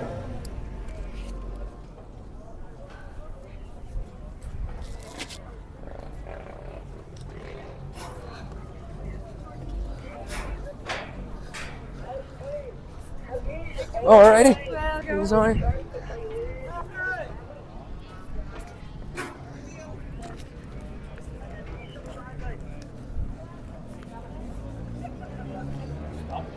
So we'll head back down towards pit wall.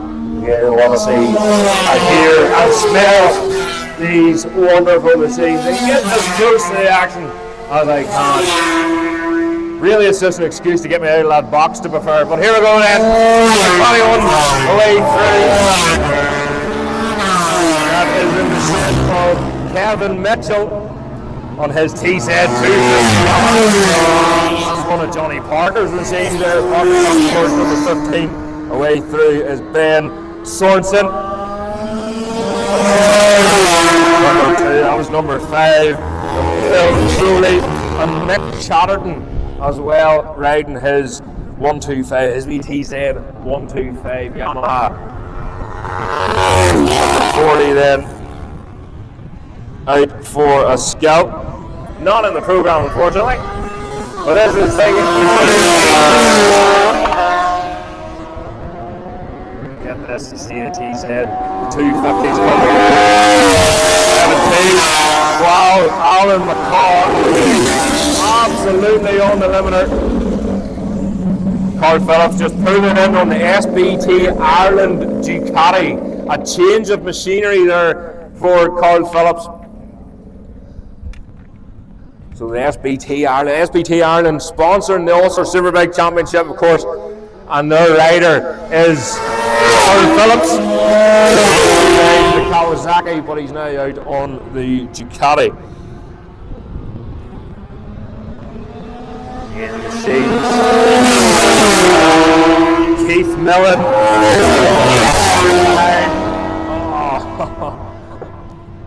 That looked like a set of Burroughs engineering leathers in the back on that 3 machine. Once again, I think they're doing this on purpose. They're getting awfully close here. Ben Sorensen. So Paul Waddell on the RS, the 250 Honda replica. And that's great to see. Great tribute for a lot of these machines out here that are Joey Dunlop replicas, but of course you can see the real thing in the marquee here behind us. Number 9 going through there. Chris Riches. 2.5 Honda there. Racing the Ulster Superbike. Jesus, that was close. That was Neil Martin. Nice and tight to the pit wall there. Again, a wee bit of slip in the clutch there. Team then. Stephen Clements on that wee 250 Suzuki. There you go. Darren Duncan on the Supersport 400. Again, already chopping and changing up riders.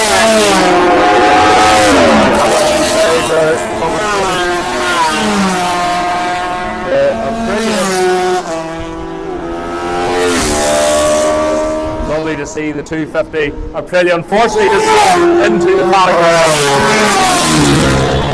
And that is Whitham, Robert Whitham perhaps, on that super moto type machine. He did race it last season in the Ulster Superbike Championship. Lovely to see. Again, that's Paul Whitham then. Just can't, don't know whether they're brothers or. I'm sure we'll find out. But Robert Whitham then on that super moto or super mono machine. Another 125, a lot of TZ 250s about out in this class. Just a reminder, please, for the next session, that's the 250 Grand Prix machines, the Supersport 400 machines, and the 125 machines. Can you please make your way to the holding area as quickly as you can? Oh, lovely sounding. Oh, smell, that's lovely. Oh, young Joe Hurr was away through that. And his mentor, Peter Heaton, about, well, how do you feel now? So you fit into the leathers, alright? The levels is quite hard, however, every time when you have young Joe Hurr come around the outside of you and he's properly on the gas, it's like, you just about go and put the bike away. You think better of it anyway. Fantastic. Joe Hurr on his 250 Kawasaki riding round the outside of a Supersport 600 machine, and that just shows you the talent that young man has.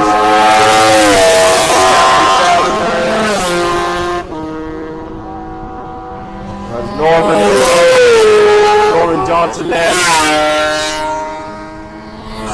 And that was George Gordon. 250 Yamaha. Oh, smell the clutch on that one too. Not sure what that was. Number on that for the 45, not in the program. Young Burrows. Here's Joe Hurr then. Number 222. Again doing fantastic job and looking further afield already. Looking across the water, of course, no better man, Peter Eaton, to bring that young fella on and bring him across to the end. Having a good days there.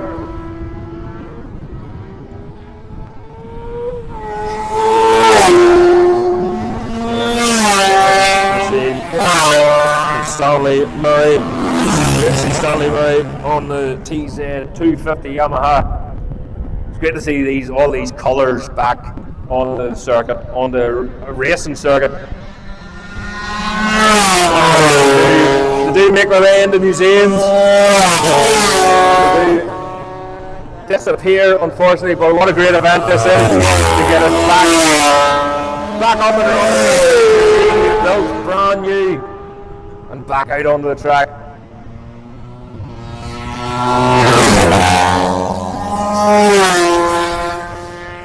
Burrows going through there, no mechanical sympathy that time around. 26, that's Jim Lay. That's RS 250 Honda. You might notice there's an awful lot of TZ 250 Yamahas.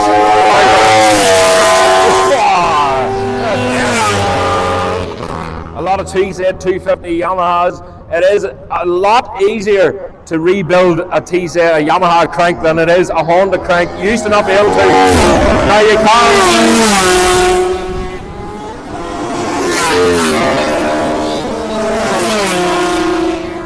Keith Millen he's really having a lot of fun out there. So again, another call for the 250 Grand Prix machine, Supersport 400, and the 125 machine. The warm-up area, please. So Jenny's getting ready now with the checkered flag, and again we'll get going with some qualifying for the racing. I'm assuming we're going to get some racing later on. I haven't heard any different, unless my eardrum has burst. These machines going past. As I was saying, TZ 250 Yamahas. They're far easier to rebuild the crankshafts compared to the Hondas, but there is actually companies now who have managed to figure out how to rebuild a 250 Honda crank, so hopefully we'll get to see some of them back out on track. So previously you're probably talking maybe about 5,000 to 8,000 pounds for a crankshaft for a 250 Honda, but now, thank goodness someone has figured it out, and they're able to split them. They can change the burns, they can rebalance them. So we'll keep Keith Millen again. And obviously he does a lot of racing across the water. And there's another one of Keith Millen's machines actually. That's the reverse cylinder 250 Yamaha.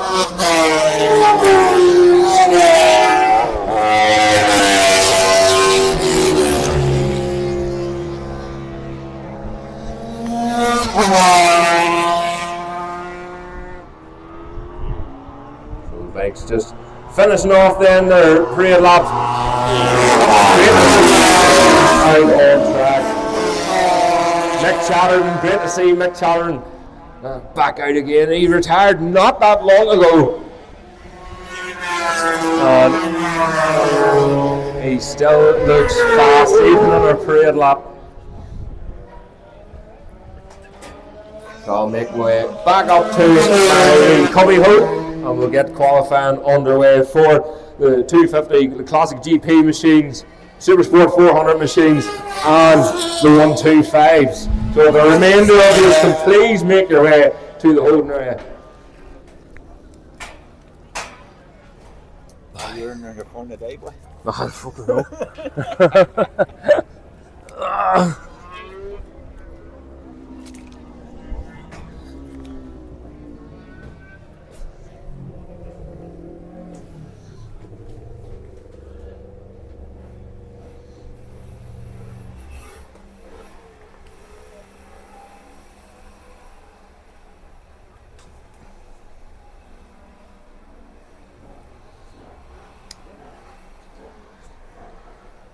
Keith Millen, Neil Martin, all the way back in through.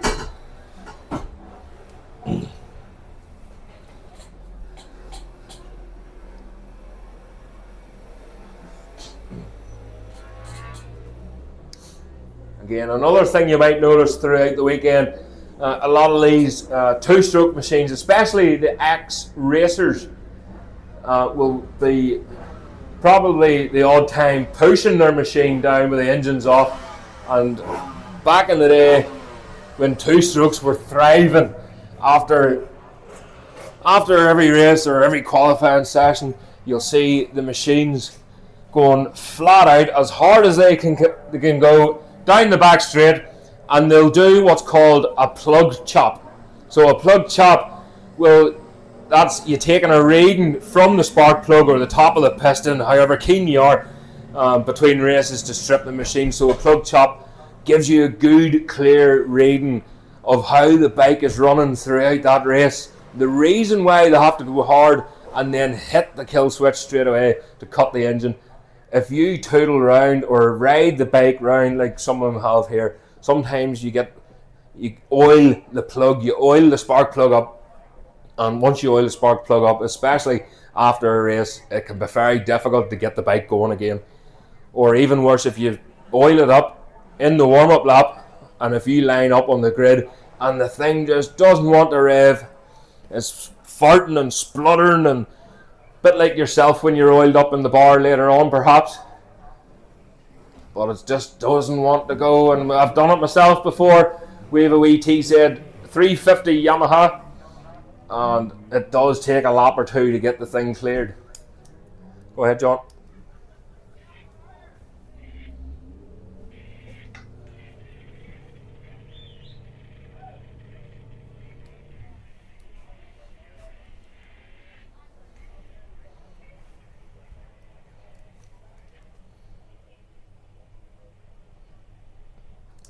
Yep, got you, buddy.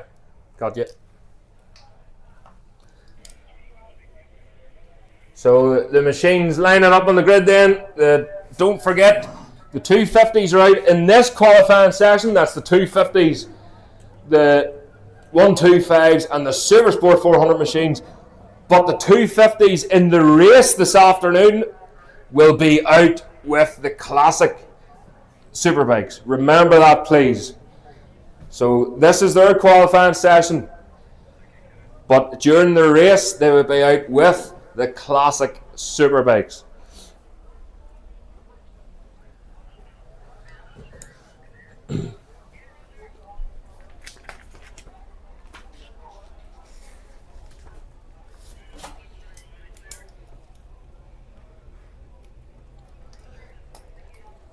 So after this qualifying session then, I forgot to turn my microphone on, that's good, isn't it?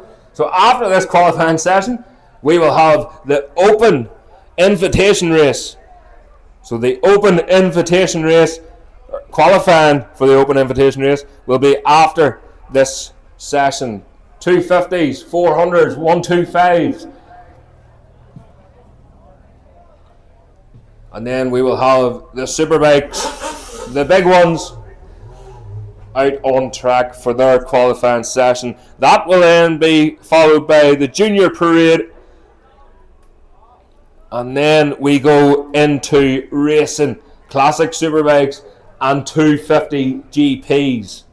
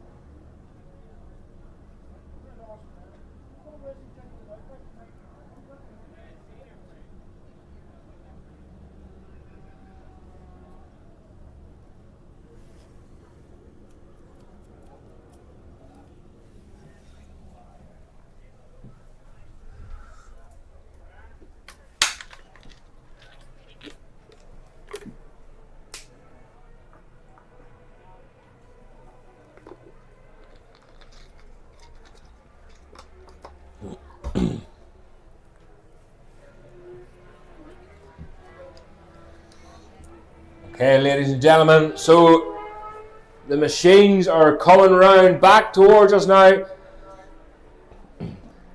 and there will be pushing it out wide, right out to the white line. Kyle Ride already on his 250. He's not shy of riding a 250.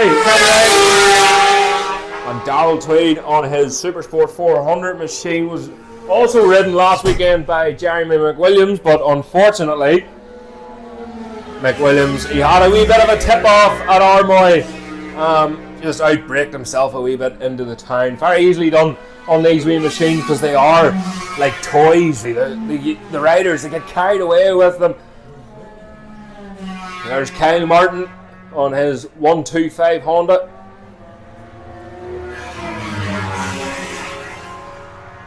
A whole gaggle of machines going through there. Again, this is a good grid of 125s as well, and Supersport 400 machines.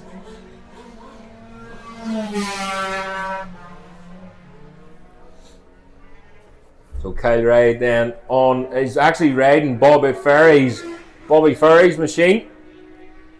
So this is a machine that is raced week in and week out.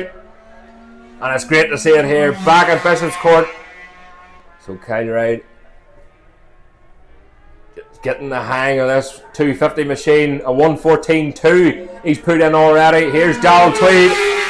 So Darrell Tweed then currently in third, qualifying third, but of course first of the lightweight Supersport 400 machines. Thomas Lawler, so great Thomas Lawler. What a blast from the past that is. What a name to see on the timing screens here once again. Thomas Lawler, multiple Irish Ulster champion on the 250. Back out again for a spin round, and already very, very fast. Second of the Grand Prix, the 250 machines. Just in behind Kyle Reid. Kyle Reid? You'll not like me saying that. Of course, we were talking to Simon Reid earlier. So it's Kyle Reid then. First of the 250s, Thomas Lawler. Second of the 250s. Third is Cathal Graham. Fourth is Carl Clancy. And then we have fifth, Kevin Lavery out on a 250. Kevin Lavery had an outstanding debut at Armoy with multiple podium finishes on the Super Twins and the Super Sport machines. So I think Laird Shingleton is maybe coming in through on his wee 250. He was having issues with that at Armoy as well. Number 70, no such issues for this man. Number 73, Thomas Lawler, faster again, a 1:17.8.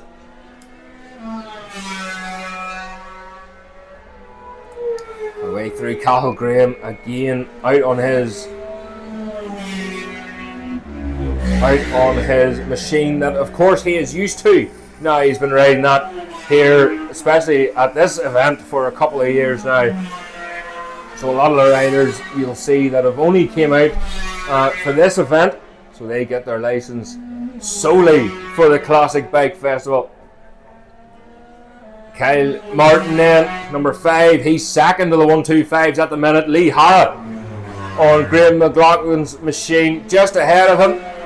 So the times are pretty close. Lee Hara on his 125, a 125, funny enough, 0.3. And Kyle Martin a 125, 125.4 for Kyle Martin. So there is absolutely nothing in it between these pair during this qualifying session already. So third of the 125s then is Malcolm Love. And then Buster Sherman Boyd, Reuben Sherman Boyd's younger brother, of course. So the two of them are absolutely wee rockets, and they're progressing something shocking here in the Ulster Superbike Championship. So again, we just keep an eye on Cathal Graham. Kyle Reid's last lap was a 1:15.0. Cathal Graham's last lap was a 1:16.6, and his best lap a 1:16.5. So again, still a wee bit of work to do for him, but during qualifying it can all change in the race.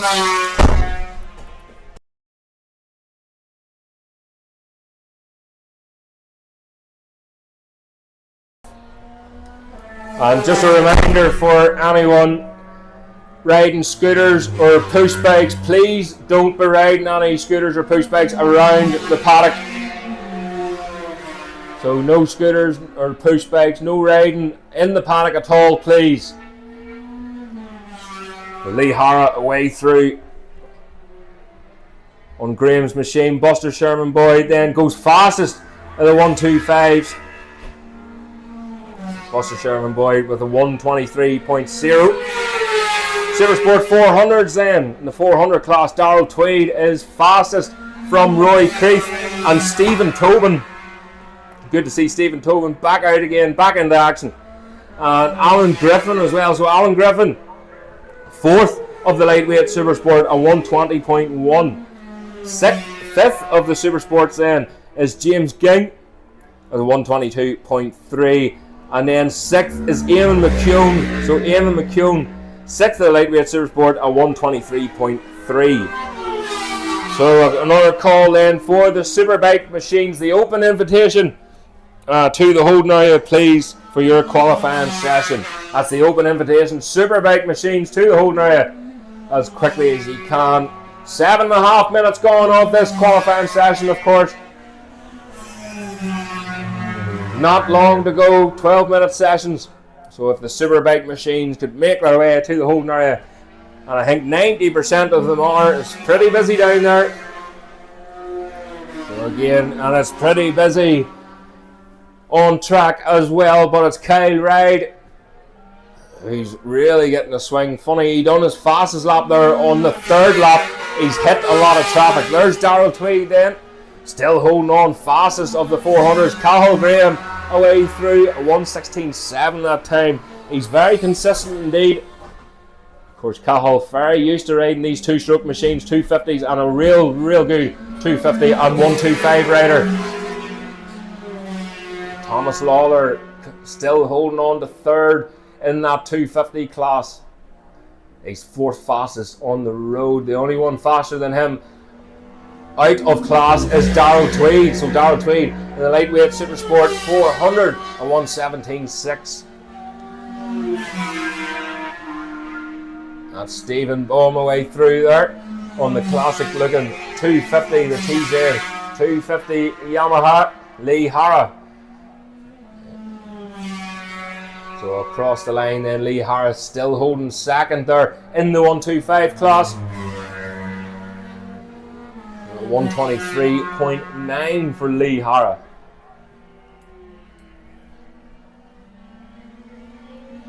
So Malcolm Love then still out. He's having a wee bit more luck with this machine. This time round, of course, earlier on, he did pull in. I think he had a wee spin out on that 125 earlier during one of the parade laps. Laird Shingleton then, number 7 away through. I don't know about you, but the wheels in that machine's making me feel a wee bit dizzy. As they come through here then, so the Supersport 300 machines there. Away through, Owen Everard still fastest in the Supersport 300 at 122.5.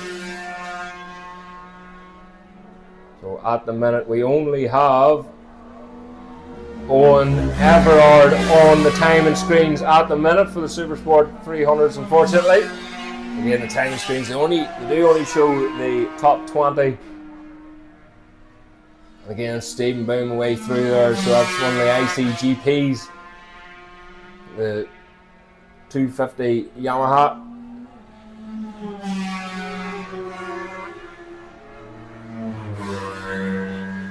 So Darrell Tweed still leading the way. Supersport 400, fastest 1:17.1 that last time round.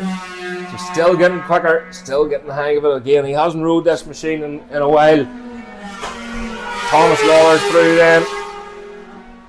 Thomas Lawler with the head down. He didn't look happy there that time round. Slightly slower then, a 1:18.0 compared to his best of 1:17.8. Oh, commentator's curse, unfortunately. I'm so sorry, Malcolm Love. So Malcolm Love pulling in, maybe, hopefully just preserving that wee bike. And fingers crossed, he thinks perhaps he's done enough just and he can get that machine out on track later on. Gareth Arnold there. Gareth Arnold on the 125. Again, he's riding his 250, his own TZ 250 Yamaha as well. Number 2, that's Alan Griffin. So Alan Griffin looks like he's retiring out of this one. He didn't quite make it through into the pit lane. So he done very well there just to stay off that racing line. Lee Hara, big long look behind him there. So the checkered flag being readied. Hopefully all the Superbikes are in the holding area. So if you're not already there, please, the Superbike machines, can you make your way to the holding area as quickly as you can. Here's Cathal Graham then on the 250. He betters himself that time, but unfortunately it's not going to be enough a 1:14.9. He may get another chance here at this. He will indeed. So he's got one more lap to do. He'll get the checkered flag next time round. And he might be able to push that wee bit more. He's not an awful lot. He's not a big mile away there from Kyle Reid. I'll eat my words. Kyle Reid just crossed the line with a 1:12.5. A whopper of a lap there for Kyle Reid. Cathal Graham a 1:14.9. So again, he's still 2.5 seconds off the pace there from Kyle Reid. Remember, that's per lap. So keep an eye then. Cathal Graham has one last chance at this, and of course Thomas Lawler still to get the checkered flag. He's currently third in the 250 class, a 1:17.8. He done a lot of traffic to get through. Again, remember these 125 Grand Prix machines as well, and the 250 so he just crossed Thomas Lawler, just cruising across the line there at 1:18.4 that time. So again, he obviously didn't think he was able to better his time. And Cathal Graham, he must have just seen the checkered flag and he's pulled in. So Kyle Reid fastest of the 250s, a 1:12.5. Cathal Graham second, a 1:14.9. Third place then was Thomas Lawler with a 1:17.8. Of course, these 250s will be racing alongside the classic Superbike machines. Kevin Lavery, fourth in the 250s, a 1:18.8. We'll have a look further down. 250, fifth in the 250s was Megan McCurr, a 1:21.1. So that's the top five. Carl Clancy in sixth, and Colin Slay in seventh. Fastest lightweight Supersport was Darrell Tweed, followed by Roy Creeth. Third was Colin Slay, or apologies, my timing screen just swapped out there. In the 250s, Carl Clancy was sixth, Colin Slay seventh, Alan Dixon eighth, and Pat Lee. That's the 250 machines. Of course, fastest lap was for Kyle Reid, a 1:12.5. An amazing lap there. And don't forget, first time on that machine, he did have a couple of spins on a 250 before. So these 250 machines are going to be out with the classic Superbikes. But up next then is the Superbikes. That's the open invitation race. So the 250s just line up. I'm not sure that the 250s need to be sound tested, but I'm not really. I try and stay away from the rules. If anyone knows me, you'll know rightly I try and stay away from the rules.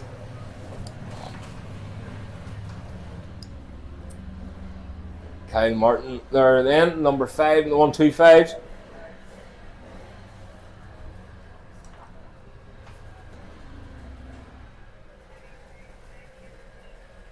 And that's Carl Clancy again, that lovely wee 250. So he is. This is what I was talking about earlier. This is the plug chop, and the riders are wrecked by the time they get back. So he's done a plug chop. He's going to take the spark plugs out. He's going to have a wee nosy and see what way the bike is running. I was talking to him this morning and he was having issues with that 250. Just handling wise, it sounded absolutely wonderful here the last day out at Bishopscourt, but it wouldn't handle for him. It kept pushing him out wide, kept pushing the front end, and it turns out hopefully he's got it sorted now, but the rear shock was more or less done, so he's got that replaced, and hopefully, well, going by his lap times there, is looking pretty good and he's looking comfortable on it. So that's the number 6 machine.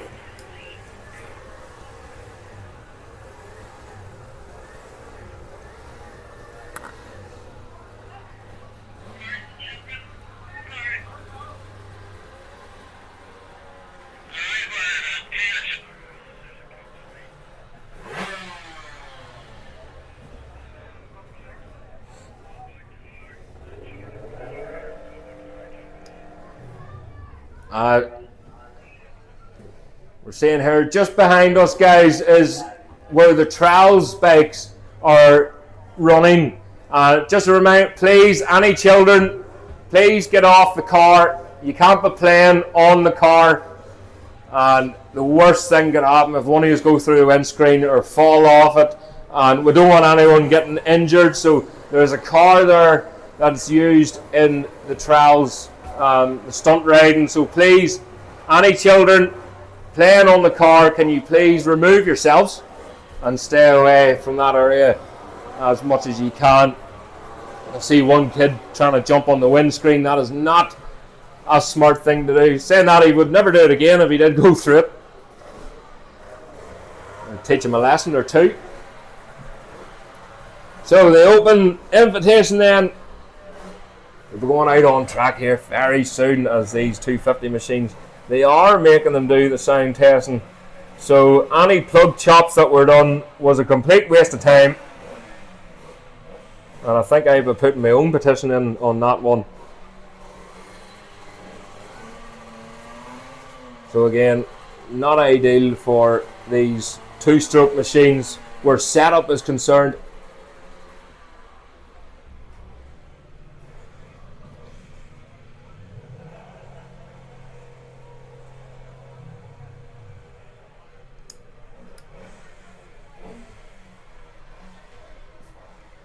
To be honest, I think if that was me, I'd just be taking my wee bike straight to the van and skipping that altogether.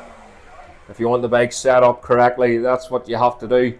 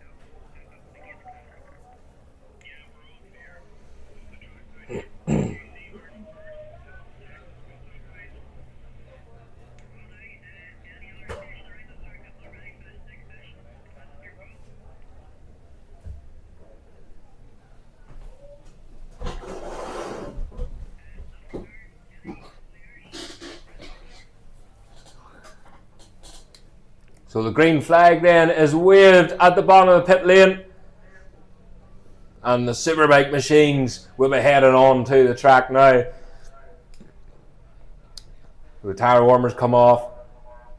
Again, a good 45 minutes needed minimum on these tyre warmers. I don't know if Robin has.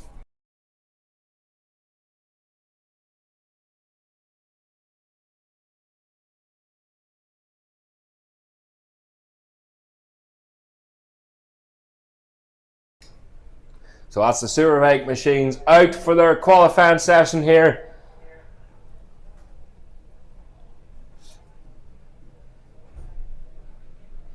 And of course, we've seen it earlier on throughout the day, nipping in and out on the SBT Ireland Ducati. And what a gorgeous machine that thing is. And it sounds absolutely wonderful. But SBT Ireland, one of the title sponsors for the Ulster Superbike Championship. Of course, Kyle, he previously raced the Kawasaki.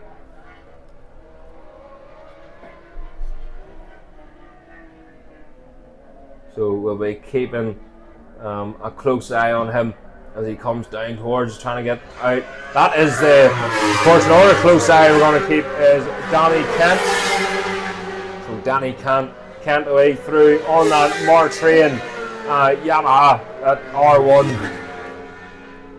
And Christian Alkin has opted to get back out on the R1 again. And of course, Ryan Whitehall then on the Lionheart Racing machine.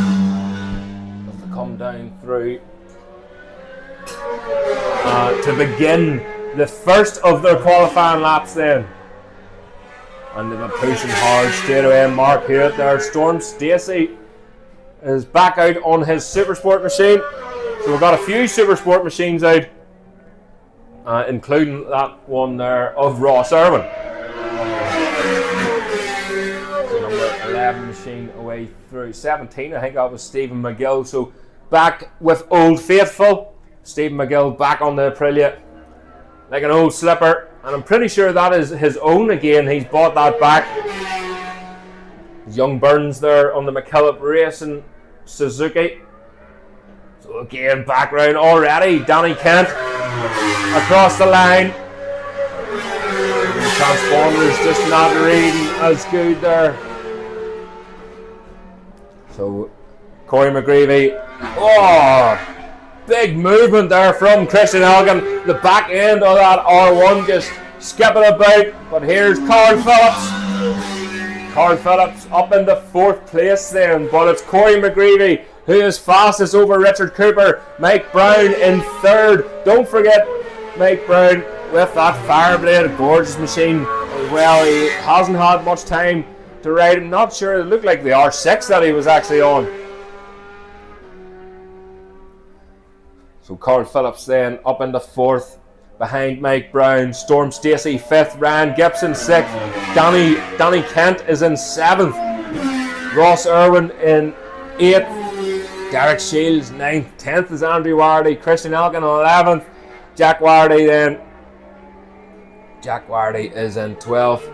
Oh, Johnny Campbell, our championship winner from last year, has retired again. He's been having issues again with that BMW machine. Wow, Danny Kent was briefly fastest there, but Corey McGreevy across the line and pips him again. So Corey McGreevy a 179, Danny Kent a 180, Richard Cooper in 3rd with a 109.0, Derek Shields in 4th with a 109.1, Mike Brown 5th a 109.2, Carl Phillips in 6th a 109.4, Ryan Gibson 7th with a 110.0, Andy Wardy in 8th a 110.4.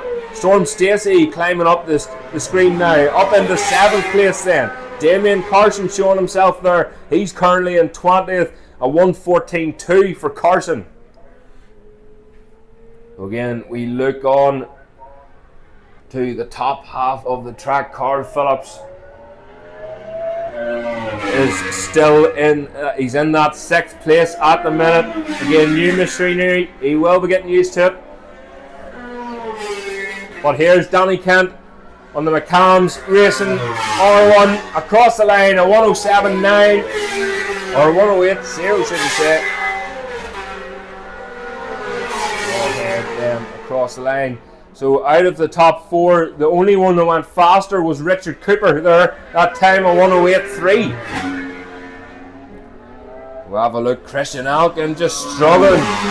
Christian Elkin struggling with the back end of that R1. You can see how much is moving about underneath him. He's currently in 15th place, a 111.5. That's not where he wants to be.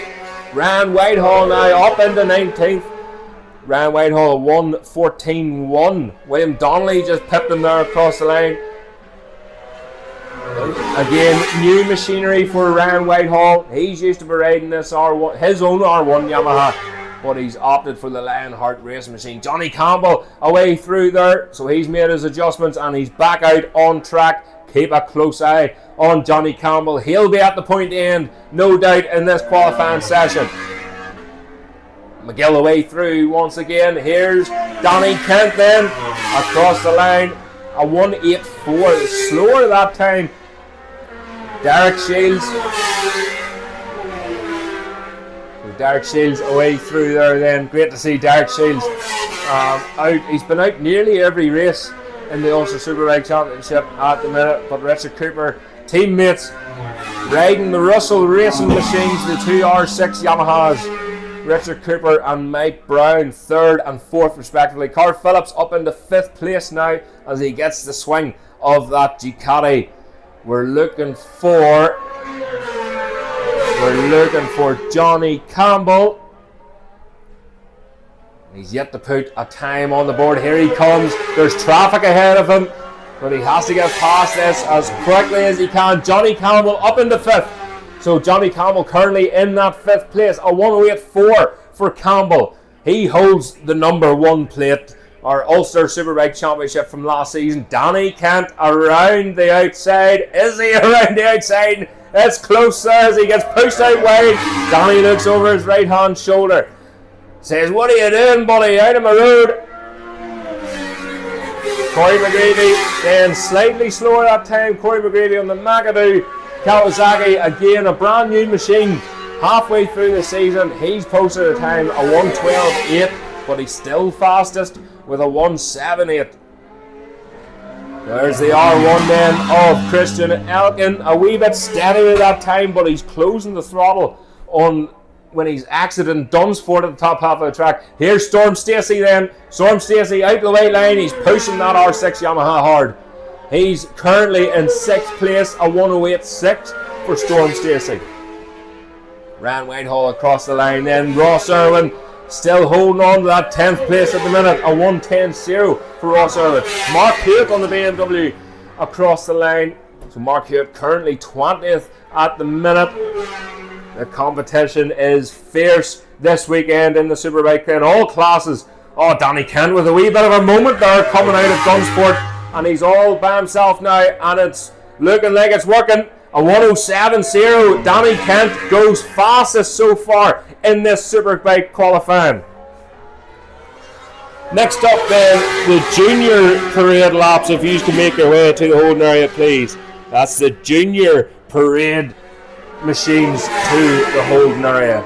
Corey McGreevy went across the line, but it was only good enough, a 1:14.1. There's an awful lot of traffic now as Christian Elkin throws his body to the front of that R1 to try and keep the nose down.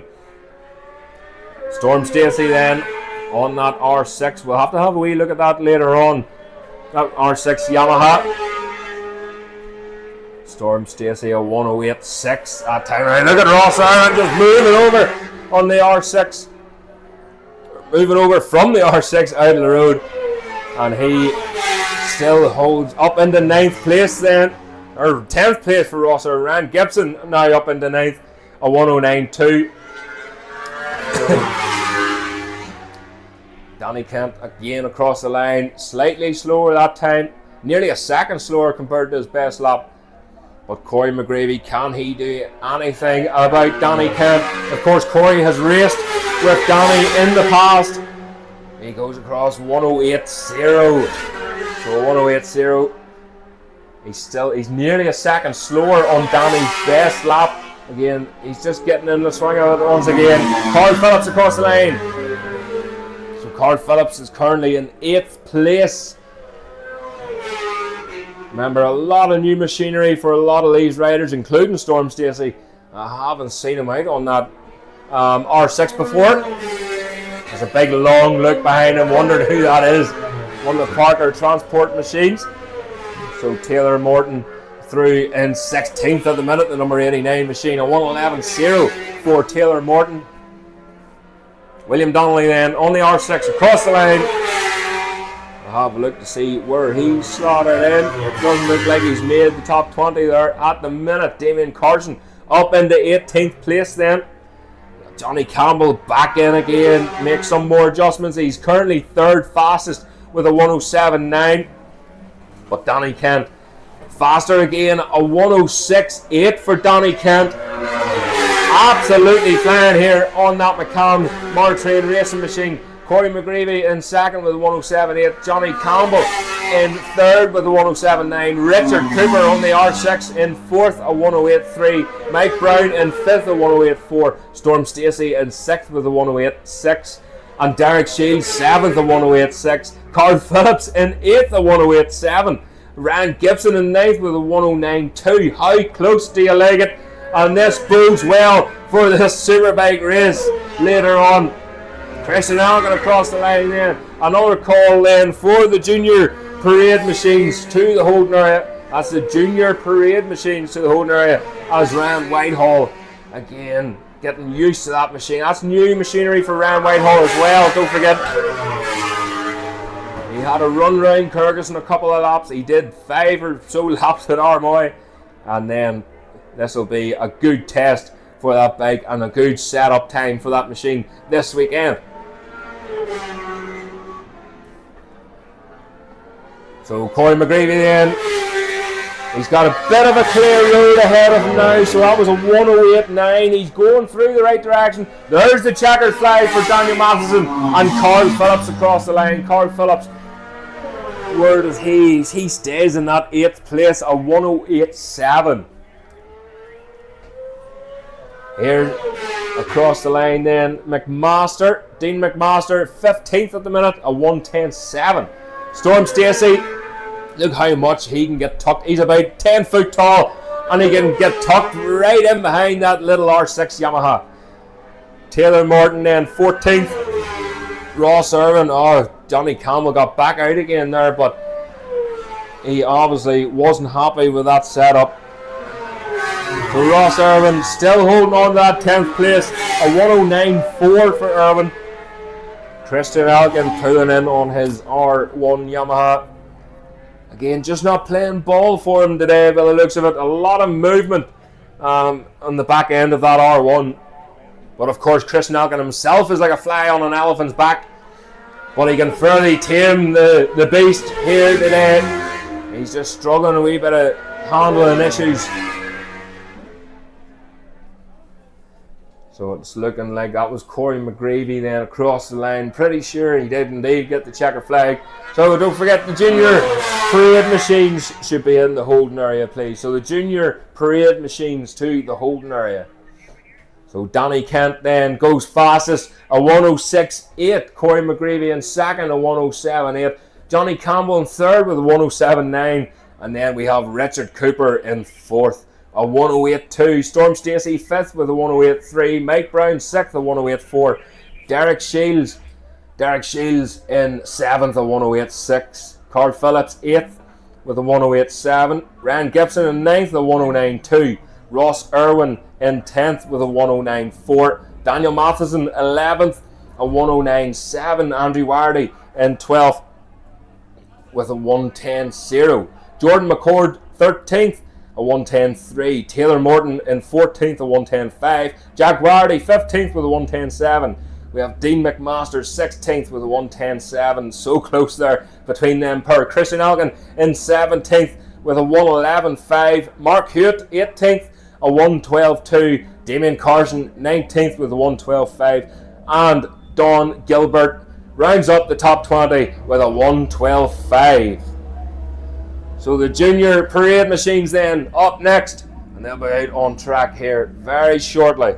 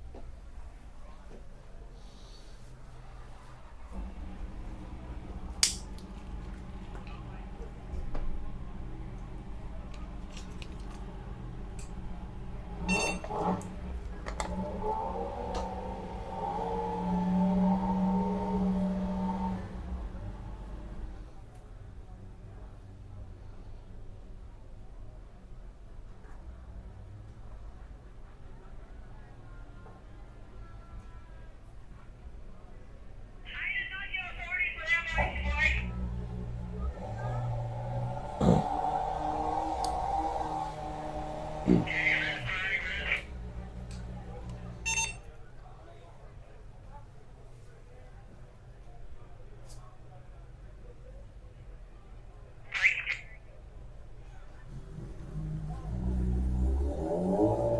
so the junior machines are out on track, but they're going to pull them back in again. I think it was a wee bit premature there. So the machines will be brought back into the paddock perhaps.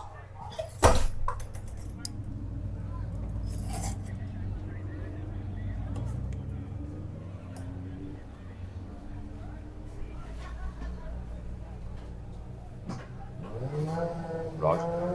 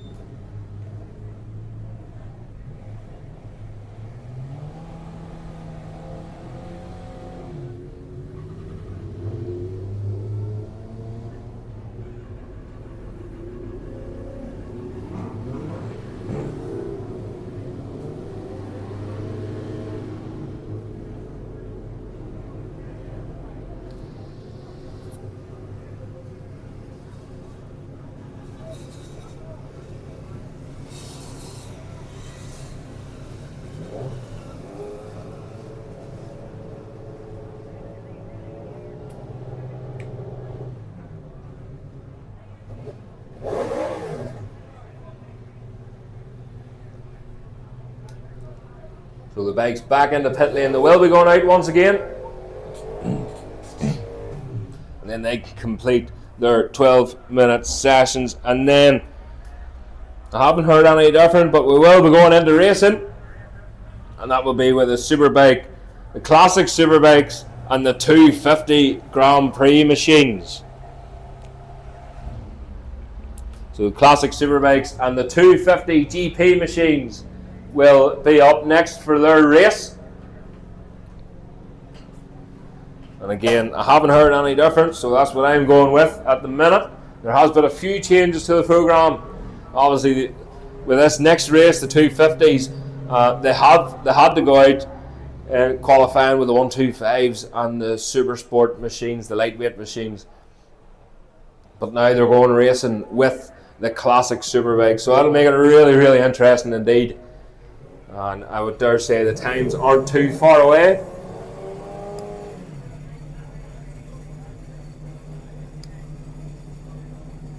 Just a reminder, please, for anyone in and around the paddock, no riding of any sort, push bikes, scooters, motorcycles, no riding around the paddock, please.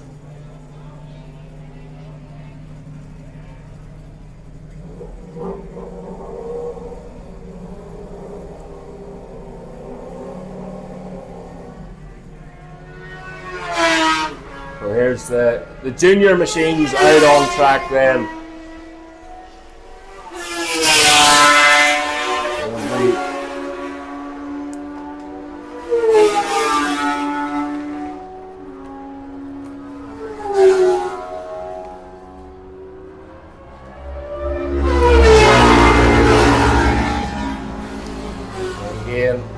Simpsonite on that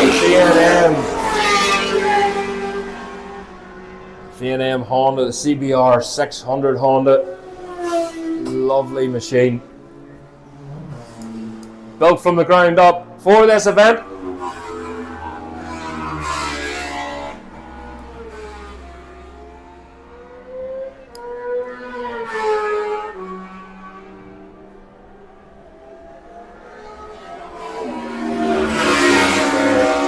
Down again, primarily TZ 350s in this class.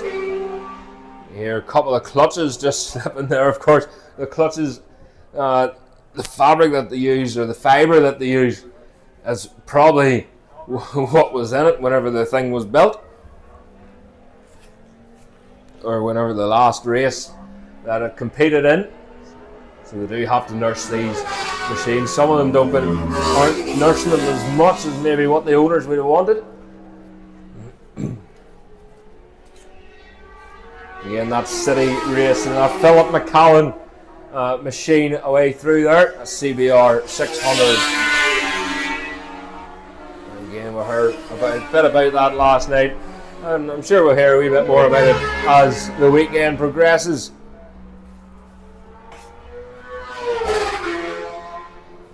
Wee tip of the limiter there on that Relentless. Remember the Relentless Suzuki?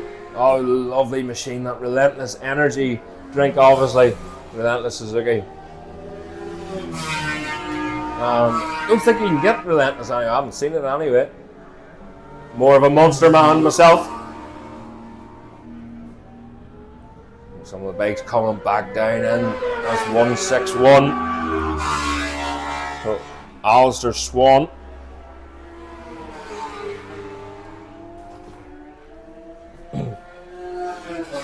Trimble away through there, Keith Millen, the TZ350 Yamahas.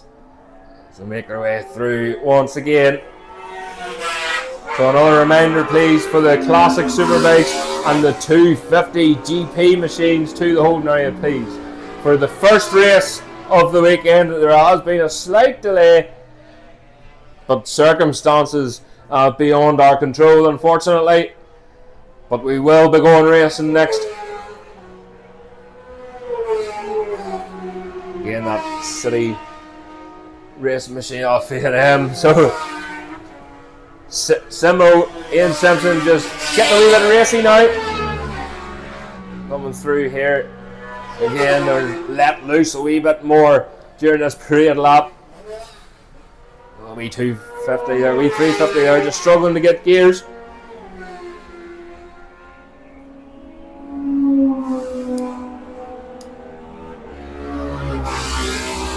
Trying to sort some paperwork out here before the first race of the day. Of course, the two qualifying sessions ran separately from each other. That was the 250 GP machines and the classic Superbike machines.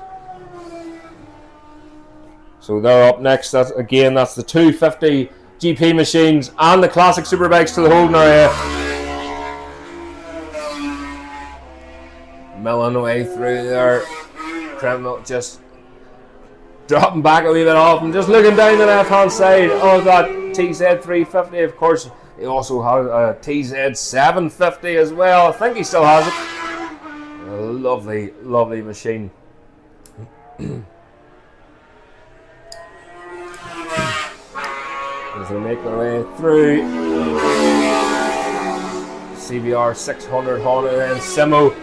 They are getting a wee bit racy now, starting a slipstream, and another rider there getting a wee bit too racy. Jeremy Snodden, I'm sure he'll love that. That's all that monster he was drinking earlier. So Jeremy Snodden just running a wee bit wide there, just tipping the white line and starting to blow the cobwebs off these machines now at the end of the day.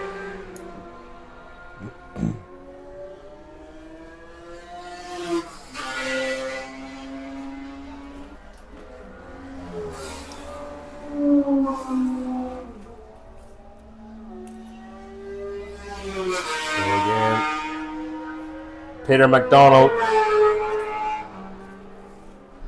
McDonald on his TZ 350. Again, number 58 away through. Morris Hogg on the K4, the 350. Morris raced not so many moons ago, although he did sort of semi-retire from racing, and he's now out enjoying himself, still on the same machine.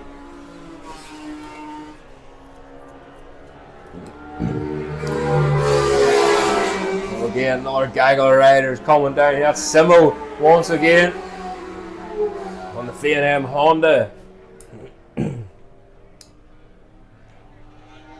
Again, lovely machines there, and they're so just hearing there that the parades will be 8-minute parades and 6-lap races for the rest of the day. So 6-lap races for the rest of the day and 8-minute parade laps. So again, bit of a hold up beyond our control, but we are trying to claw something back here, and we can get as much racing through and as many parades out as we can, guys. So 8-minute parades now and 6-lap races. I said it this morning, we want to try and get everybody out as much as we can here, and that's what's so great about this Classic Bike Festival. It's all about the spectators, it's all about the riders, it's all about the bikes, and that's exactly what motorcycling should be. Morris Hogg again on that K4, on that Honda, just getting well tucked into it. I think that was Keith Millen again way past there. They're struggling a wee bit to get tucked in that wee TZ. Again, different types of ferns, different types of models. G models, H models, different frames. You got steel frames, you got beam frames, you got spawned and alloy beam frames. So that's why there's so many different machines. More or less the same machine, they just look a lot different. Of course, much like the Moto 2s, the different frames and stuff that they use, even in today's racing.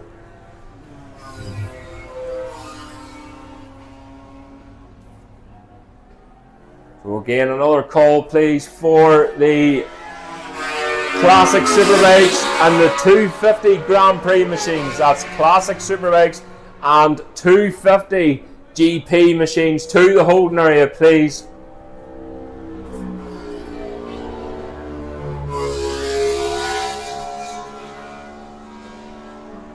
So Bernard Dunn away through their CB350, the K4.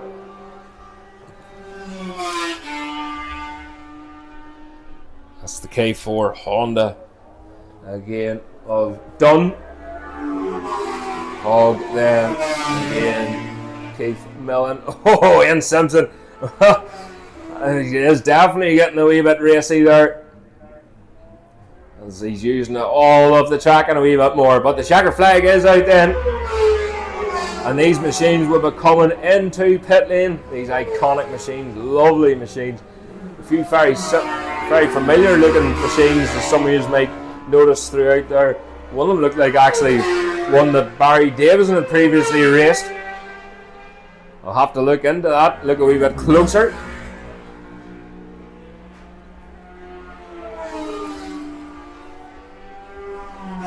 Jason Doyle then away through, takes the checker flag, looks over his shoulder.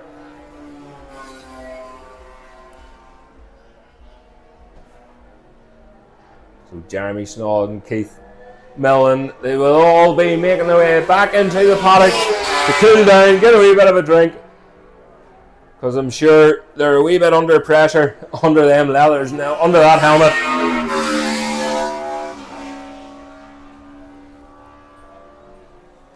And we'll get some racing on the boards then.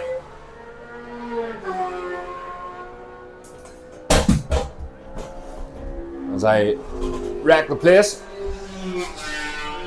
Number 38 then.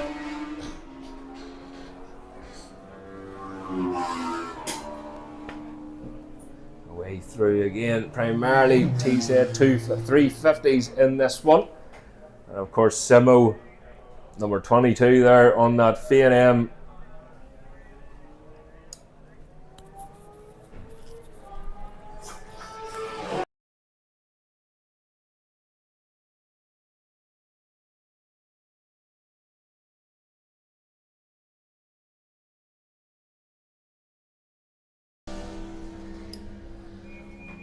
So I've just been handed a wee camera in the commentary box here. It's a wee Sony camera. It's a lovely wee handy camera. So it's been found here in pit lane, and it's been brought up to me here in the commentary box. So it's a wee camera. If you're missing one, I have it here. And I promise I won't go through your pictures. God knows what you find these days. But anyways, classic Superbike machines and 250 Grand Prix machines are going out for the first race of the weekend.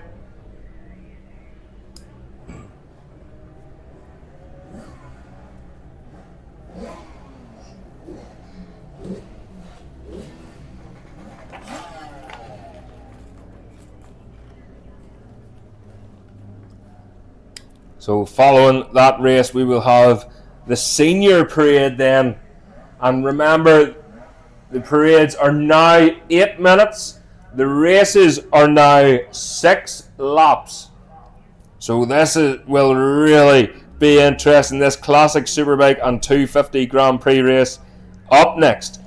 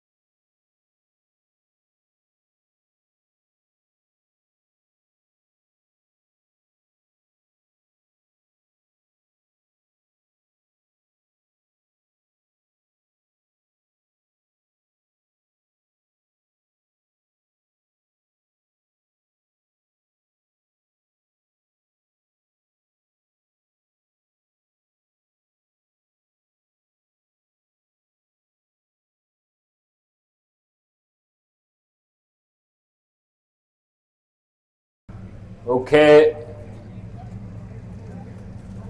ladies and gentlemen, Mr. Whitham unfortunately is leaving us, but he will be taking off once again on the front straightaway here, if you just want to come along. And again, we are racing, don't forget, next, so please try and stay clear of the pit lane. So if you can try and stay clear of the pit lane, that would be fantastic. But Mr. Whitham will be making his way up through. Hopefully he takes off before this van. That would be a quarter mess, wouldn't it?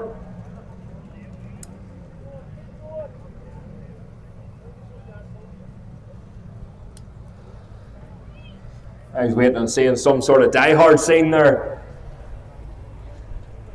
But here he comes in. I think he's going to take off with the headwind.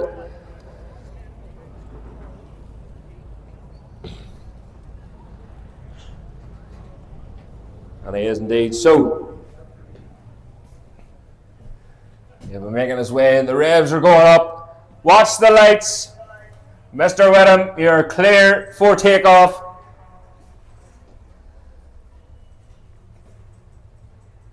And I hope that's not the airplane backfiring. But here we go then, Mr. Whitham at Bishopscourt, taking off. Everyone say bye-bye, Whitham.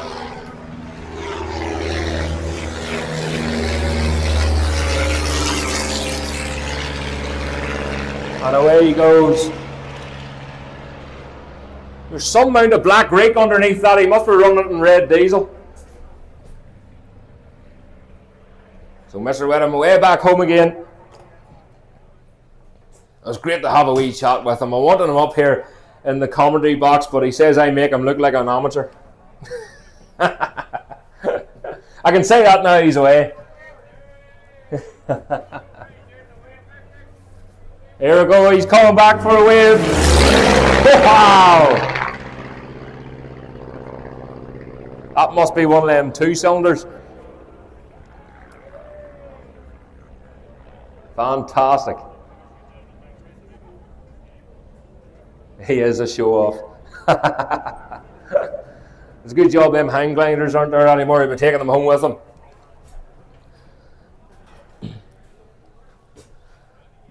Right. Back to the exciting stuff. Back to the racing. The classic Superbikes and the 250 GP machines.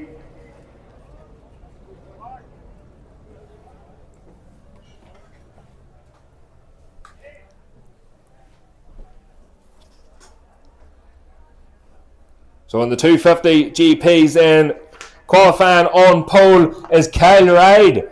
So Kyle Ride, the number 59 machine, qualified with a 112.5. Cathal Graham in second with a 114.9. He pulled in, made some adjustments, and he went out and posted a 114.9. Was slightly quicker than his previous best, but he's still got a wee bit to do. Of course, racing is completely different than qualifying, so hopefully he can get a good tow with Kyle Ride and he doesn't get away too quickly. Thomas Lawler then, great to hear that name once again here at Bishopscourt. Thomas Lawler on the 250 Yamaha, a 117.8. Kevin Lavery in fourth with a 118.8. Michael McCurr in fifth with a 121.1. Carl Clancy in sixth with a 121.3. Colin Slay on his 250 in seventh with a 121.6. Alan Dixon on the Cleaver Brown 250 Honda in 8th, a 125.1. And Pat Lee in 9th on his TZ 250 Yamaha, a 130.0. Now, as far as I am aware, it's split grids between the classics and the 250s.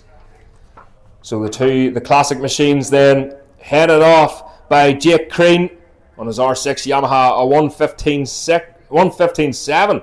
Apologies, then we have George Halliday in second on the YZF 750 Yamaha, a 117.4. Jack Cadwell then in third.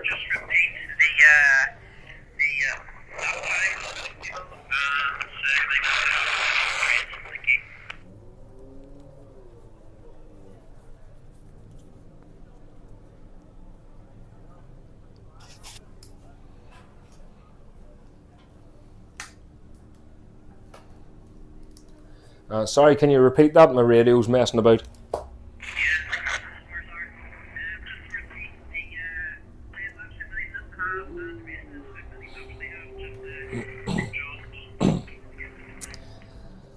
Just a reminder too, guys, each race is now 6 laps and the parades are over 8 minutes. So 6 lap races and 8-minute parades. And my radio is going to burst my eardrum if these bikes don't by the end of the day. So again, Jake Crean on pole in the Classic Superbikes from George Halliday. We read them out. Jack Caldwell third, a 1:17.4. Hard Selby in fourth on the Slingshot Suzuki, a 1:17.5. Paddy McColgan on the Ducati in fifth. Paddy McColgan, a 1:21.6. Steve Boom on the Harris Suzuki, the 1100 in sixth, a 1:22.5. Then we have Alan Johnson on the FZ 750 Yamaha, the Stanley Stewart racing machine, a 1:23.2. Corin Smith then, another YZF 750 Yamaha, he lines up in 8th place with a 1:23.4. Robin Heathcote in 9th, again on the YZF 750 Yamaha, a 1:24.4. Sean Gilbride then in 10th on a CBR 900 Fireblade, a 1:25.2, perhaps for the first of the Fireblades that were ever made. Mark Kilpatrick then in 11th on the ZXR 750, the only Kawasaki on the grid. That's a 1:48.4. What's his number, Kenny?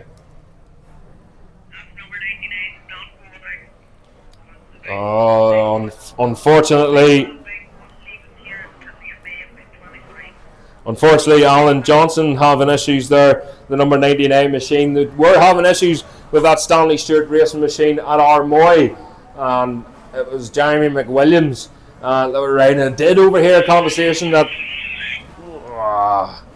this radio's really doing my head in, literally doing my head in. But here we go then, the 250 split bridge, remember. So the 250s will be going first as the line up down below us here. A wee puff of smoke. They all line up in their respective grid positions, and we're just waiting for the green flag then to be waved at the back to let us know. And there is Johnson just coming in then. But here we go. The green flag is waved at the back of the grid. They're told to watch the lights. Oh, a quick start there. What about that Cahill Graham? Absolute demon. But here we go. The Classic Superbikes are ready to go. Oh, that's Stevie away in there. But here we go. Away with the Classic Superbikes. Paddy McColgan struggling to get the front end of that Superbike down. That Ducati has a huge amount of torque. So we're looking back then as the Superbikes disappear behind the trees. We're looking back at the hairpin then for the 250s. Cahill Graham looks like he's still in the lead in this one, and what a whopper of a start that was. It was a really quick start. The lights went out literally as soon as the Clogger horse just stepped off the road. But here we go, Cahill Graham's in the lead. Oh, but look at Kyle Ride on the brakes, in through fairways then, right up and up the inside. Kyle Ride pushes Cahill Graham a wee bit wide through Ringawater, and here heading for Dunsfort now. So it's Kyle Ride who is in the lead of this 250 GP race. Well, no better. Third place then looks like a lonely third place. Oh, Kyle Ride out to the white line there, across the line there on Broadway Ferry's machine. Kyle Ride, Cahill Graham. It's Thomas Lawler who is in third place. And then we have Carl Clancy. So Carl Clancy got away with a cracker, that Alan Dixon and Colin Slay. Here's the Classic Superbikes then. So Hard Selby there, Jack Crean across the line. So Jake Crean struggling there, Hard Selby getting the better of him on that first lap. Third place then is Jack Cadwell. Fourth is George Halliday of the Superbikes. And Paddy McColgan in fifth. Again, couldn't keep the front end of that Ducati down. But look at the lead that Kyle Wright has in this 250 race. Mark Patrick across the line on that ZXR 750 Kawasaki. Kyle Wright has really took to this 250. Look how quickly these things change direction. Through the chicane, up through, slipping the clutch ever so slightly. Second gear around here, onto the start and finish straight. Whoa, wow, he's really pushing hard. He wants to get the better and a good gap ahead of Cathal Graham. Cathal Graham then across the line. Thomas Lawler getting well tucked in. That's 250. Sounds absolutely mint. And a good dice here. That's Carl Clancy and Michael McClure. So Michael McClure, they're absolutely knocking in. He moved over the left hand side. Thought about making a move up the inside there of Clancy into the first corner, but Clancy closes the door. He shuts it in his nose and he wants to get away from Kerr as quickly as he can. Superbikes then still Hard Selby in the lead from Jake Crean, Jack Cadwell and George Halliday in fourth place then. Fifth place still Paddy McColgan. But Kyle Wright in the lead, absolutely dominating this class after Cathal Graham getting such a good start. I think Kyle was maybe a wee bit surprised off the line there. So already lapping Mark Patrick around Dunsfort. Absolute rocket ship, Kyle Wright, number 58 machine. A 1:12.2 that time round for Kyle Wright. Already a lot quicker than his qualifying times. That's a 1:15.5 from Cathal Graham. He's going to be settling for this second place, but he has to keep his mind sharp in this one. Remember, it's only over 6 laps. So a call then for the senior parade machines to the holding area. So senior parade machines to the holding area, please. Hard Selby still leading this Superbike class from Jake Crean. He's 1.6 seconds over Jake Crean. Uncorrected time. Selby is currently in fourth. Cadwell and Halliday still third and fourth in the Superbikes. 250s in Kyle Wright, Cathal Graham, third Thomas Lawler, fourth is Michael McClure, Carl Clancy in fifth place now, so McClure getting the better of Clancy across the line that time round. Colin Slay then, Alan Dixon in seventh as Kyle Wright crosses the line once again. And that gorgeous TZ 250 Yamaha. And Cathal Graham on his 250 Honda. So Thomas Lawler wasn't faster that time. I was a 1:17.3 compared to a 1:16.8. But Kyle Wright still faster again, a 1:12.1 that time round. There's the Superbikes coming. It's still Hard Selby in the lead. Last one. So Selby really dominating this Superbike class. Paddy McColgan there. Paddy McColgan just on Alan Dixon on the Cleaver Brown 250 Honda. Again, Alan getting his race license last season as well, and he dipped his toes into the Ulster Superbike Championship on that 250 Honda. But again, they can be quite difficult to get parts for. Here he comes in, Kyle Wright. Last lap flag is out now. For that TZ, that Bobby Ferry machine, quicker again for Kyle Wright, a 1:11.7. So Cathal Graham with a 1:15.5. Kyle absolutely loving this TZ 250. Thomas Lawler then, we'll keep an eye further back on these Superbike machines. Going on to this last lap, remember. So again, the senior parade machines, if you can make your way to the holding area as quickly as you can, please. Yous will be up next. So here we go, Selby way out in front and up into third on corrected time now. But of course, leading the Superbike, Jake Crean in second. Third is Jack Cadwell. Did you see that? Just been. That's Mark Hamilton. So the guru himself has came up and he's made me aware Kyle Ride with a new lap record. That's a 1:11.7. Mark Hanna previously held that lap record for many, many years, and his first time out on a 250, he's went and broke the lap record and taken the win as he crosses the line here.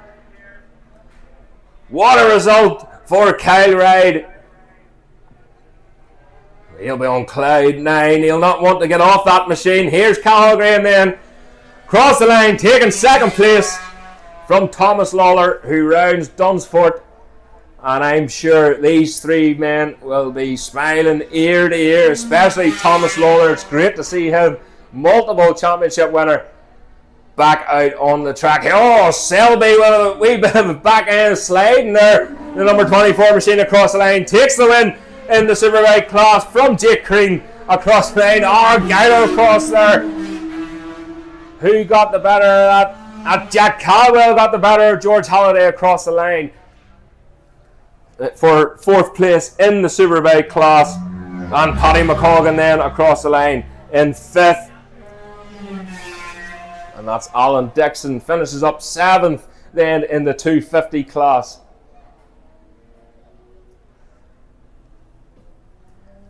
So Michael McCurr got the better of Carl Clancy for fourth then, Carl Clancy in fifth. And that's Stevie Boone then on the Superbike in sixth place. That was Corn Smith just about scraping through. He ended up 15th there. Sean McGilbride in 16th, just behind him. But Robin Heathcote getting the better of the pair of them across the line for 14th place. 7th for Heathcote in the Superbikes. Corn Smith 8th in the Superbikes, and Sean Gilbride 9th of the Superbikes. Mark Kilpatrick across the line then in 10th. But what a result here for this young man, Kyle Ride. Huge round of applause. 250 GP winner and new lap record holder for Bishopscourt. It stood for many, many years, and to come here and to ride a bike he wasn't familiar with and a track he's not familiar with, to break the lap record, absolutely unbelievable. Unbelievable, Jeff. So the rest of the machines. Here's your winner then of the Classic Superbikes, Hard Selby. Huge round of applause, please, and a lovely big slide from the back end of that machine onto the start and finish straight then, just to finish it off.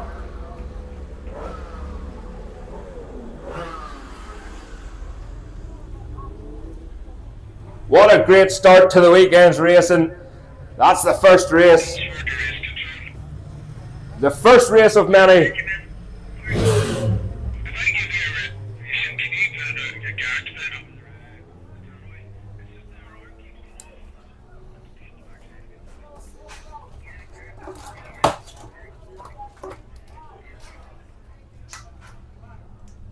Yep, going ahead.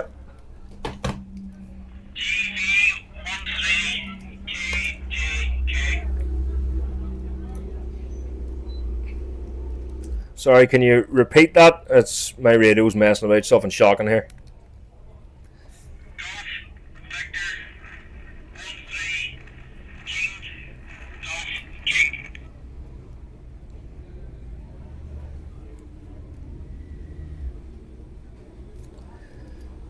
Can you repeat the last three, please?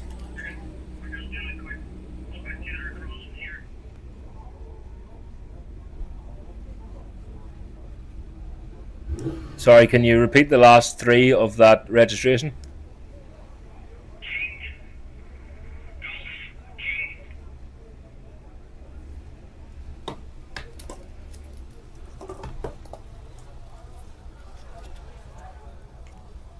Flippin' heck. This radio is really doing my head in.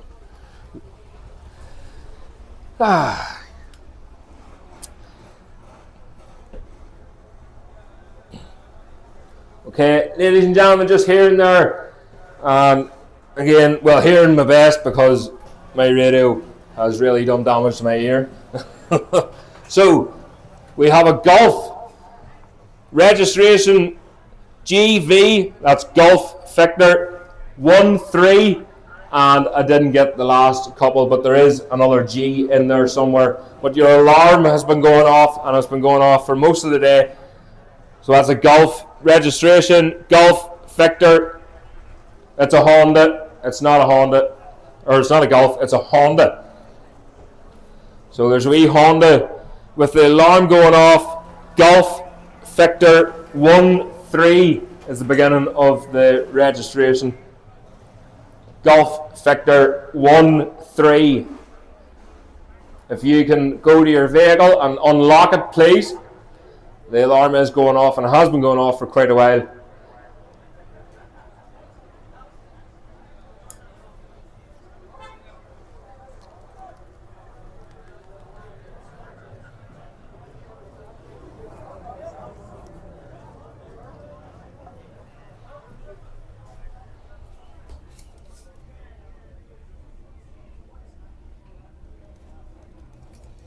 So just confirming there, the registration is Golf Victor 1-3 Kilo Golf Kilo, and that's a wee Honda. Your alarm is going off. Can you please return to your vehicle and switch the bloody thing off, because it's really annoying. That's Golf Victor 1-3 Kilo Golf Kilo.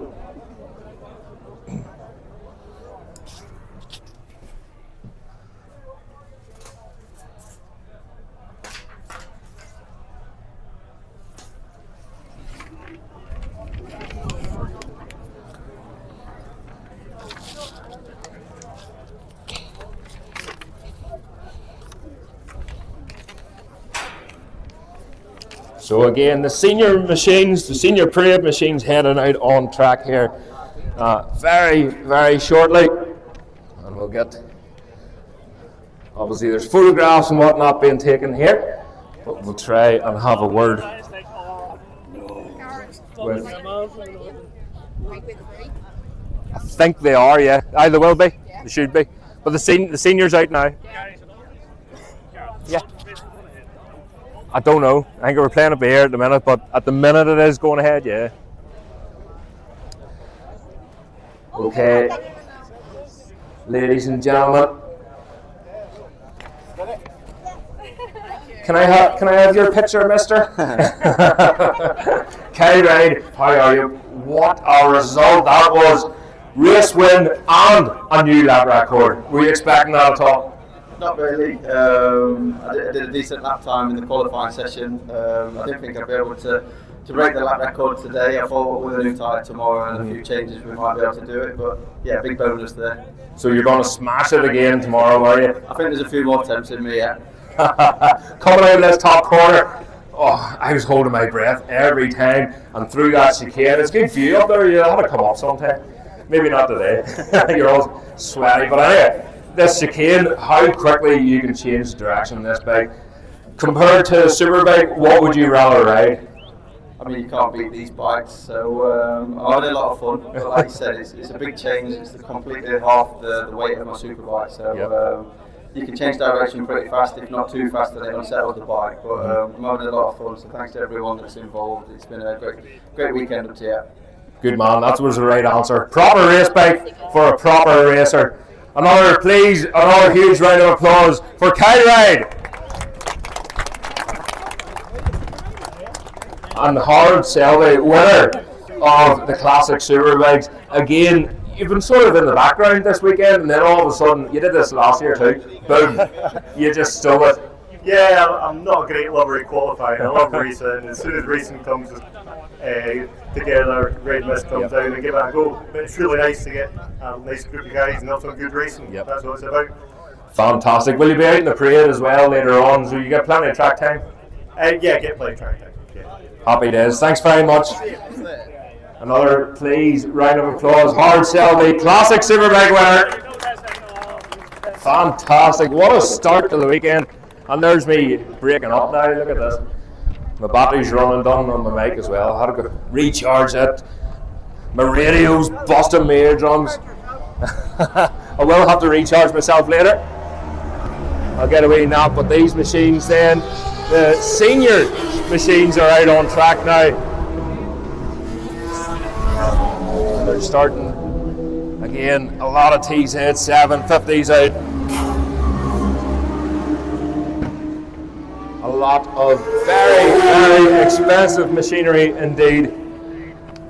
And I'm keeping an eye over this King Racing hut here just to see what's going on. Hopefully we can see this Paddy coming out to play at some stage.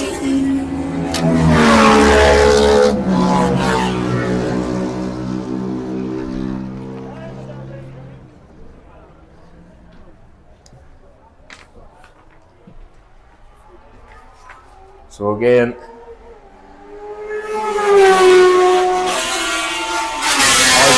RG500s, the TZ, 750s, all out to play in this one.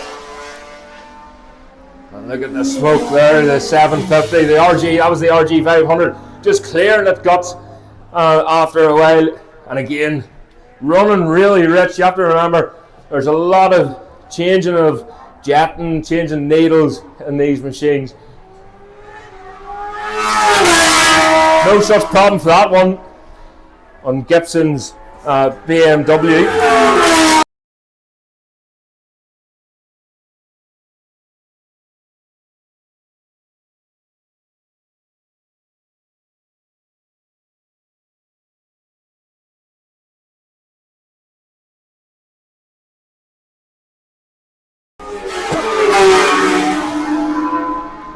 Yeah, so Jeff McMullen is riding Ryan Gibson's BMW, and you'll probably see it in your program. Obviously Jeff McMullen works for TTS, that's Transport. Wow, what was that? That was Jeff McMullen. Popping and banging away passes there. So he is a driving instructor for TTS, and he had put Ryan Gibson through his driving test, his lorry, his HGV. Just as a wee thank you to Jeff McMullen, Ryan Gibson has allowed him to ride his BMW. And Jeff had actually said to me, he says, I'm not too sure whether I want to ride it or not. Jeff has rode some beasts in his life. But the BMW 230 brake horsepower, 230 brake horsepower plus machine is something different altogether. And here he is,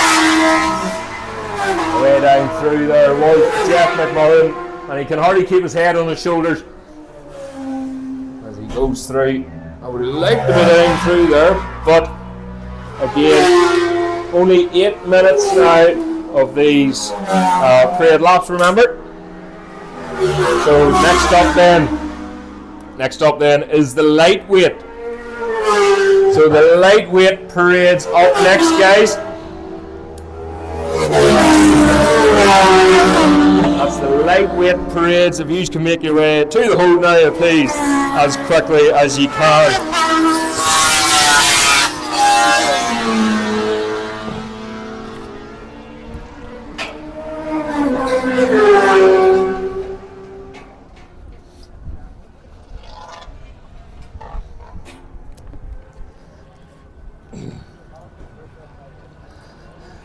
Right, George, you alright, man?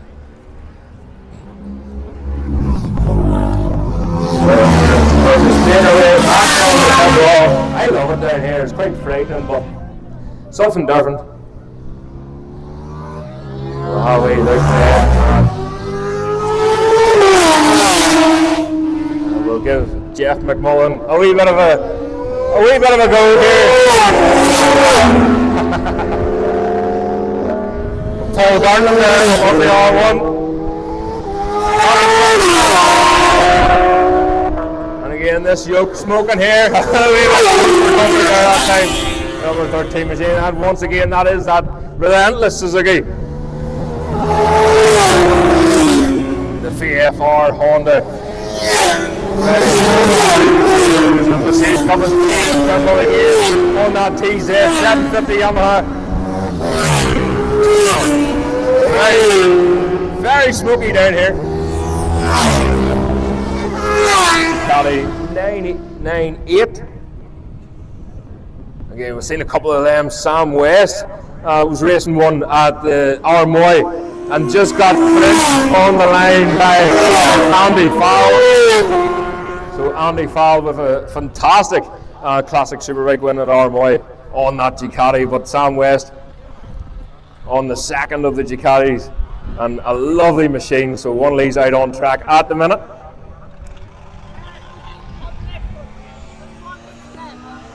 One minute left. Only 1 minute left. So if the lightweight machine make their way to the hold now, and the lightweight machine to the hold now as quickly as you can. That's how you ride it, he said. 750.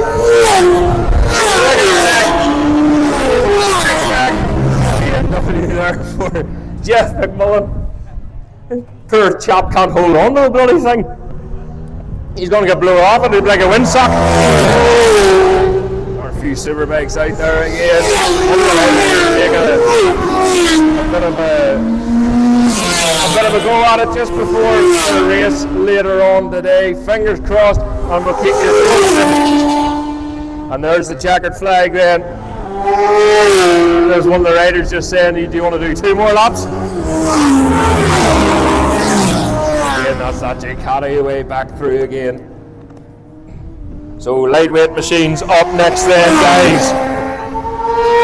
And we will go on to the sidecars. So the sidecars will be after the lightweight parades. Ran Farquhar. ZX10 is Ulster Grand Prix winning machine.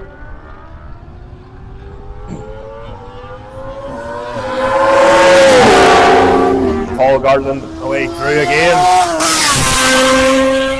Oh, my poor ears today are getting run. Then, and that is Adrian Archibald riding his own Taz Suzuki. Anyway, Yep.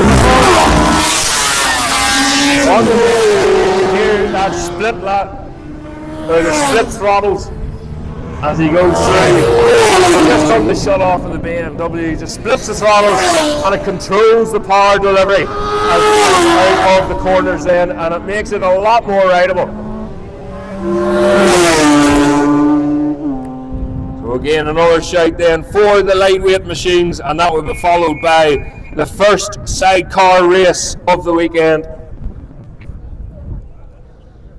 So the machines making their way back into pit lane now.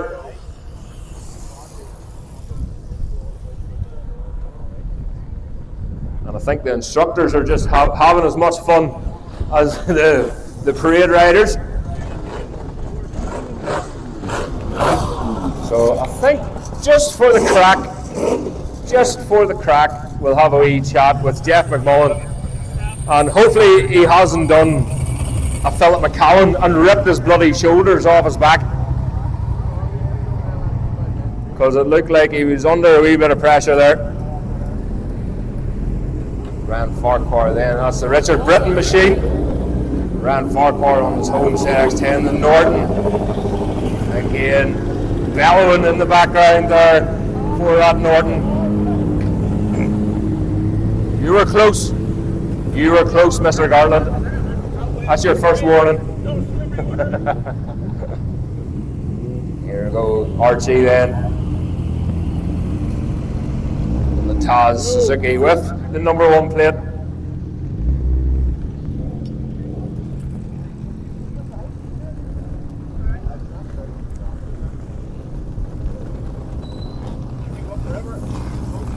John Donnan machine, the R1 Yamaha.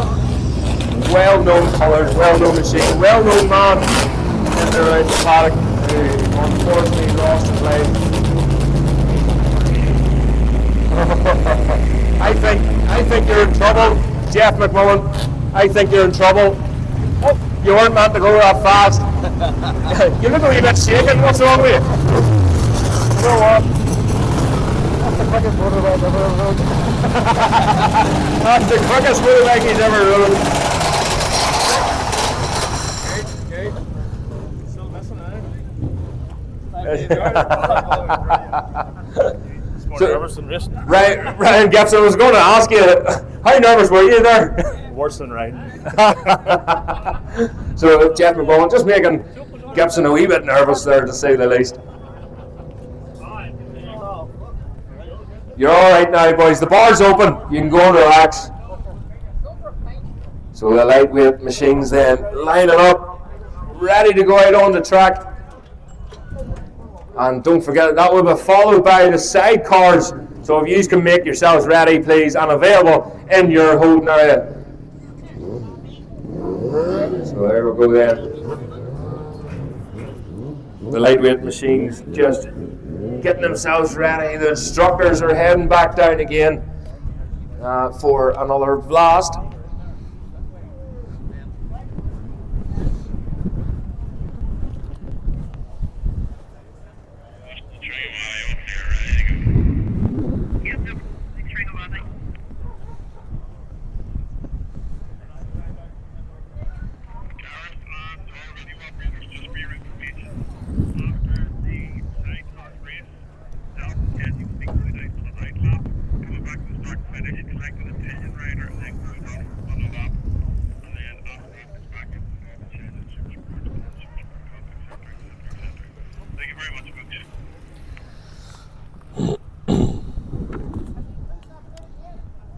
So just hearing there, ladies and gentlemen, that after the sidecars, Neil Makenzie will be going out for a lap, stopping, and some unlucky soul has to get on the back of him for a pillion ride around Bishopscourt. So any doctors about? Because I wouldn't want to be getting on the back of Neil Makenzie. I don't think my heart could stick it. So lightweight machines then just finishing up, getting ready, all the machines running.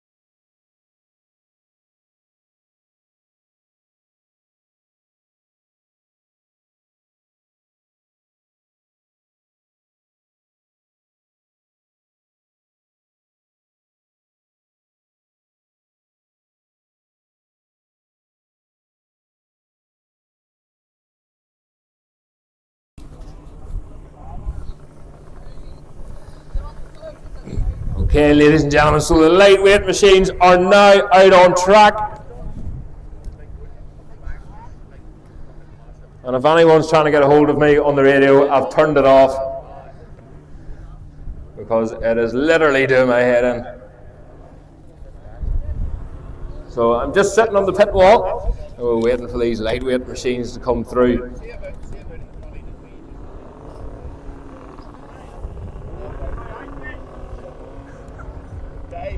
Why? Oh, yeah. But you've answered, I don't. So here we go then. That's Paul Garland. And number 9, that's 125 Honda away through.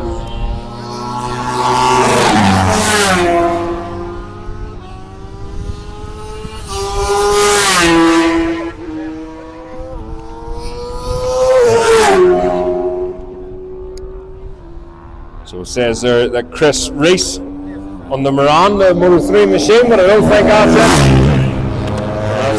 Went all the way through again on that super motor machine. 250s, 125s, 250 Hondas, Yamahas, 125 Hondas. And again with the TZ 250 Yamaha.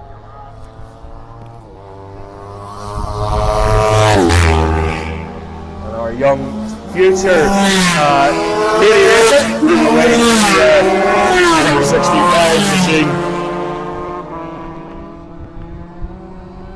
So that was Gareth Lucas on the 250 Honda. I was expecting to see Chris McIlaurin here as well this weekend, but he seemed to don't think he's anyway. I haven't seen him in his levels. That machine, the lap record holding machine here at Bishopscourt, away through. Obviously, after that last race, that 250 of Bobby Ferry's was put through the paces on old tyres, have you know. Here's Whitham's machine once again, that super mono. Well tucked into the back end of that.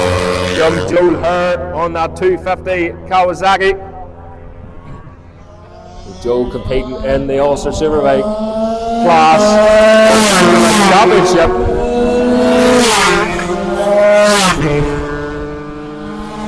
Fantastic to be so close to these machines. I don't want to make too many people jealous, but to be honest, I can't really see much from here because they're away so quickly. That's that me 250 Suzuki there of Stephen McClements. Sounds like the clutch is slipping on that wee one ever so slightly. Here we go then. And Bonsling coming down here again. A lot of 125s. 125 Bobby Ferry, 250 Yamaha. And that 103 machine just tipping the limiter. There's not an awful lot of mechanical sympathy in young bucks nowadays. But I know the bikes, that's what they're designed for. They're designed to race. And of course you can up and lower the rev limiters on them. We misfire out that Supermoto machine. 250 Yamaha. I think I've seen two reverse cylinder 250 Yamahas.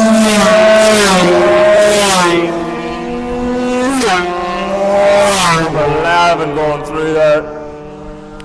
Again, just this way, that was Neil Martin. Neil Martin's riding the RS 250 Honda. So another call then for the sidecar machines. So the sidecar machines can make their way to the holding area as quickly as possible.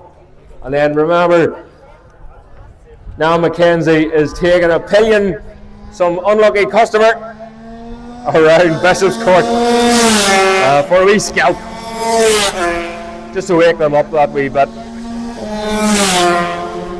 Again, that's Gareth Arnold has tucked in behind that machine of Bobby Ferry's. So Gareth Arnold feeling a wee bit racy on his TZ 250 Yamaha.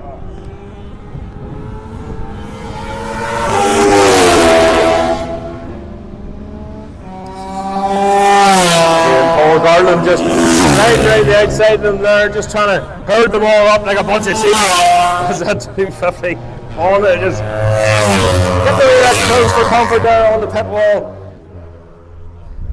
Make a wee bit nervous. I'm going to go back upwards, nice and safe. But again, another call for the sidecar machines. If you can make your way to your holding area, get your first race of the weekend.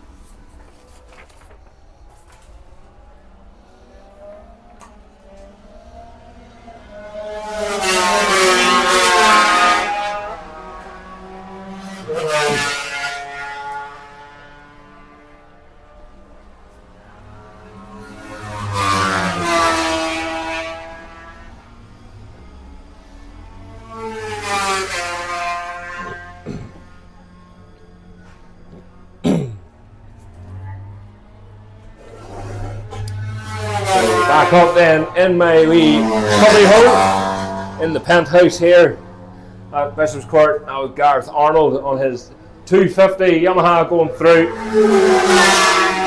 So again, the sidecar machines will be out next for their first race of the weekend. And then we have now Makenzie taking a pillion around here at Bishopscourt, and then we will continue on then with the scheduled event. That's the Supersport Next Generation Race 1. And then that will be followed by the Supersport Cup. Well, that's the Supersport B race will be straight after.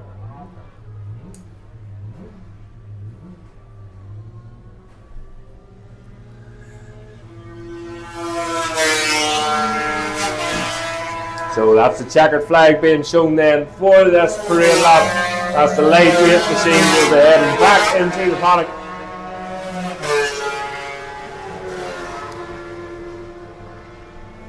And the side cars will be lining up on the grid very, very shortly.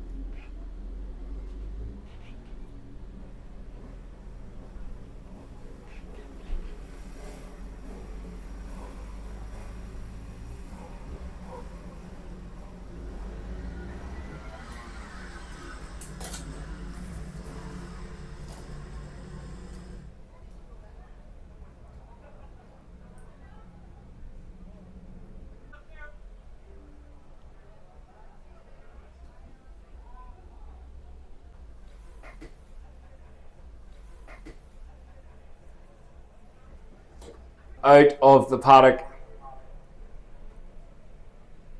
It's been great to see so many spectators here today, and a lot more coming tomorrow as well.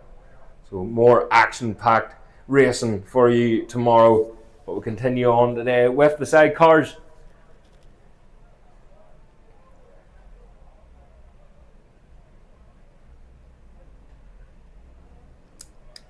So spectators just finishing off and closing.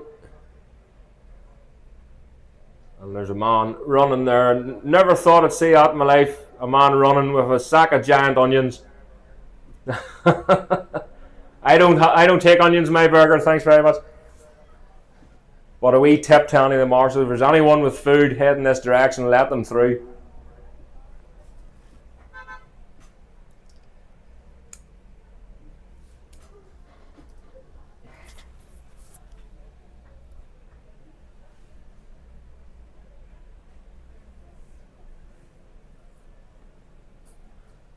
So the sidecar machines then out on track for their sighting / warm-up lap. You're probably used to, a lot of you spectators would be used to the bikes, especially in BSB or anywhere at all really, the bikes having their sighting lap, stopping, having a wee chat and then going. But of course we use this also as the warm-up lap. It's all about efficiency, productivity, and we'll have to keep things running here. But the sidecars then, first of the sidecar races, pole position is Paul Clark and Stephen Daly. Second place is Terry O'Reilly and Mark Gash. Phil Monaghan and Owen Kager in third. Fourth is Tony Willis and Ian Harron. Scobie Clark and Simon Mathan in fifth place. Mickey McDermott and Carl Daly line up in sixth. Seventh place is Eugene Kettle and Anto McDonald. Ryan Deneen and Fran Newton line up in eighth. So hopefully Ryan Deneen, he is indeed out. So Ryan made it out. He retired out of that qualifying session and he lines up in eighth place. Phil Newton and Johnny Allen then lining up in ninth.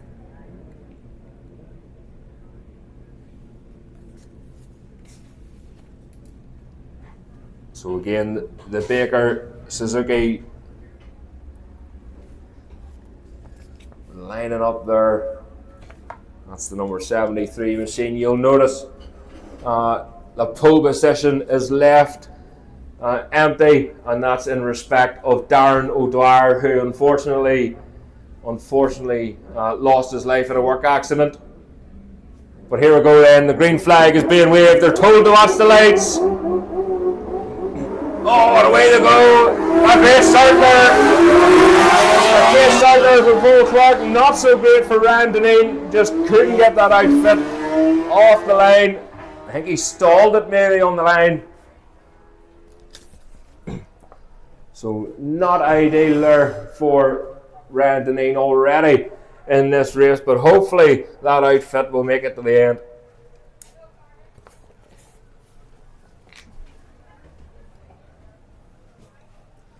So Paul Clark and Stephen Daly then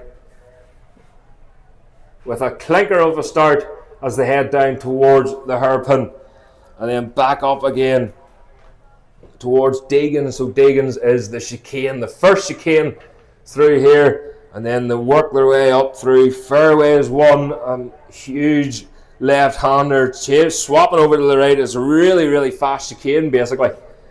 And then into fairways two, where you just roll the throttle and let the outfit do its thing. So up through Ringawati then, heading for Dunsport. And then back onto the start and finish. It is, so Paul Clark, Stephen Daly then. Oh, fair back. That's a great start there for the number 974 Philip man. And Owen Kager up there in second place. Terry Riley outfit in third. Then with McDermott in fourth. Scobie Clark in fifth. Tony Willis and Ian Harron sixth. Eugene Kettle and Anto McDonald in seventh place. Ryan Deneen and Fran Newton has made it up one spot there in eighth. And Phil Newton. So Phil Newton and Johnny Allen then rounds up the top 9 machines. Again, a reminder, these are only 6 lap races. So up next then, or apologies, now Makenzie I think is taking a, is indeed, so Makenzie pitting right around. And then we'll move on to the Supersport races. That's the Supersport next generation. And I'm sure you all agree it's going to be very exciting indeed. So Sidecar's your leader, Paul Clark, still and starting to pull away already. He's up through Dunsford and a nice tight line there. He's hugging that line there as he comes down below us again. That was Phil Monaghan. That was Terry O'Reilly on Phil Monaghan now. So Terry O'Reilly in the lead of this one. Mark Gash just tapping the backside of O'Reilly. Just giving him a good well done there as they go through. So Ryan Deneen then looking down at Dash. That's not a well outfit at all. A sick little outfit as he's struggling to get gears once again in that thing. So Philly Newton then. And Johnny Allen coming on the start and finish straight. Philly loves his sidecars. He loves his racing. All forms of racing. The number 67 machine. I'm pretty sure that's a change of passenger this weekend for Philly.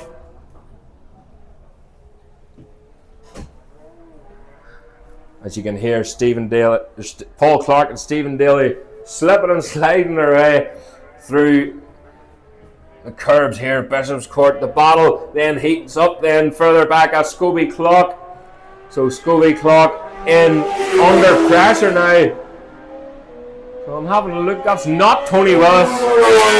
So Eugene Carroll, Anto McDonald have got the better of Willis and Harn this time round. Scobie Clock just ahead of them then. So the two of them, will they work together? They'll have to work together to try and claw back some sort of time then on Scobie Clock. So across the line then is Eugene Cattle, Anto McDonald, and then Ryan Deneen. Have a listen to this outfit here. Ryan Deneen struggling to get gears on that machine. As we go out, he was looking down at the dash as well.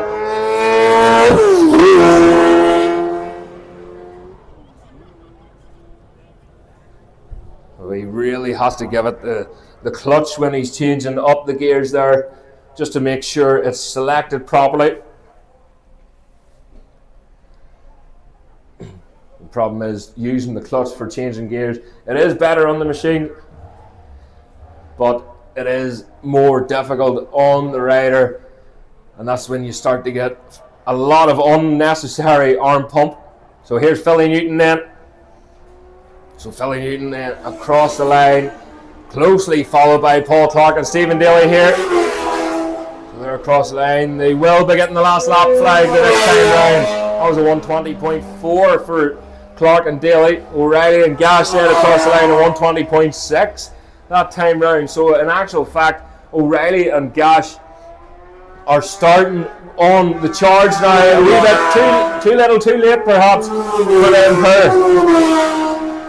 Monaghan, Kager through, Clark and Meathen. Oh, look at the shape of that number 21 outfit. Eugene Cattle and Anto McDonald there as they come down past us here. So next time round they will be getting the last lap flag. And again now Makenzie will be going out for a wee spin. Another wee spin, he said earlier. Really enjoying this weekend. On and off the track. So that's Ryan Deneen and Fran Newton then. So the last lap flag is being ready. So Paul Clark, Lee and Daly, they have made it past them slower riders. Although have a wee look at O'Reilly. So O'Reilly has actually clawed back a wee bit of time now on Clark. So out on the start and finish straight then. Daly gets tucked in behind that fern, the passenger of Clark. And look, the gap is now down. So the gap is down to 1.8 seconds now. Back to O'Reilly. The last lap flag. Is it going to be enough? That last lap for O'Reilly was slightly slower, but it was a 121.0. Clark's time was a 123.3. So a massive time difference. Is there something wrong with Clark's outfit? We'll keep an eye on O'Reilly, and there's Willis. So Tony Willis now chasing down McDermott ahead of him. But again, their times are so similar there. And Scobie Clark posting his personal best of the race, a 1:24.0. So everybody is up in their game this time round. So looking back then through Fairways 1. Heading for Fairways 2. O'Reilly. Still a wee bit of a gap to go to catch. Oh, on the brakes, O'Reilly squirming that outfit, tipping the curb on the inside and outside. So O'Reilly right up with Clark now, through Ringawati. Riley's going to have to take a wide approach to Dunsfort to get good drive onto the start and finish straight. And he does. He's trying to get the power on a wee bit too early. He's lost all the drive, but it's got to be Paul Clark and Stephen Daly with the win. Terry O'Reilly and Mark Gash in second place. So close there at the end of that race. He clawed everything back. It was 0.7. He lost a wee bit of drive just. And third place man across the line, Phil Monaghan and Owen Kettle. And here's Scobie Clark slipping and sliding out on the start and finish straight then. The number 3 machine across the line for 4th place with Simon Meathan on board. Holding on for grim death. Mickey McDermott away through there then in 5th. 6th was Tony Willis, and Ian Harron just couldn't get the better of McDermott at the end. Philly Newton and Johnny Allen across the line then. It should be the number 21 machine. It is indeed, of Eugene Campbell and Andrew McDonald in 7th. And then we'll have, all being well, he finishes. Ryan Deneen and Fran Newton will finish up in 8th place. So close there. It was just a little too late for Terry O'Reilly and Mark Gash at the end. His last lap was 1:20.6. And that was his best lap actually bang on. So a 1:20.6 was his last lap. Paul Clark and Stephen Daly's best lap was a 1:20.4, but their last lap was a 1:21.7, so that's where all the time got clawed back. But it just wasn't enough at the end of the day. So I'm going to take a wee sip of water. And now Makenzie is going out for a wee spin. And there's the winners there, away through. Round of applause. Fantastic result for the pair of them. And also Philip Monaghan. So now Makenzie then, we'll be doing one lap and then taking a pillion round, and then we'll get on with the racing then. So while he is spinning laps around here at Bishopscourt, can we have the Super Sport machines to the holding area, please? That's the Super Sport machines to the holding area. Super Sport Pro, and then of course we will have Super Sport B race will be after. That's the Super Sport Cup will be straight after the Super Sport Pro.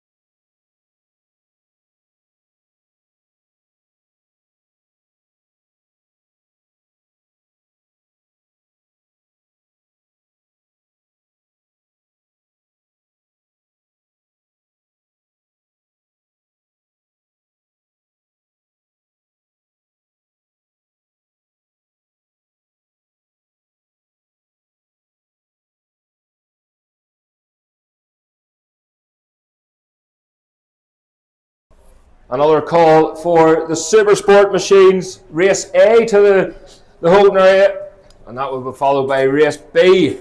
So Supersport Pro and then Supersport Cup.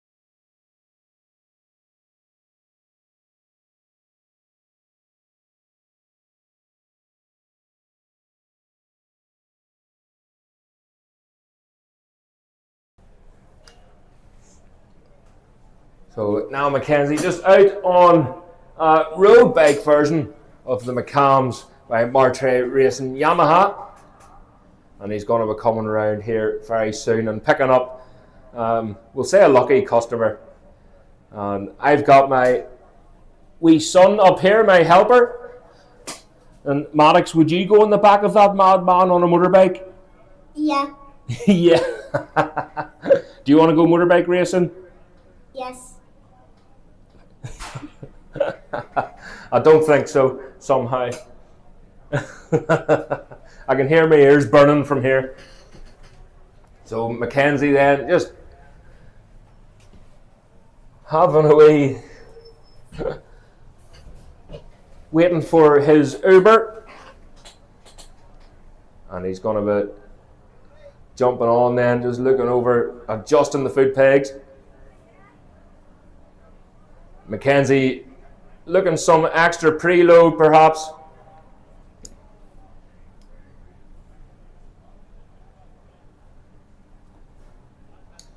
Oh, I think there's maybe something wrong. There's an issue with the machine. They just don't feel comfortable with a second rider on it. I think it was maybe something to do with the gear linkage by the looks of it.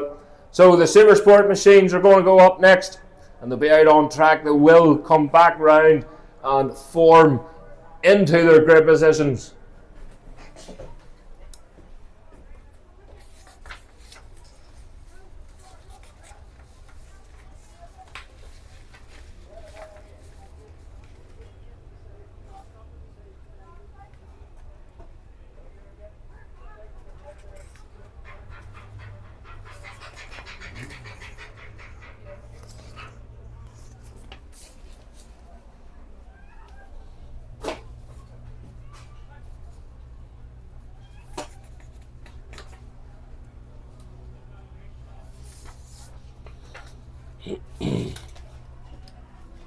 So the machines have made their way onto the track then for their sighting lap. This is the Supersport machines, next generation Supersport race.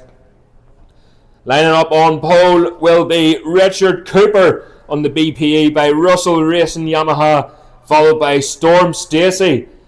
What a result there in qualifying for Stacey. In second place on the Steve Foster Cranes Yamaha. Third place is Corey McGreevy on the McAdoo Racing Kawasaki, followed by Mike Brown, teammates of Richard Cooper, on the second of the BPE by Russell Racing Machines. Taylor Morton in fifth. Rob McCauley lines up in sixth on the TMR Kawasaki. Daniel Matheson on the LMLR Yamaha lines up in seventh. Eighth place is Warren Knowles in the WW Racing Machine. Of course, he had a slip off in qualifying, so we'll keep a wee eye to see if he does line up. That was a good qualifying result there for Warren. Andrew Hardy lines up in ninth. AJ Carey on the AKR Racing Honda in 10th. 11th, Don Gilbert in the second of the AKR Racing Hondas. And then we have Cathal Graham on the Graham Automotive Triumph in 12th. 13th, William Donnelly on the DMS Yamaha. Ruben Sherman Boyd lines up in 14th on that Kawasaki. Ross Martin on the second of the Kawasaki's then in 15th. Then we have 16th is Jack Cadwell on the Hire 2K. machine. Keelan Smith then in the SRD Racing Yamaha in 17th. Graham Smallwoods in 18th. Simon McCullough 19th. Paul Cranston 20th. And Andrew Loughlin lines up 21st.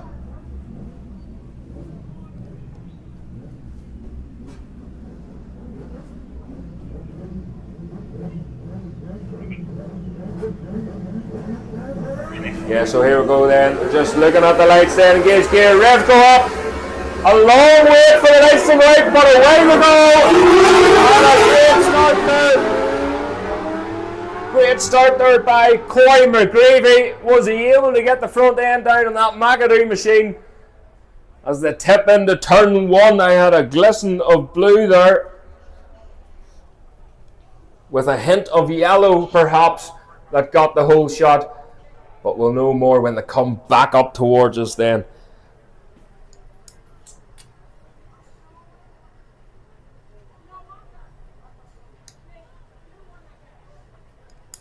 So the machine's coming back up through, heading towards fairways now. I'm just looking to see, I think that's maybe Corey McGreevy. Is it in the lead of this one? It is indeed Corey McGreevy. Storm Stacey up in second place, but not for long. Oh, that would have been a huge lunge there. That looked like maybe Mike Brown that was trying to push Storm Stacey there. So in through Dunsfort, back out on the start and finish straight.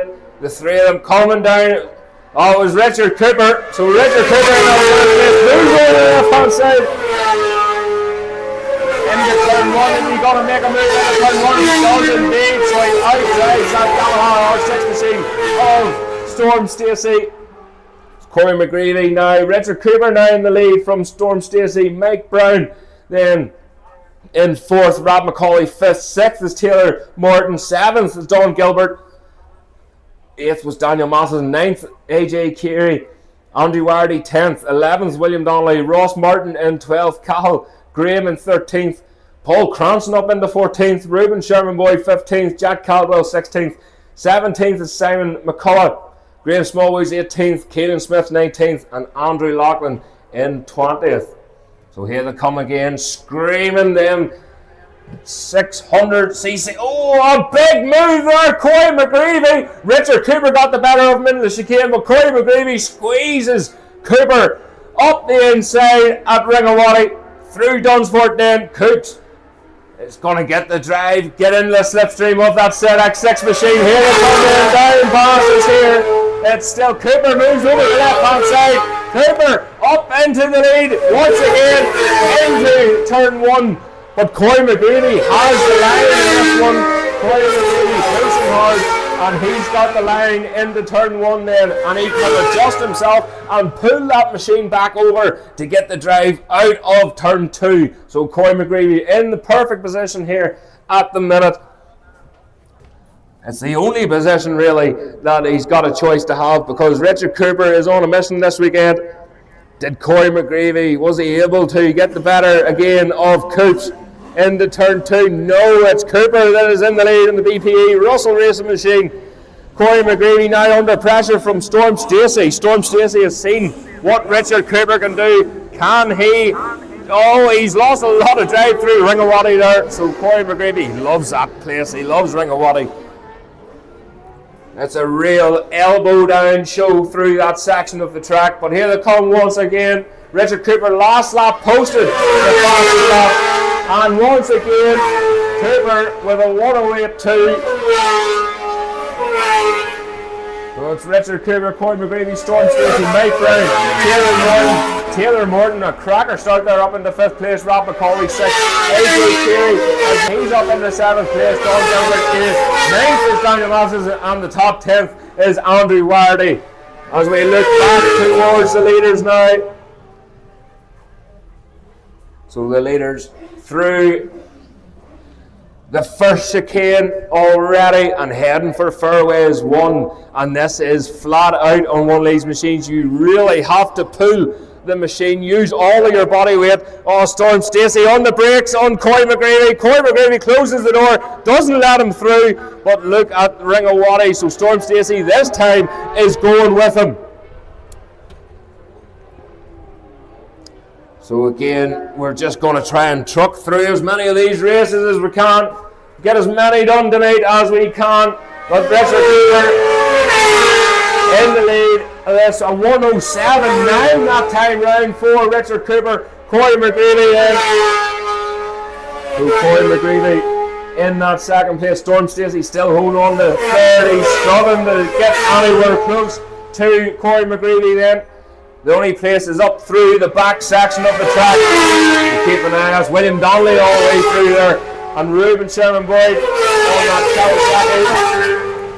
Kawasaki. All right.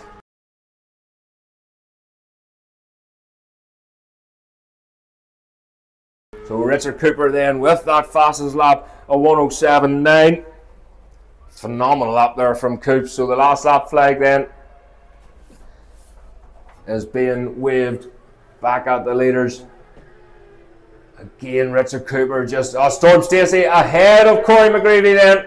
So Storm Stacey's got the better of Corey McGreevy, and McGreevy wasn't able to claw anything back through Ring of Waddy this time round. So the last lap flag now. Last chance for Corey McGreevy. Can he claw back? Can he get back into that second position?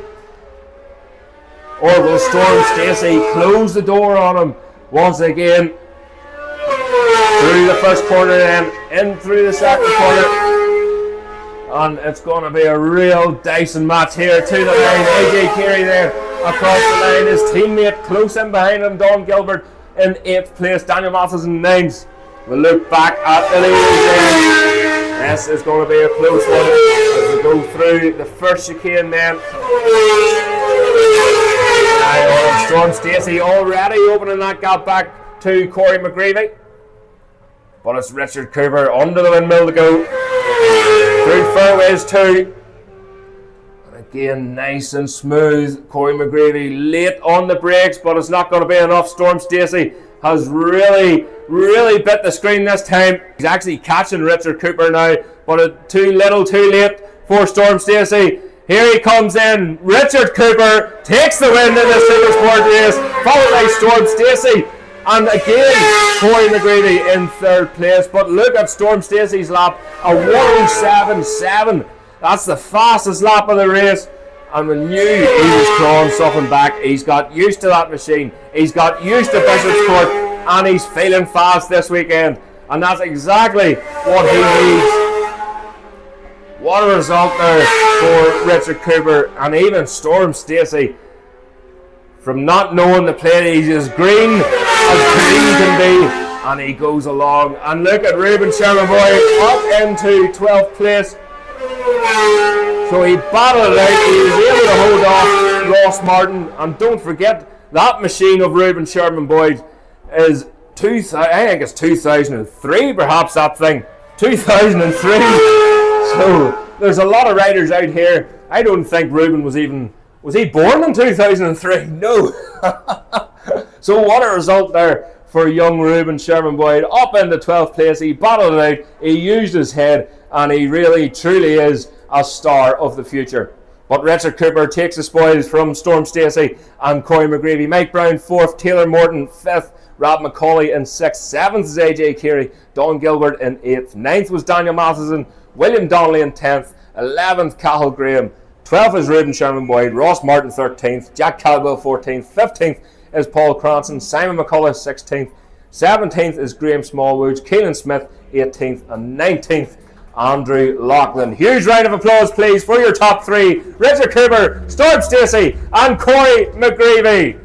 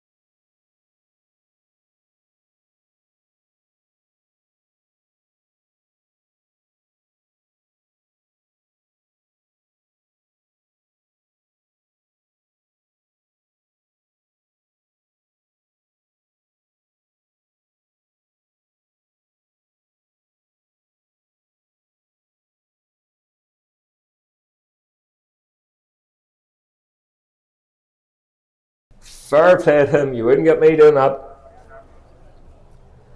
So again, just to repeat that, we are having the Supersport Cup racing next. And then we will go for the Junior Parade. And then we'll go to the bar. And Tim owes me a Guinness. Yeah, so it has. It's been a fantastic day. We do apologise.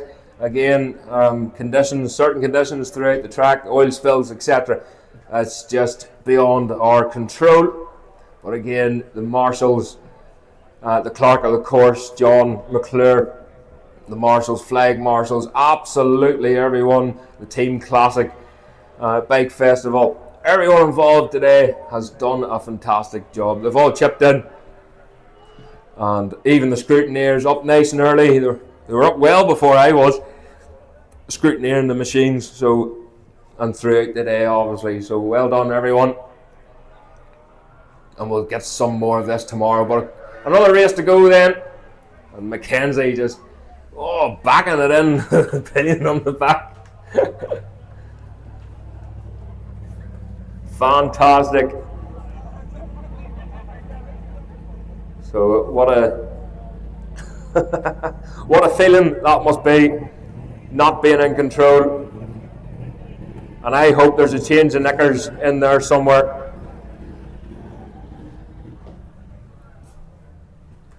So here we go then. Supersport Cup machines going out on track now.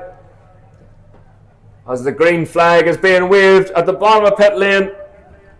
They're going to make their way round to line up on the grid. And again, this is going to be a great race to end the day. Of course, they will have the junior parades straight after. And again, anything that wasn't run tonight will be run tomorrow.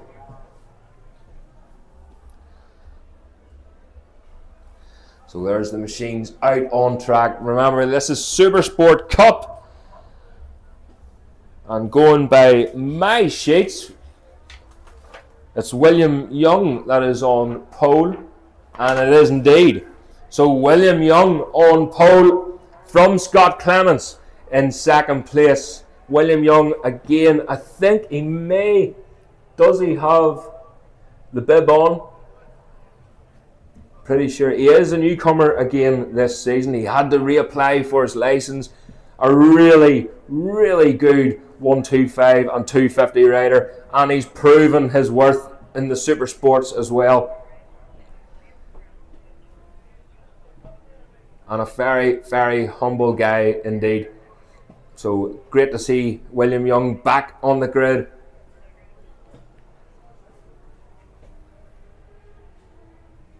And he takes pole position then. Scott Clements in second. Conor Maguire will line up in third. Simon Hewitt lines up in fourth. Ian Wardy in fifth. Dean Graham in sixth. Darwin Young lines up in seventh place.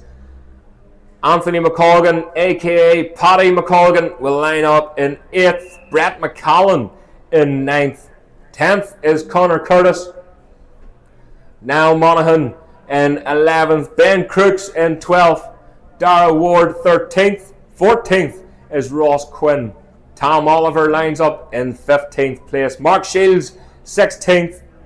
17th is Craig Scullen. And 18th is Lewis Grove.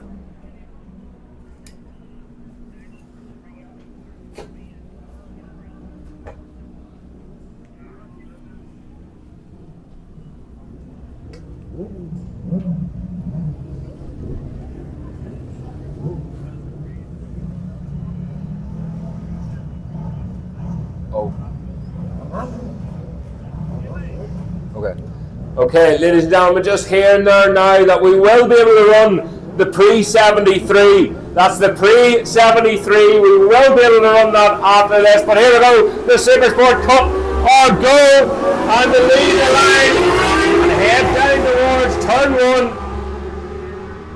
Just looking there to see. I think William Young got a good start there. Just seen a flash of a black machine going through. So through turn 1 to go again.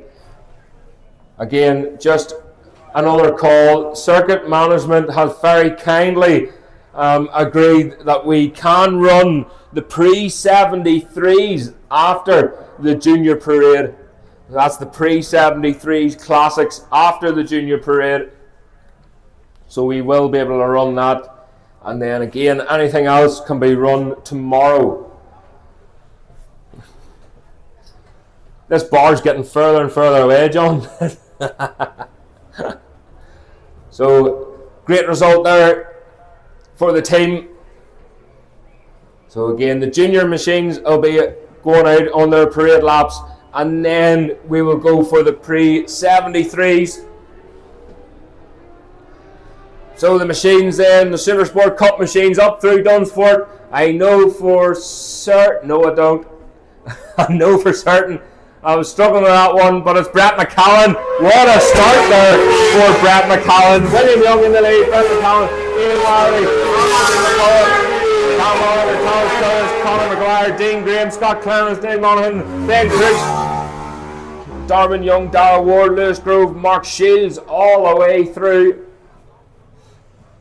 As we look back toward the leaders now, and what a start there Brett McCallan had.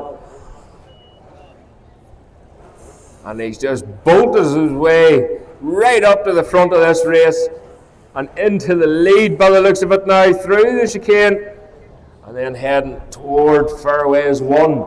Again, a very, very fast, very tricky corner, or bunch of corners, especially in this wind. It is quite windy now, and the flags have been flagging all day. But Brett McCallan, so Brett McCallan still in the lead, this one. Starting to pull away a wee bit there from William Young, but again, another reminder, please, the pre-73 machines will be out after this junior parade. We will have time to run the pre-73s, don't forget. So when they're out on track, can you make your way to the holding area? A big long look behind him there for Brett McCallan, and he surged into the eyes of William Young on this second lap of 1:16.5 for William Young. Brett McCallan a 1:15.8 for Brett McCallan. So what a result there so far for Brett McCallan, but it's not all over yet. William Young still thereabouts. The gap is 0.5 of a second back from Brett McCallan to William Young. Ian Wardy in third, 1:17.5. So just here and there's a wee bit of us, as someone had a slip off there, but the rider is up and okay, which is always great to hear. Brett McCallan with the fastest lap, 1:15.8. Let me see, fourth place, Paddy McColgan. Great start there for Paddy on the Ducati, remember. So through Fairways 2, in through Ringawati, heading for Dunsford again. Oh, a wee bit out of shape there for... Oh, it's William Young. It's William Young back in the lead of this race. Where is Brett McCallan? It might have been Brett McCallan who unfortunately slipped off. It was indeed. So number 101 has slipped off and on that last lap, but he is okay. He's got up and he's okay. A wee bit annoyed at himself, no doubt. But great to hear that Brett is absolutely fine. William Young now in the lead. Ian Wardy promoted to second place. Paddy McColgan third. Tom Oliver fourth. Conor Curtis fifth. Dean Graham in sixth. And there is the Ducati of Mark Shields. So again, new machinery this weekend for Mark Shields. Pretty sure he's fond of the Supersport 400 class. But it's William Young with a huge lead now. 3.4 seconds across the line from Ian Wardy. As they go again this morning, I told you, keep an eye on that windmill. And that windmill has nearly done a 360 today as the winds changed. But the leader is through. Ringawati, Dunsford then. A nice, comfortable lead. Again, sometimes you can get a wee bit carried away and you're better not knowing how much of a lead you have. But we'll have a look. He hasn't got a pit board, I don't know, which is probably not a bad thing. And the worst thing as a racer you can do is look behind you. So William Young in with the fastest lap, a 1:15.3, lapping something similar there to slightly quicker than Brett McCallum then. So a 1:15.3. Ian Wardy in second, a 1:17.5. Paddy McColgan third with 1:18.7 that time round. They are all up in their game now. Have to watch, keep an eye on the track temperature. Never forget about track temperature. A lot of people take it for granted. It is now down to 28 degrees, whereas earlier on when the racing began it was up over 30, 32, 33 plus. So that can cause, it could be detrimental to tyres, to grip, suspension, everything. And it could be the difference between a win and kissing the gravel trap, unfortunately. But William Young then will be coming back round onto the start and finish straight here. He'll be able to see that last lap flag as he gets the power down on that R6 Yamaha, and he just has a wee comfort spray over his shoulder, and he knows how much of a lead he has. A huge lead over Ian Wardy, over 9 seconds as they cross the line. Paddy McColgan and Tom Oliver, he just moves over across the front of him. Tom Oliver has no chance in the slipstream of that Ducati. So again, another reminder please for the junior parade machines to the holding area, and then we will go ahead with the pre-73 race. So the classic machines will be up straight after this parade, the junior parade. So there's Shields then on the Ducati, getting the swing of it. The yellow Ducati. So it's not often you see a yellow Ducati. I think it was pretty sure Ducati was maybe originally yellow when they first started manufacturing. I'm sure I'll get stabbed for that one probably if I got that wrong. But here we go then. William Young back on the start and finish, and what a race win for this young man. William Young takes the win in the Supersport Cup. Ian Wardy then settling for that second place, but it's not all over. Wardy crosses the line, but third place is still up for grabs. Tom Oliver takes the inside line. He gets the drive on the ZX6 machine, but it's the Ducati. Look at Scott Clemens as well. So Scott Clemens was looking away through into fourth place, but it's the Ducati that prevails over the two Yamaha machines up into third place. A 1:18.3 for Paddy McColgan across the line on the last step of the podium. He will be absolutely delighted with that. Paddy McColgan on the podium here at Bishopscourt.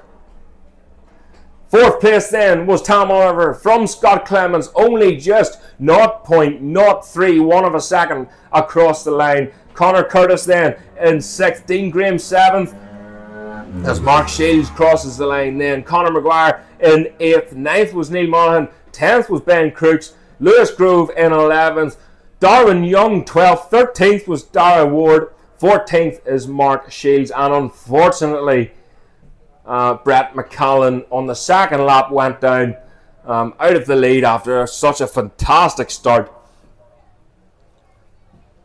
So next up then is the junior parade machines.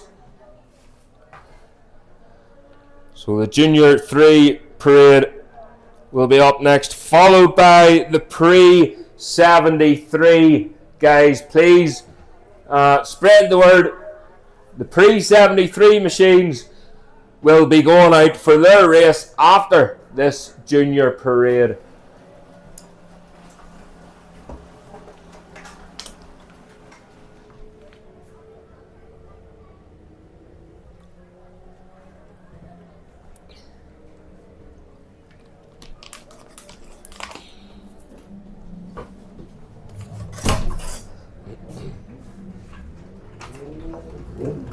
So here we go, ladies and gentlemen. Huge round of applause. That's Ian Wardy through second place, man. And we're just waiting then for William Young.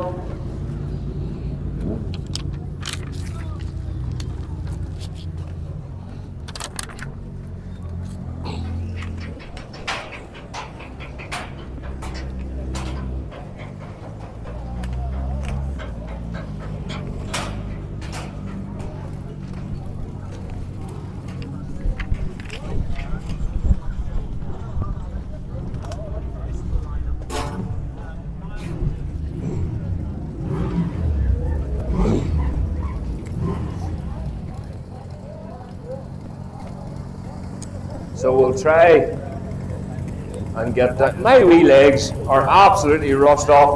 Whitham, you're going to have to come over here because I'm losing reception. We all know reception's crap here at Bishopscourt. Oh, sorry, Roy. I got caught out there. Whitham Young, what a result, what a race win. How good do you feel right now? Yeah, good, but I think I need to be in the crew race to feel happy about a win as such. But, a win's a win, buddy. Take it home. Yeah. And enjoy yourself tonight. So good in. Gentlemen, you shake my wrist. That was awkward.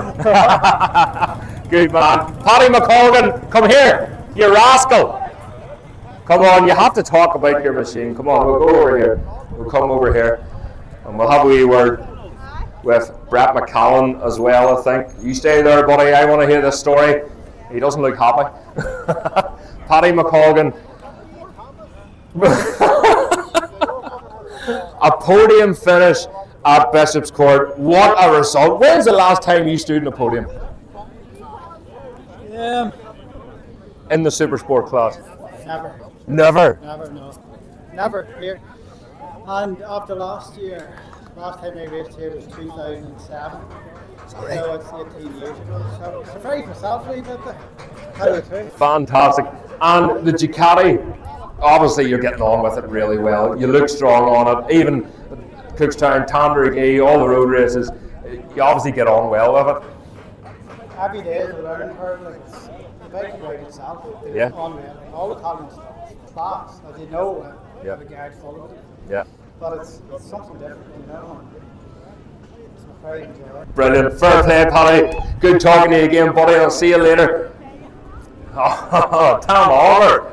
Flip it, Tom. That was a close one. I see the power of that Ducati. Could not touch that thing in the straights at all. On in the corners, come to the corner, or into the corner, gone he was. Yeah. Like a wee stock bike. How the fuck do you work? I'm sorry. How do you work that? But no, happy enough. Went back qualifying, but I got a real good start off the line. I think I went up onto about 6th or something like that, and then I picked up a couple more boys. I knew a wee bit more pace, but I just couldn't get it this morning. So glad I'm back here now in the one place. I got a good 4th or something like that. So. Yeah, you got 4th place, and it was so close to the line. I thought you tucked in really tight, coming out. Trying to get the drive. I thought you were going to get the drive, but yeah, the Ducati speed was just too much. I need a few more ponies in that wee ZX6. You need to stop. You need to stop eating the burgers, maybe. That's what it is. And this man here, dearie me, what a start you got off the line. That was a phenomenal start. And it was just, I have to face this way because I'm all blanking myself, but it wasn't meant to be, buddy. What happened on that second lap? I was going into turn 3 and I've only changed into the roof shift. Yeah. And I hit into the wrong gear and then locked it back up. Oh, just no. couldn't get a stopping time. Oh, Hit no. the grass and just slid. One of them things. But again, we have tomorrow. You know what you have to do in the next race. And it's just putting it onto the tarmac, isn't it? Instead of your backside. No. I'll definitely be back tomorrow. Good man, well done, Brett McCallan. And again, I'll go this way. Sorry, Beverly. Thank you. So it's the junior machines now, right on track. What a race that was. Another fair race. So all the way set up, the Stanley Stewart racing machine unfortunately has retired again. Just sounds a wee bit of a misfire out of that machine. Just sounds low, seems to have struggled a wee bit on just getting the power down.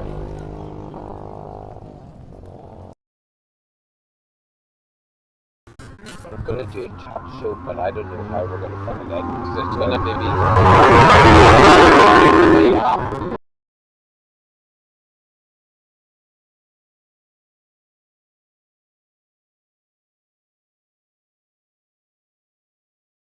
Not, I can go straight down. I'll go straight down, I'll get started. Yeah, I'll go straight down. Come on. Tired.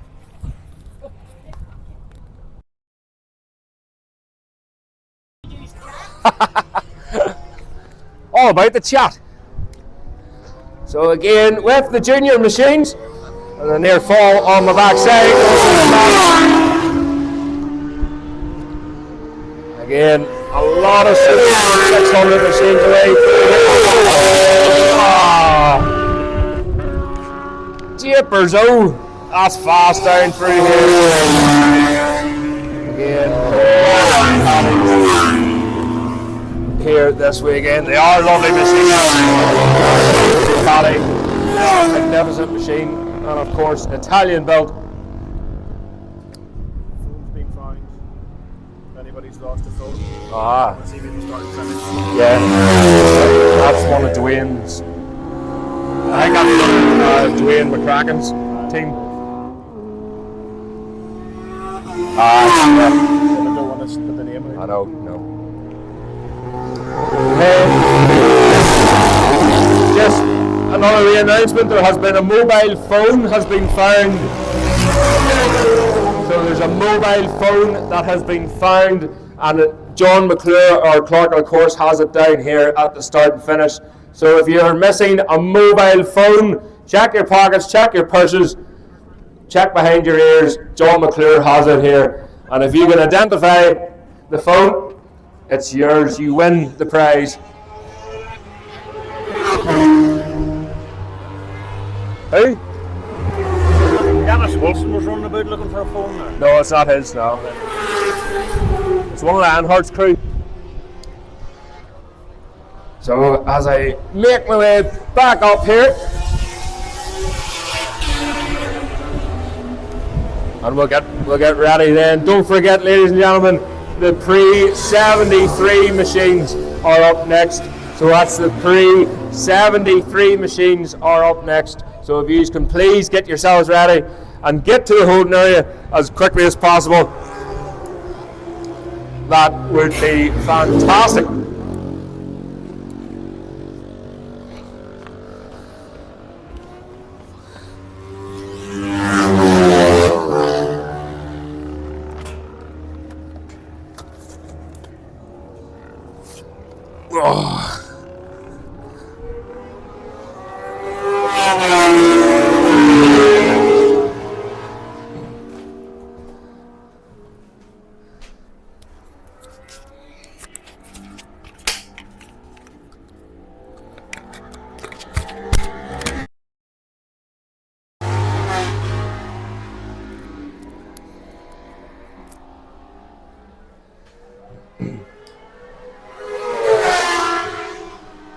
So again, another call please for the pre-73 machines. And this will be the last race of the day, I promise you that. And anything that's not run this afternoon will be run tomorrow morning. So we'll make sure we get everything squeezed in. Number 98 away through there again. Morris Hogg on the K4 Honda. A lovely machine. Very, very popular back in the day. The K4. That's the number. Another Honda away through there. And that looked. The R6 Yamaha. And the two strokes racing machines making their way through.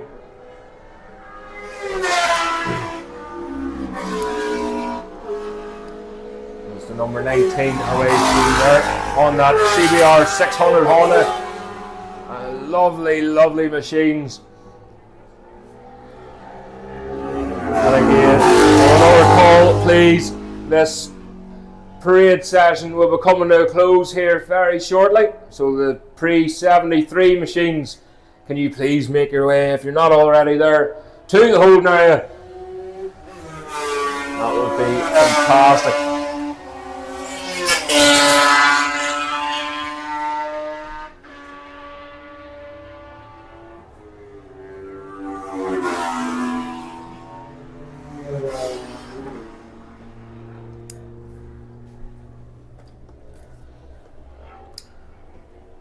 So that's the checker flag out now. So the pre-73 machines will be going out on track here very, very shortly. So please, if you're in this race, please make your way to the holding area as quickly as possible.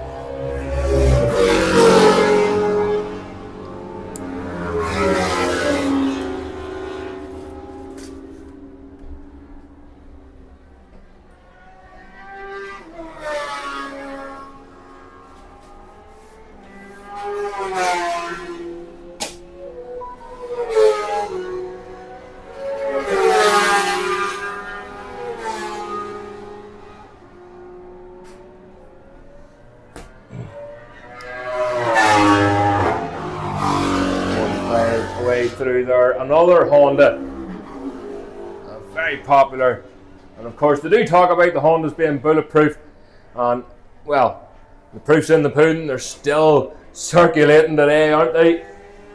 And of course the TZ 750 there away through. It looked like I'd love a spin on a TZ, but I don't think that'll be this weekend. The rest of the machines come through then, taking the checkered flag, and the pre-73 machines then will be out on track. Going by the lap times,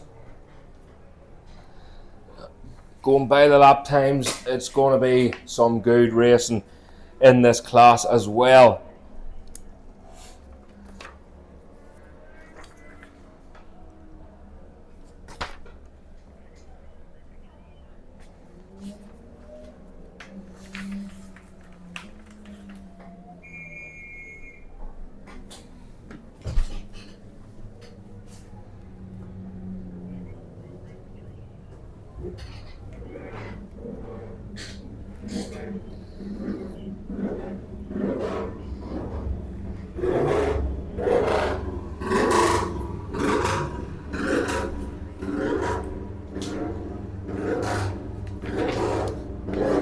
Pre-73 machines will be out on track here very shortly. Just looking across, I don't know how long they've been up there, but you can have a look across the road from the paddock direction into the campsite, and there's these huge kites flying, absolutely amazing.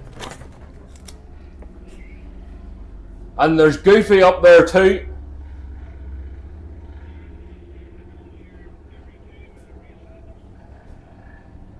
So fantastic for that display there. So fair play to whoever put that on. It looks fantastic. The flags, talk about flags, the kites flying in the background here. So again, ladies and gentlemen, the pre-73 machines are in the holding area now, and they are about to go out on track. So please get yourself there ASAP, because your first race is coming up right now.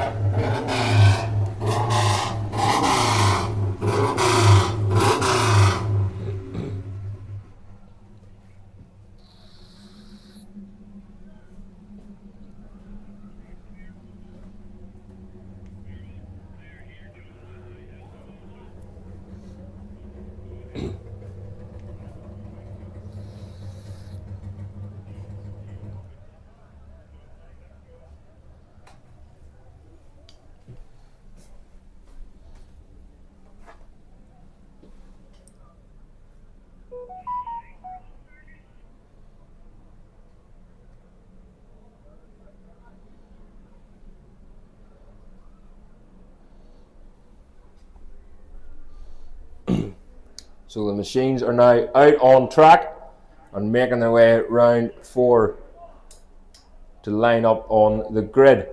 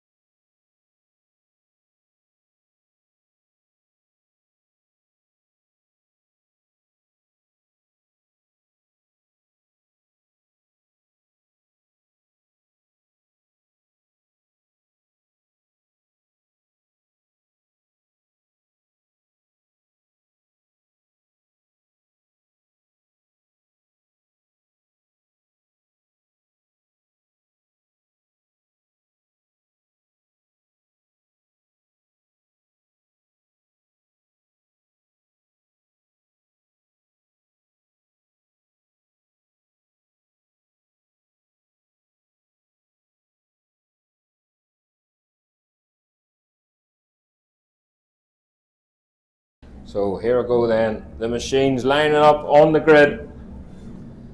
Andy Kildare on pole position. Mark Johnson second. Nigel Moore in third. Kyle Parks in fourth. Fifth is Mark Curran. Sixth is RJ Woolsey. Seventh is Andrew McCrum. Eighth is Galvin Duffy. Ninth is Aaron Larkin. 10th is Pat Murray. Philip Murphy in 11th. 12th is Callum McCann. 13th Paul McMahon.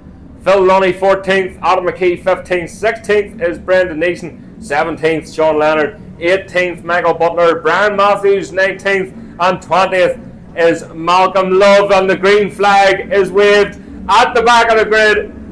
The rails go up. They get told to watch the lights. And away to go. Oh, great start there for Andy Kildare. So Andy Kildare, what a start there for the Honda 750 rider as he tips in and gets hole shot into the first corner.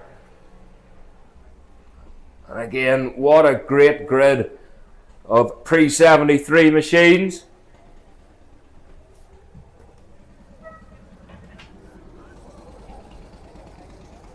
As the bikes make their way down through the hairpin then, it looks like Andy Kildare has a massive lead already in this one. Heading for Deegan's then, that chicane, a tricky enough chicane. Again, it's a late apex and you want to get the drive coming out of it on nice and early so you get it right the way through fairways 1. And then hard on the brakes for fairways 2, but it's Andy Kildare with a massive lead now, and that looks like Kyle Parks then in second place. Just can't make out. I think that's maybe Mark Johnson perhaps in third or fourth. So coming back down onto the start and finish straight. So there it is, number 51, Andy Kildare in the lead. This one from Kyle Parks. Oh, it's the number 19 machine then of Dean Dickinson. So Dean Dickinson away through in third. Mark Johnson just in behind him. Nigel Moore in fifth place. Mark Curran in sixth. And a whole gaggle of riders coming down towards us here now. And they've got their own race to run. So Phil Murphy, Galvin Duffy, Pat Murray, Paul McMahon, Adam McKee, Sean Leonard, Callum McCann, Aaron Larkin and Brendan Neeson. Every one of them riders in that group coming down past us here, side by side, the most of them. As we head back to the leaders then, it's number 902, that's Michael Butler away through there. And Brian Matthews then across the line. So can anyone touch this big 750 Honda of Andy Kildare? As he makes his way through fairways then into Ringawati. And have a look, I think Kyle Parks has maybe made a mistake somewhere because Dean Dickinson has got the better of him and is now up into second place, is he? As he rounds Dunsford, comes on to start and finish, but that is Andy Kildare across the line and a huge lead he has over Dickinson. Oh, Dickinson's machine spitting out flames. I think that machine has just went pop. Literally just went pop as the flames are bellowing out the back end of that machine down past the start and finish strip. And he's pulling over to the right hand side. Is he getting off the track as soon as he can? And hopefully there's nothing coming out of that machine.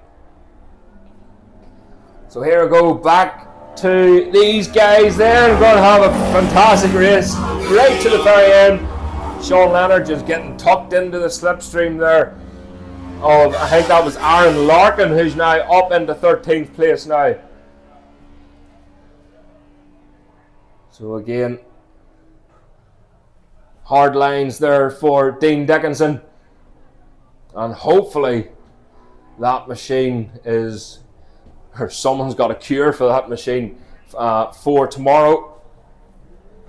But it's no doubt in this man, Andy Kildare, as he slices his way through the slower riders already, up through Dunsford on the start and finish straight then. And across the line, so 3 laps to go for Andy Kildare, but the group in behind, Kyle Parks, Mark Johnson and Nigel Moore are at it, cutthroat here in this classic race. Mark Johnson trying to get as much of the slipstream as he can off Kyle Parks, but Kyle Parks, he's a very slight frame, and that wee bike will not struggle with him on it down this long straightaway here at Bishopscourt.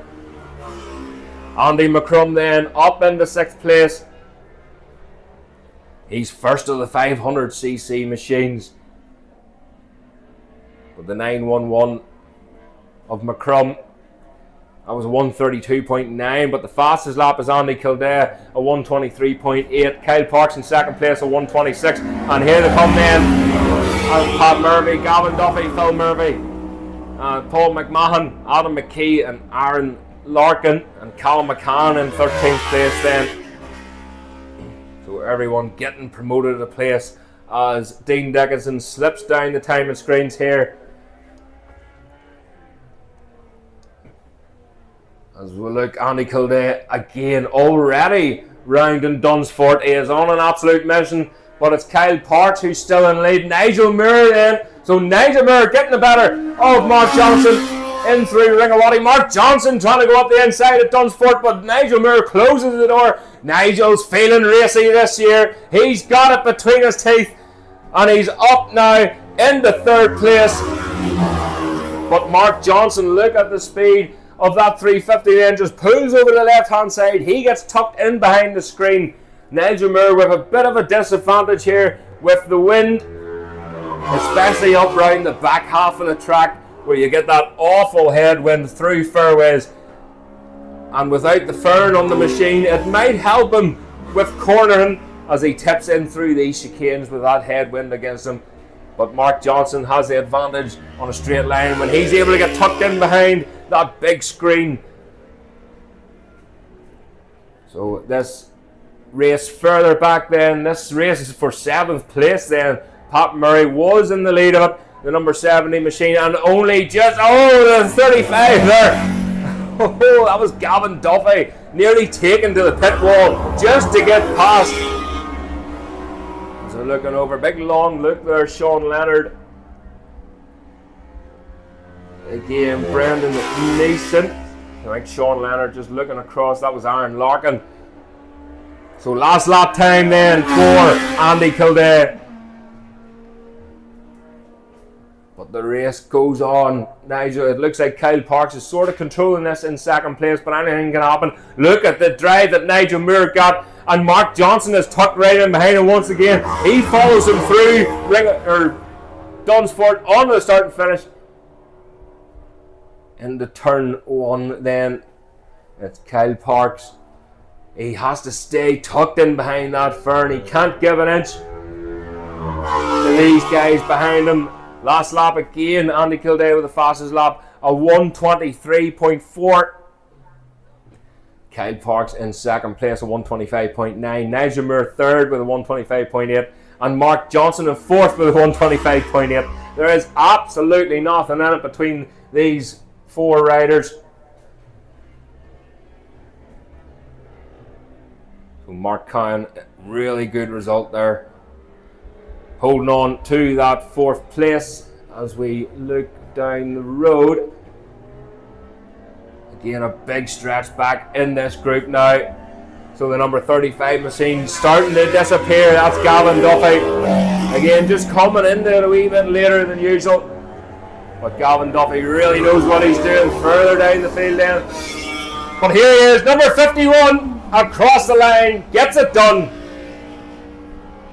What a win there for Andy Kildare in that group, but who's going to get this 2nd place then? Nigel Moore again with that good drive, but it looks like it's going to be Kyle Parks. Oh, Mark Johnson moves over the left hand side on Nigel Moore, but it's not enough. Kyle Parks gets 2nd place, Nigel Moore in 3rd, and 4th goes to Mark Johnson.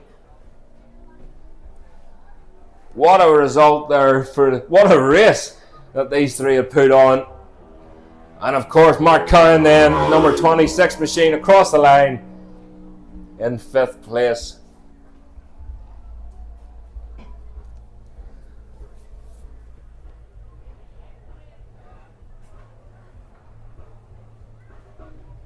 So the music's starting to kick off now in the marquee. So please stuff your dinner in you and head over for a bit of crack as Andrew McCrum crosses the line. Number 911.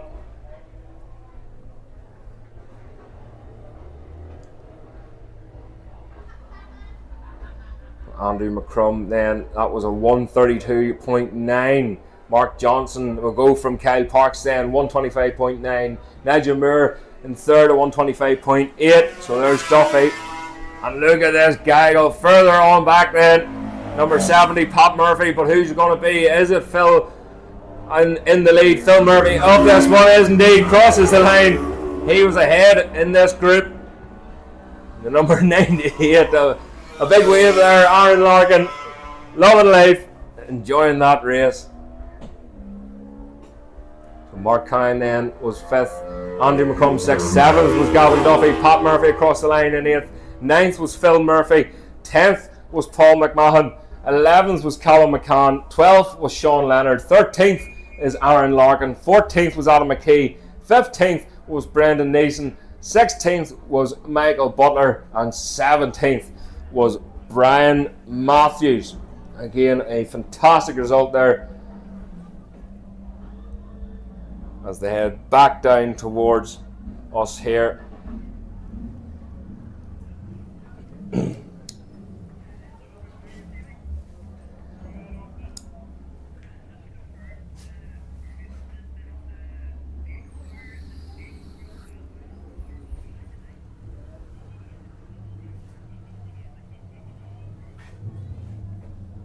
So the machine's just heading back into the paddock then.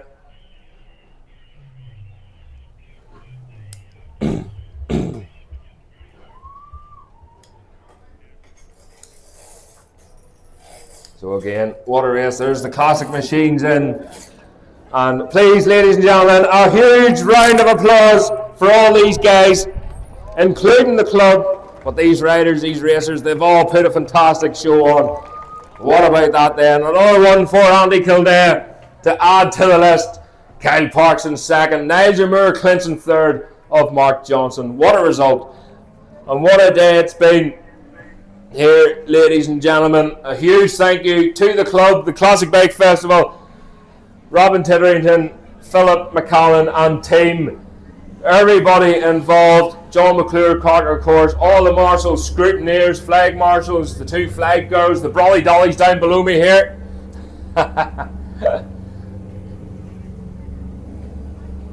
So Jenny Garland has learned how to tie her shoelaces this time round, and we'll get going once again tomorrow. More racing, more exciting action here at Bishopscourt for the Classic Bike Festival. Rolling on till tomorrow. If you're going home tonight, please guys, stay safe.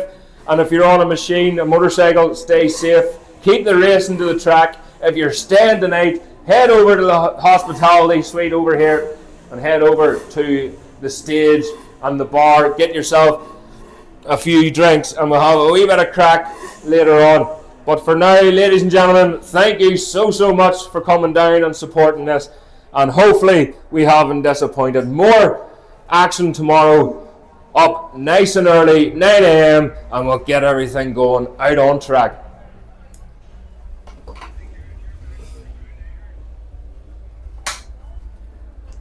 I don't hold the purse strings anymore.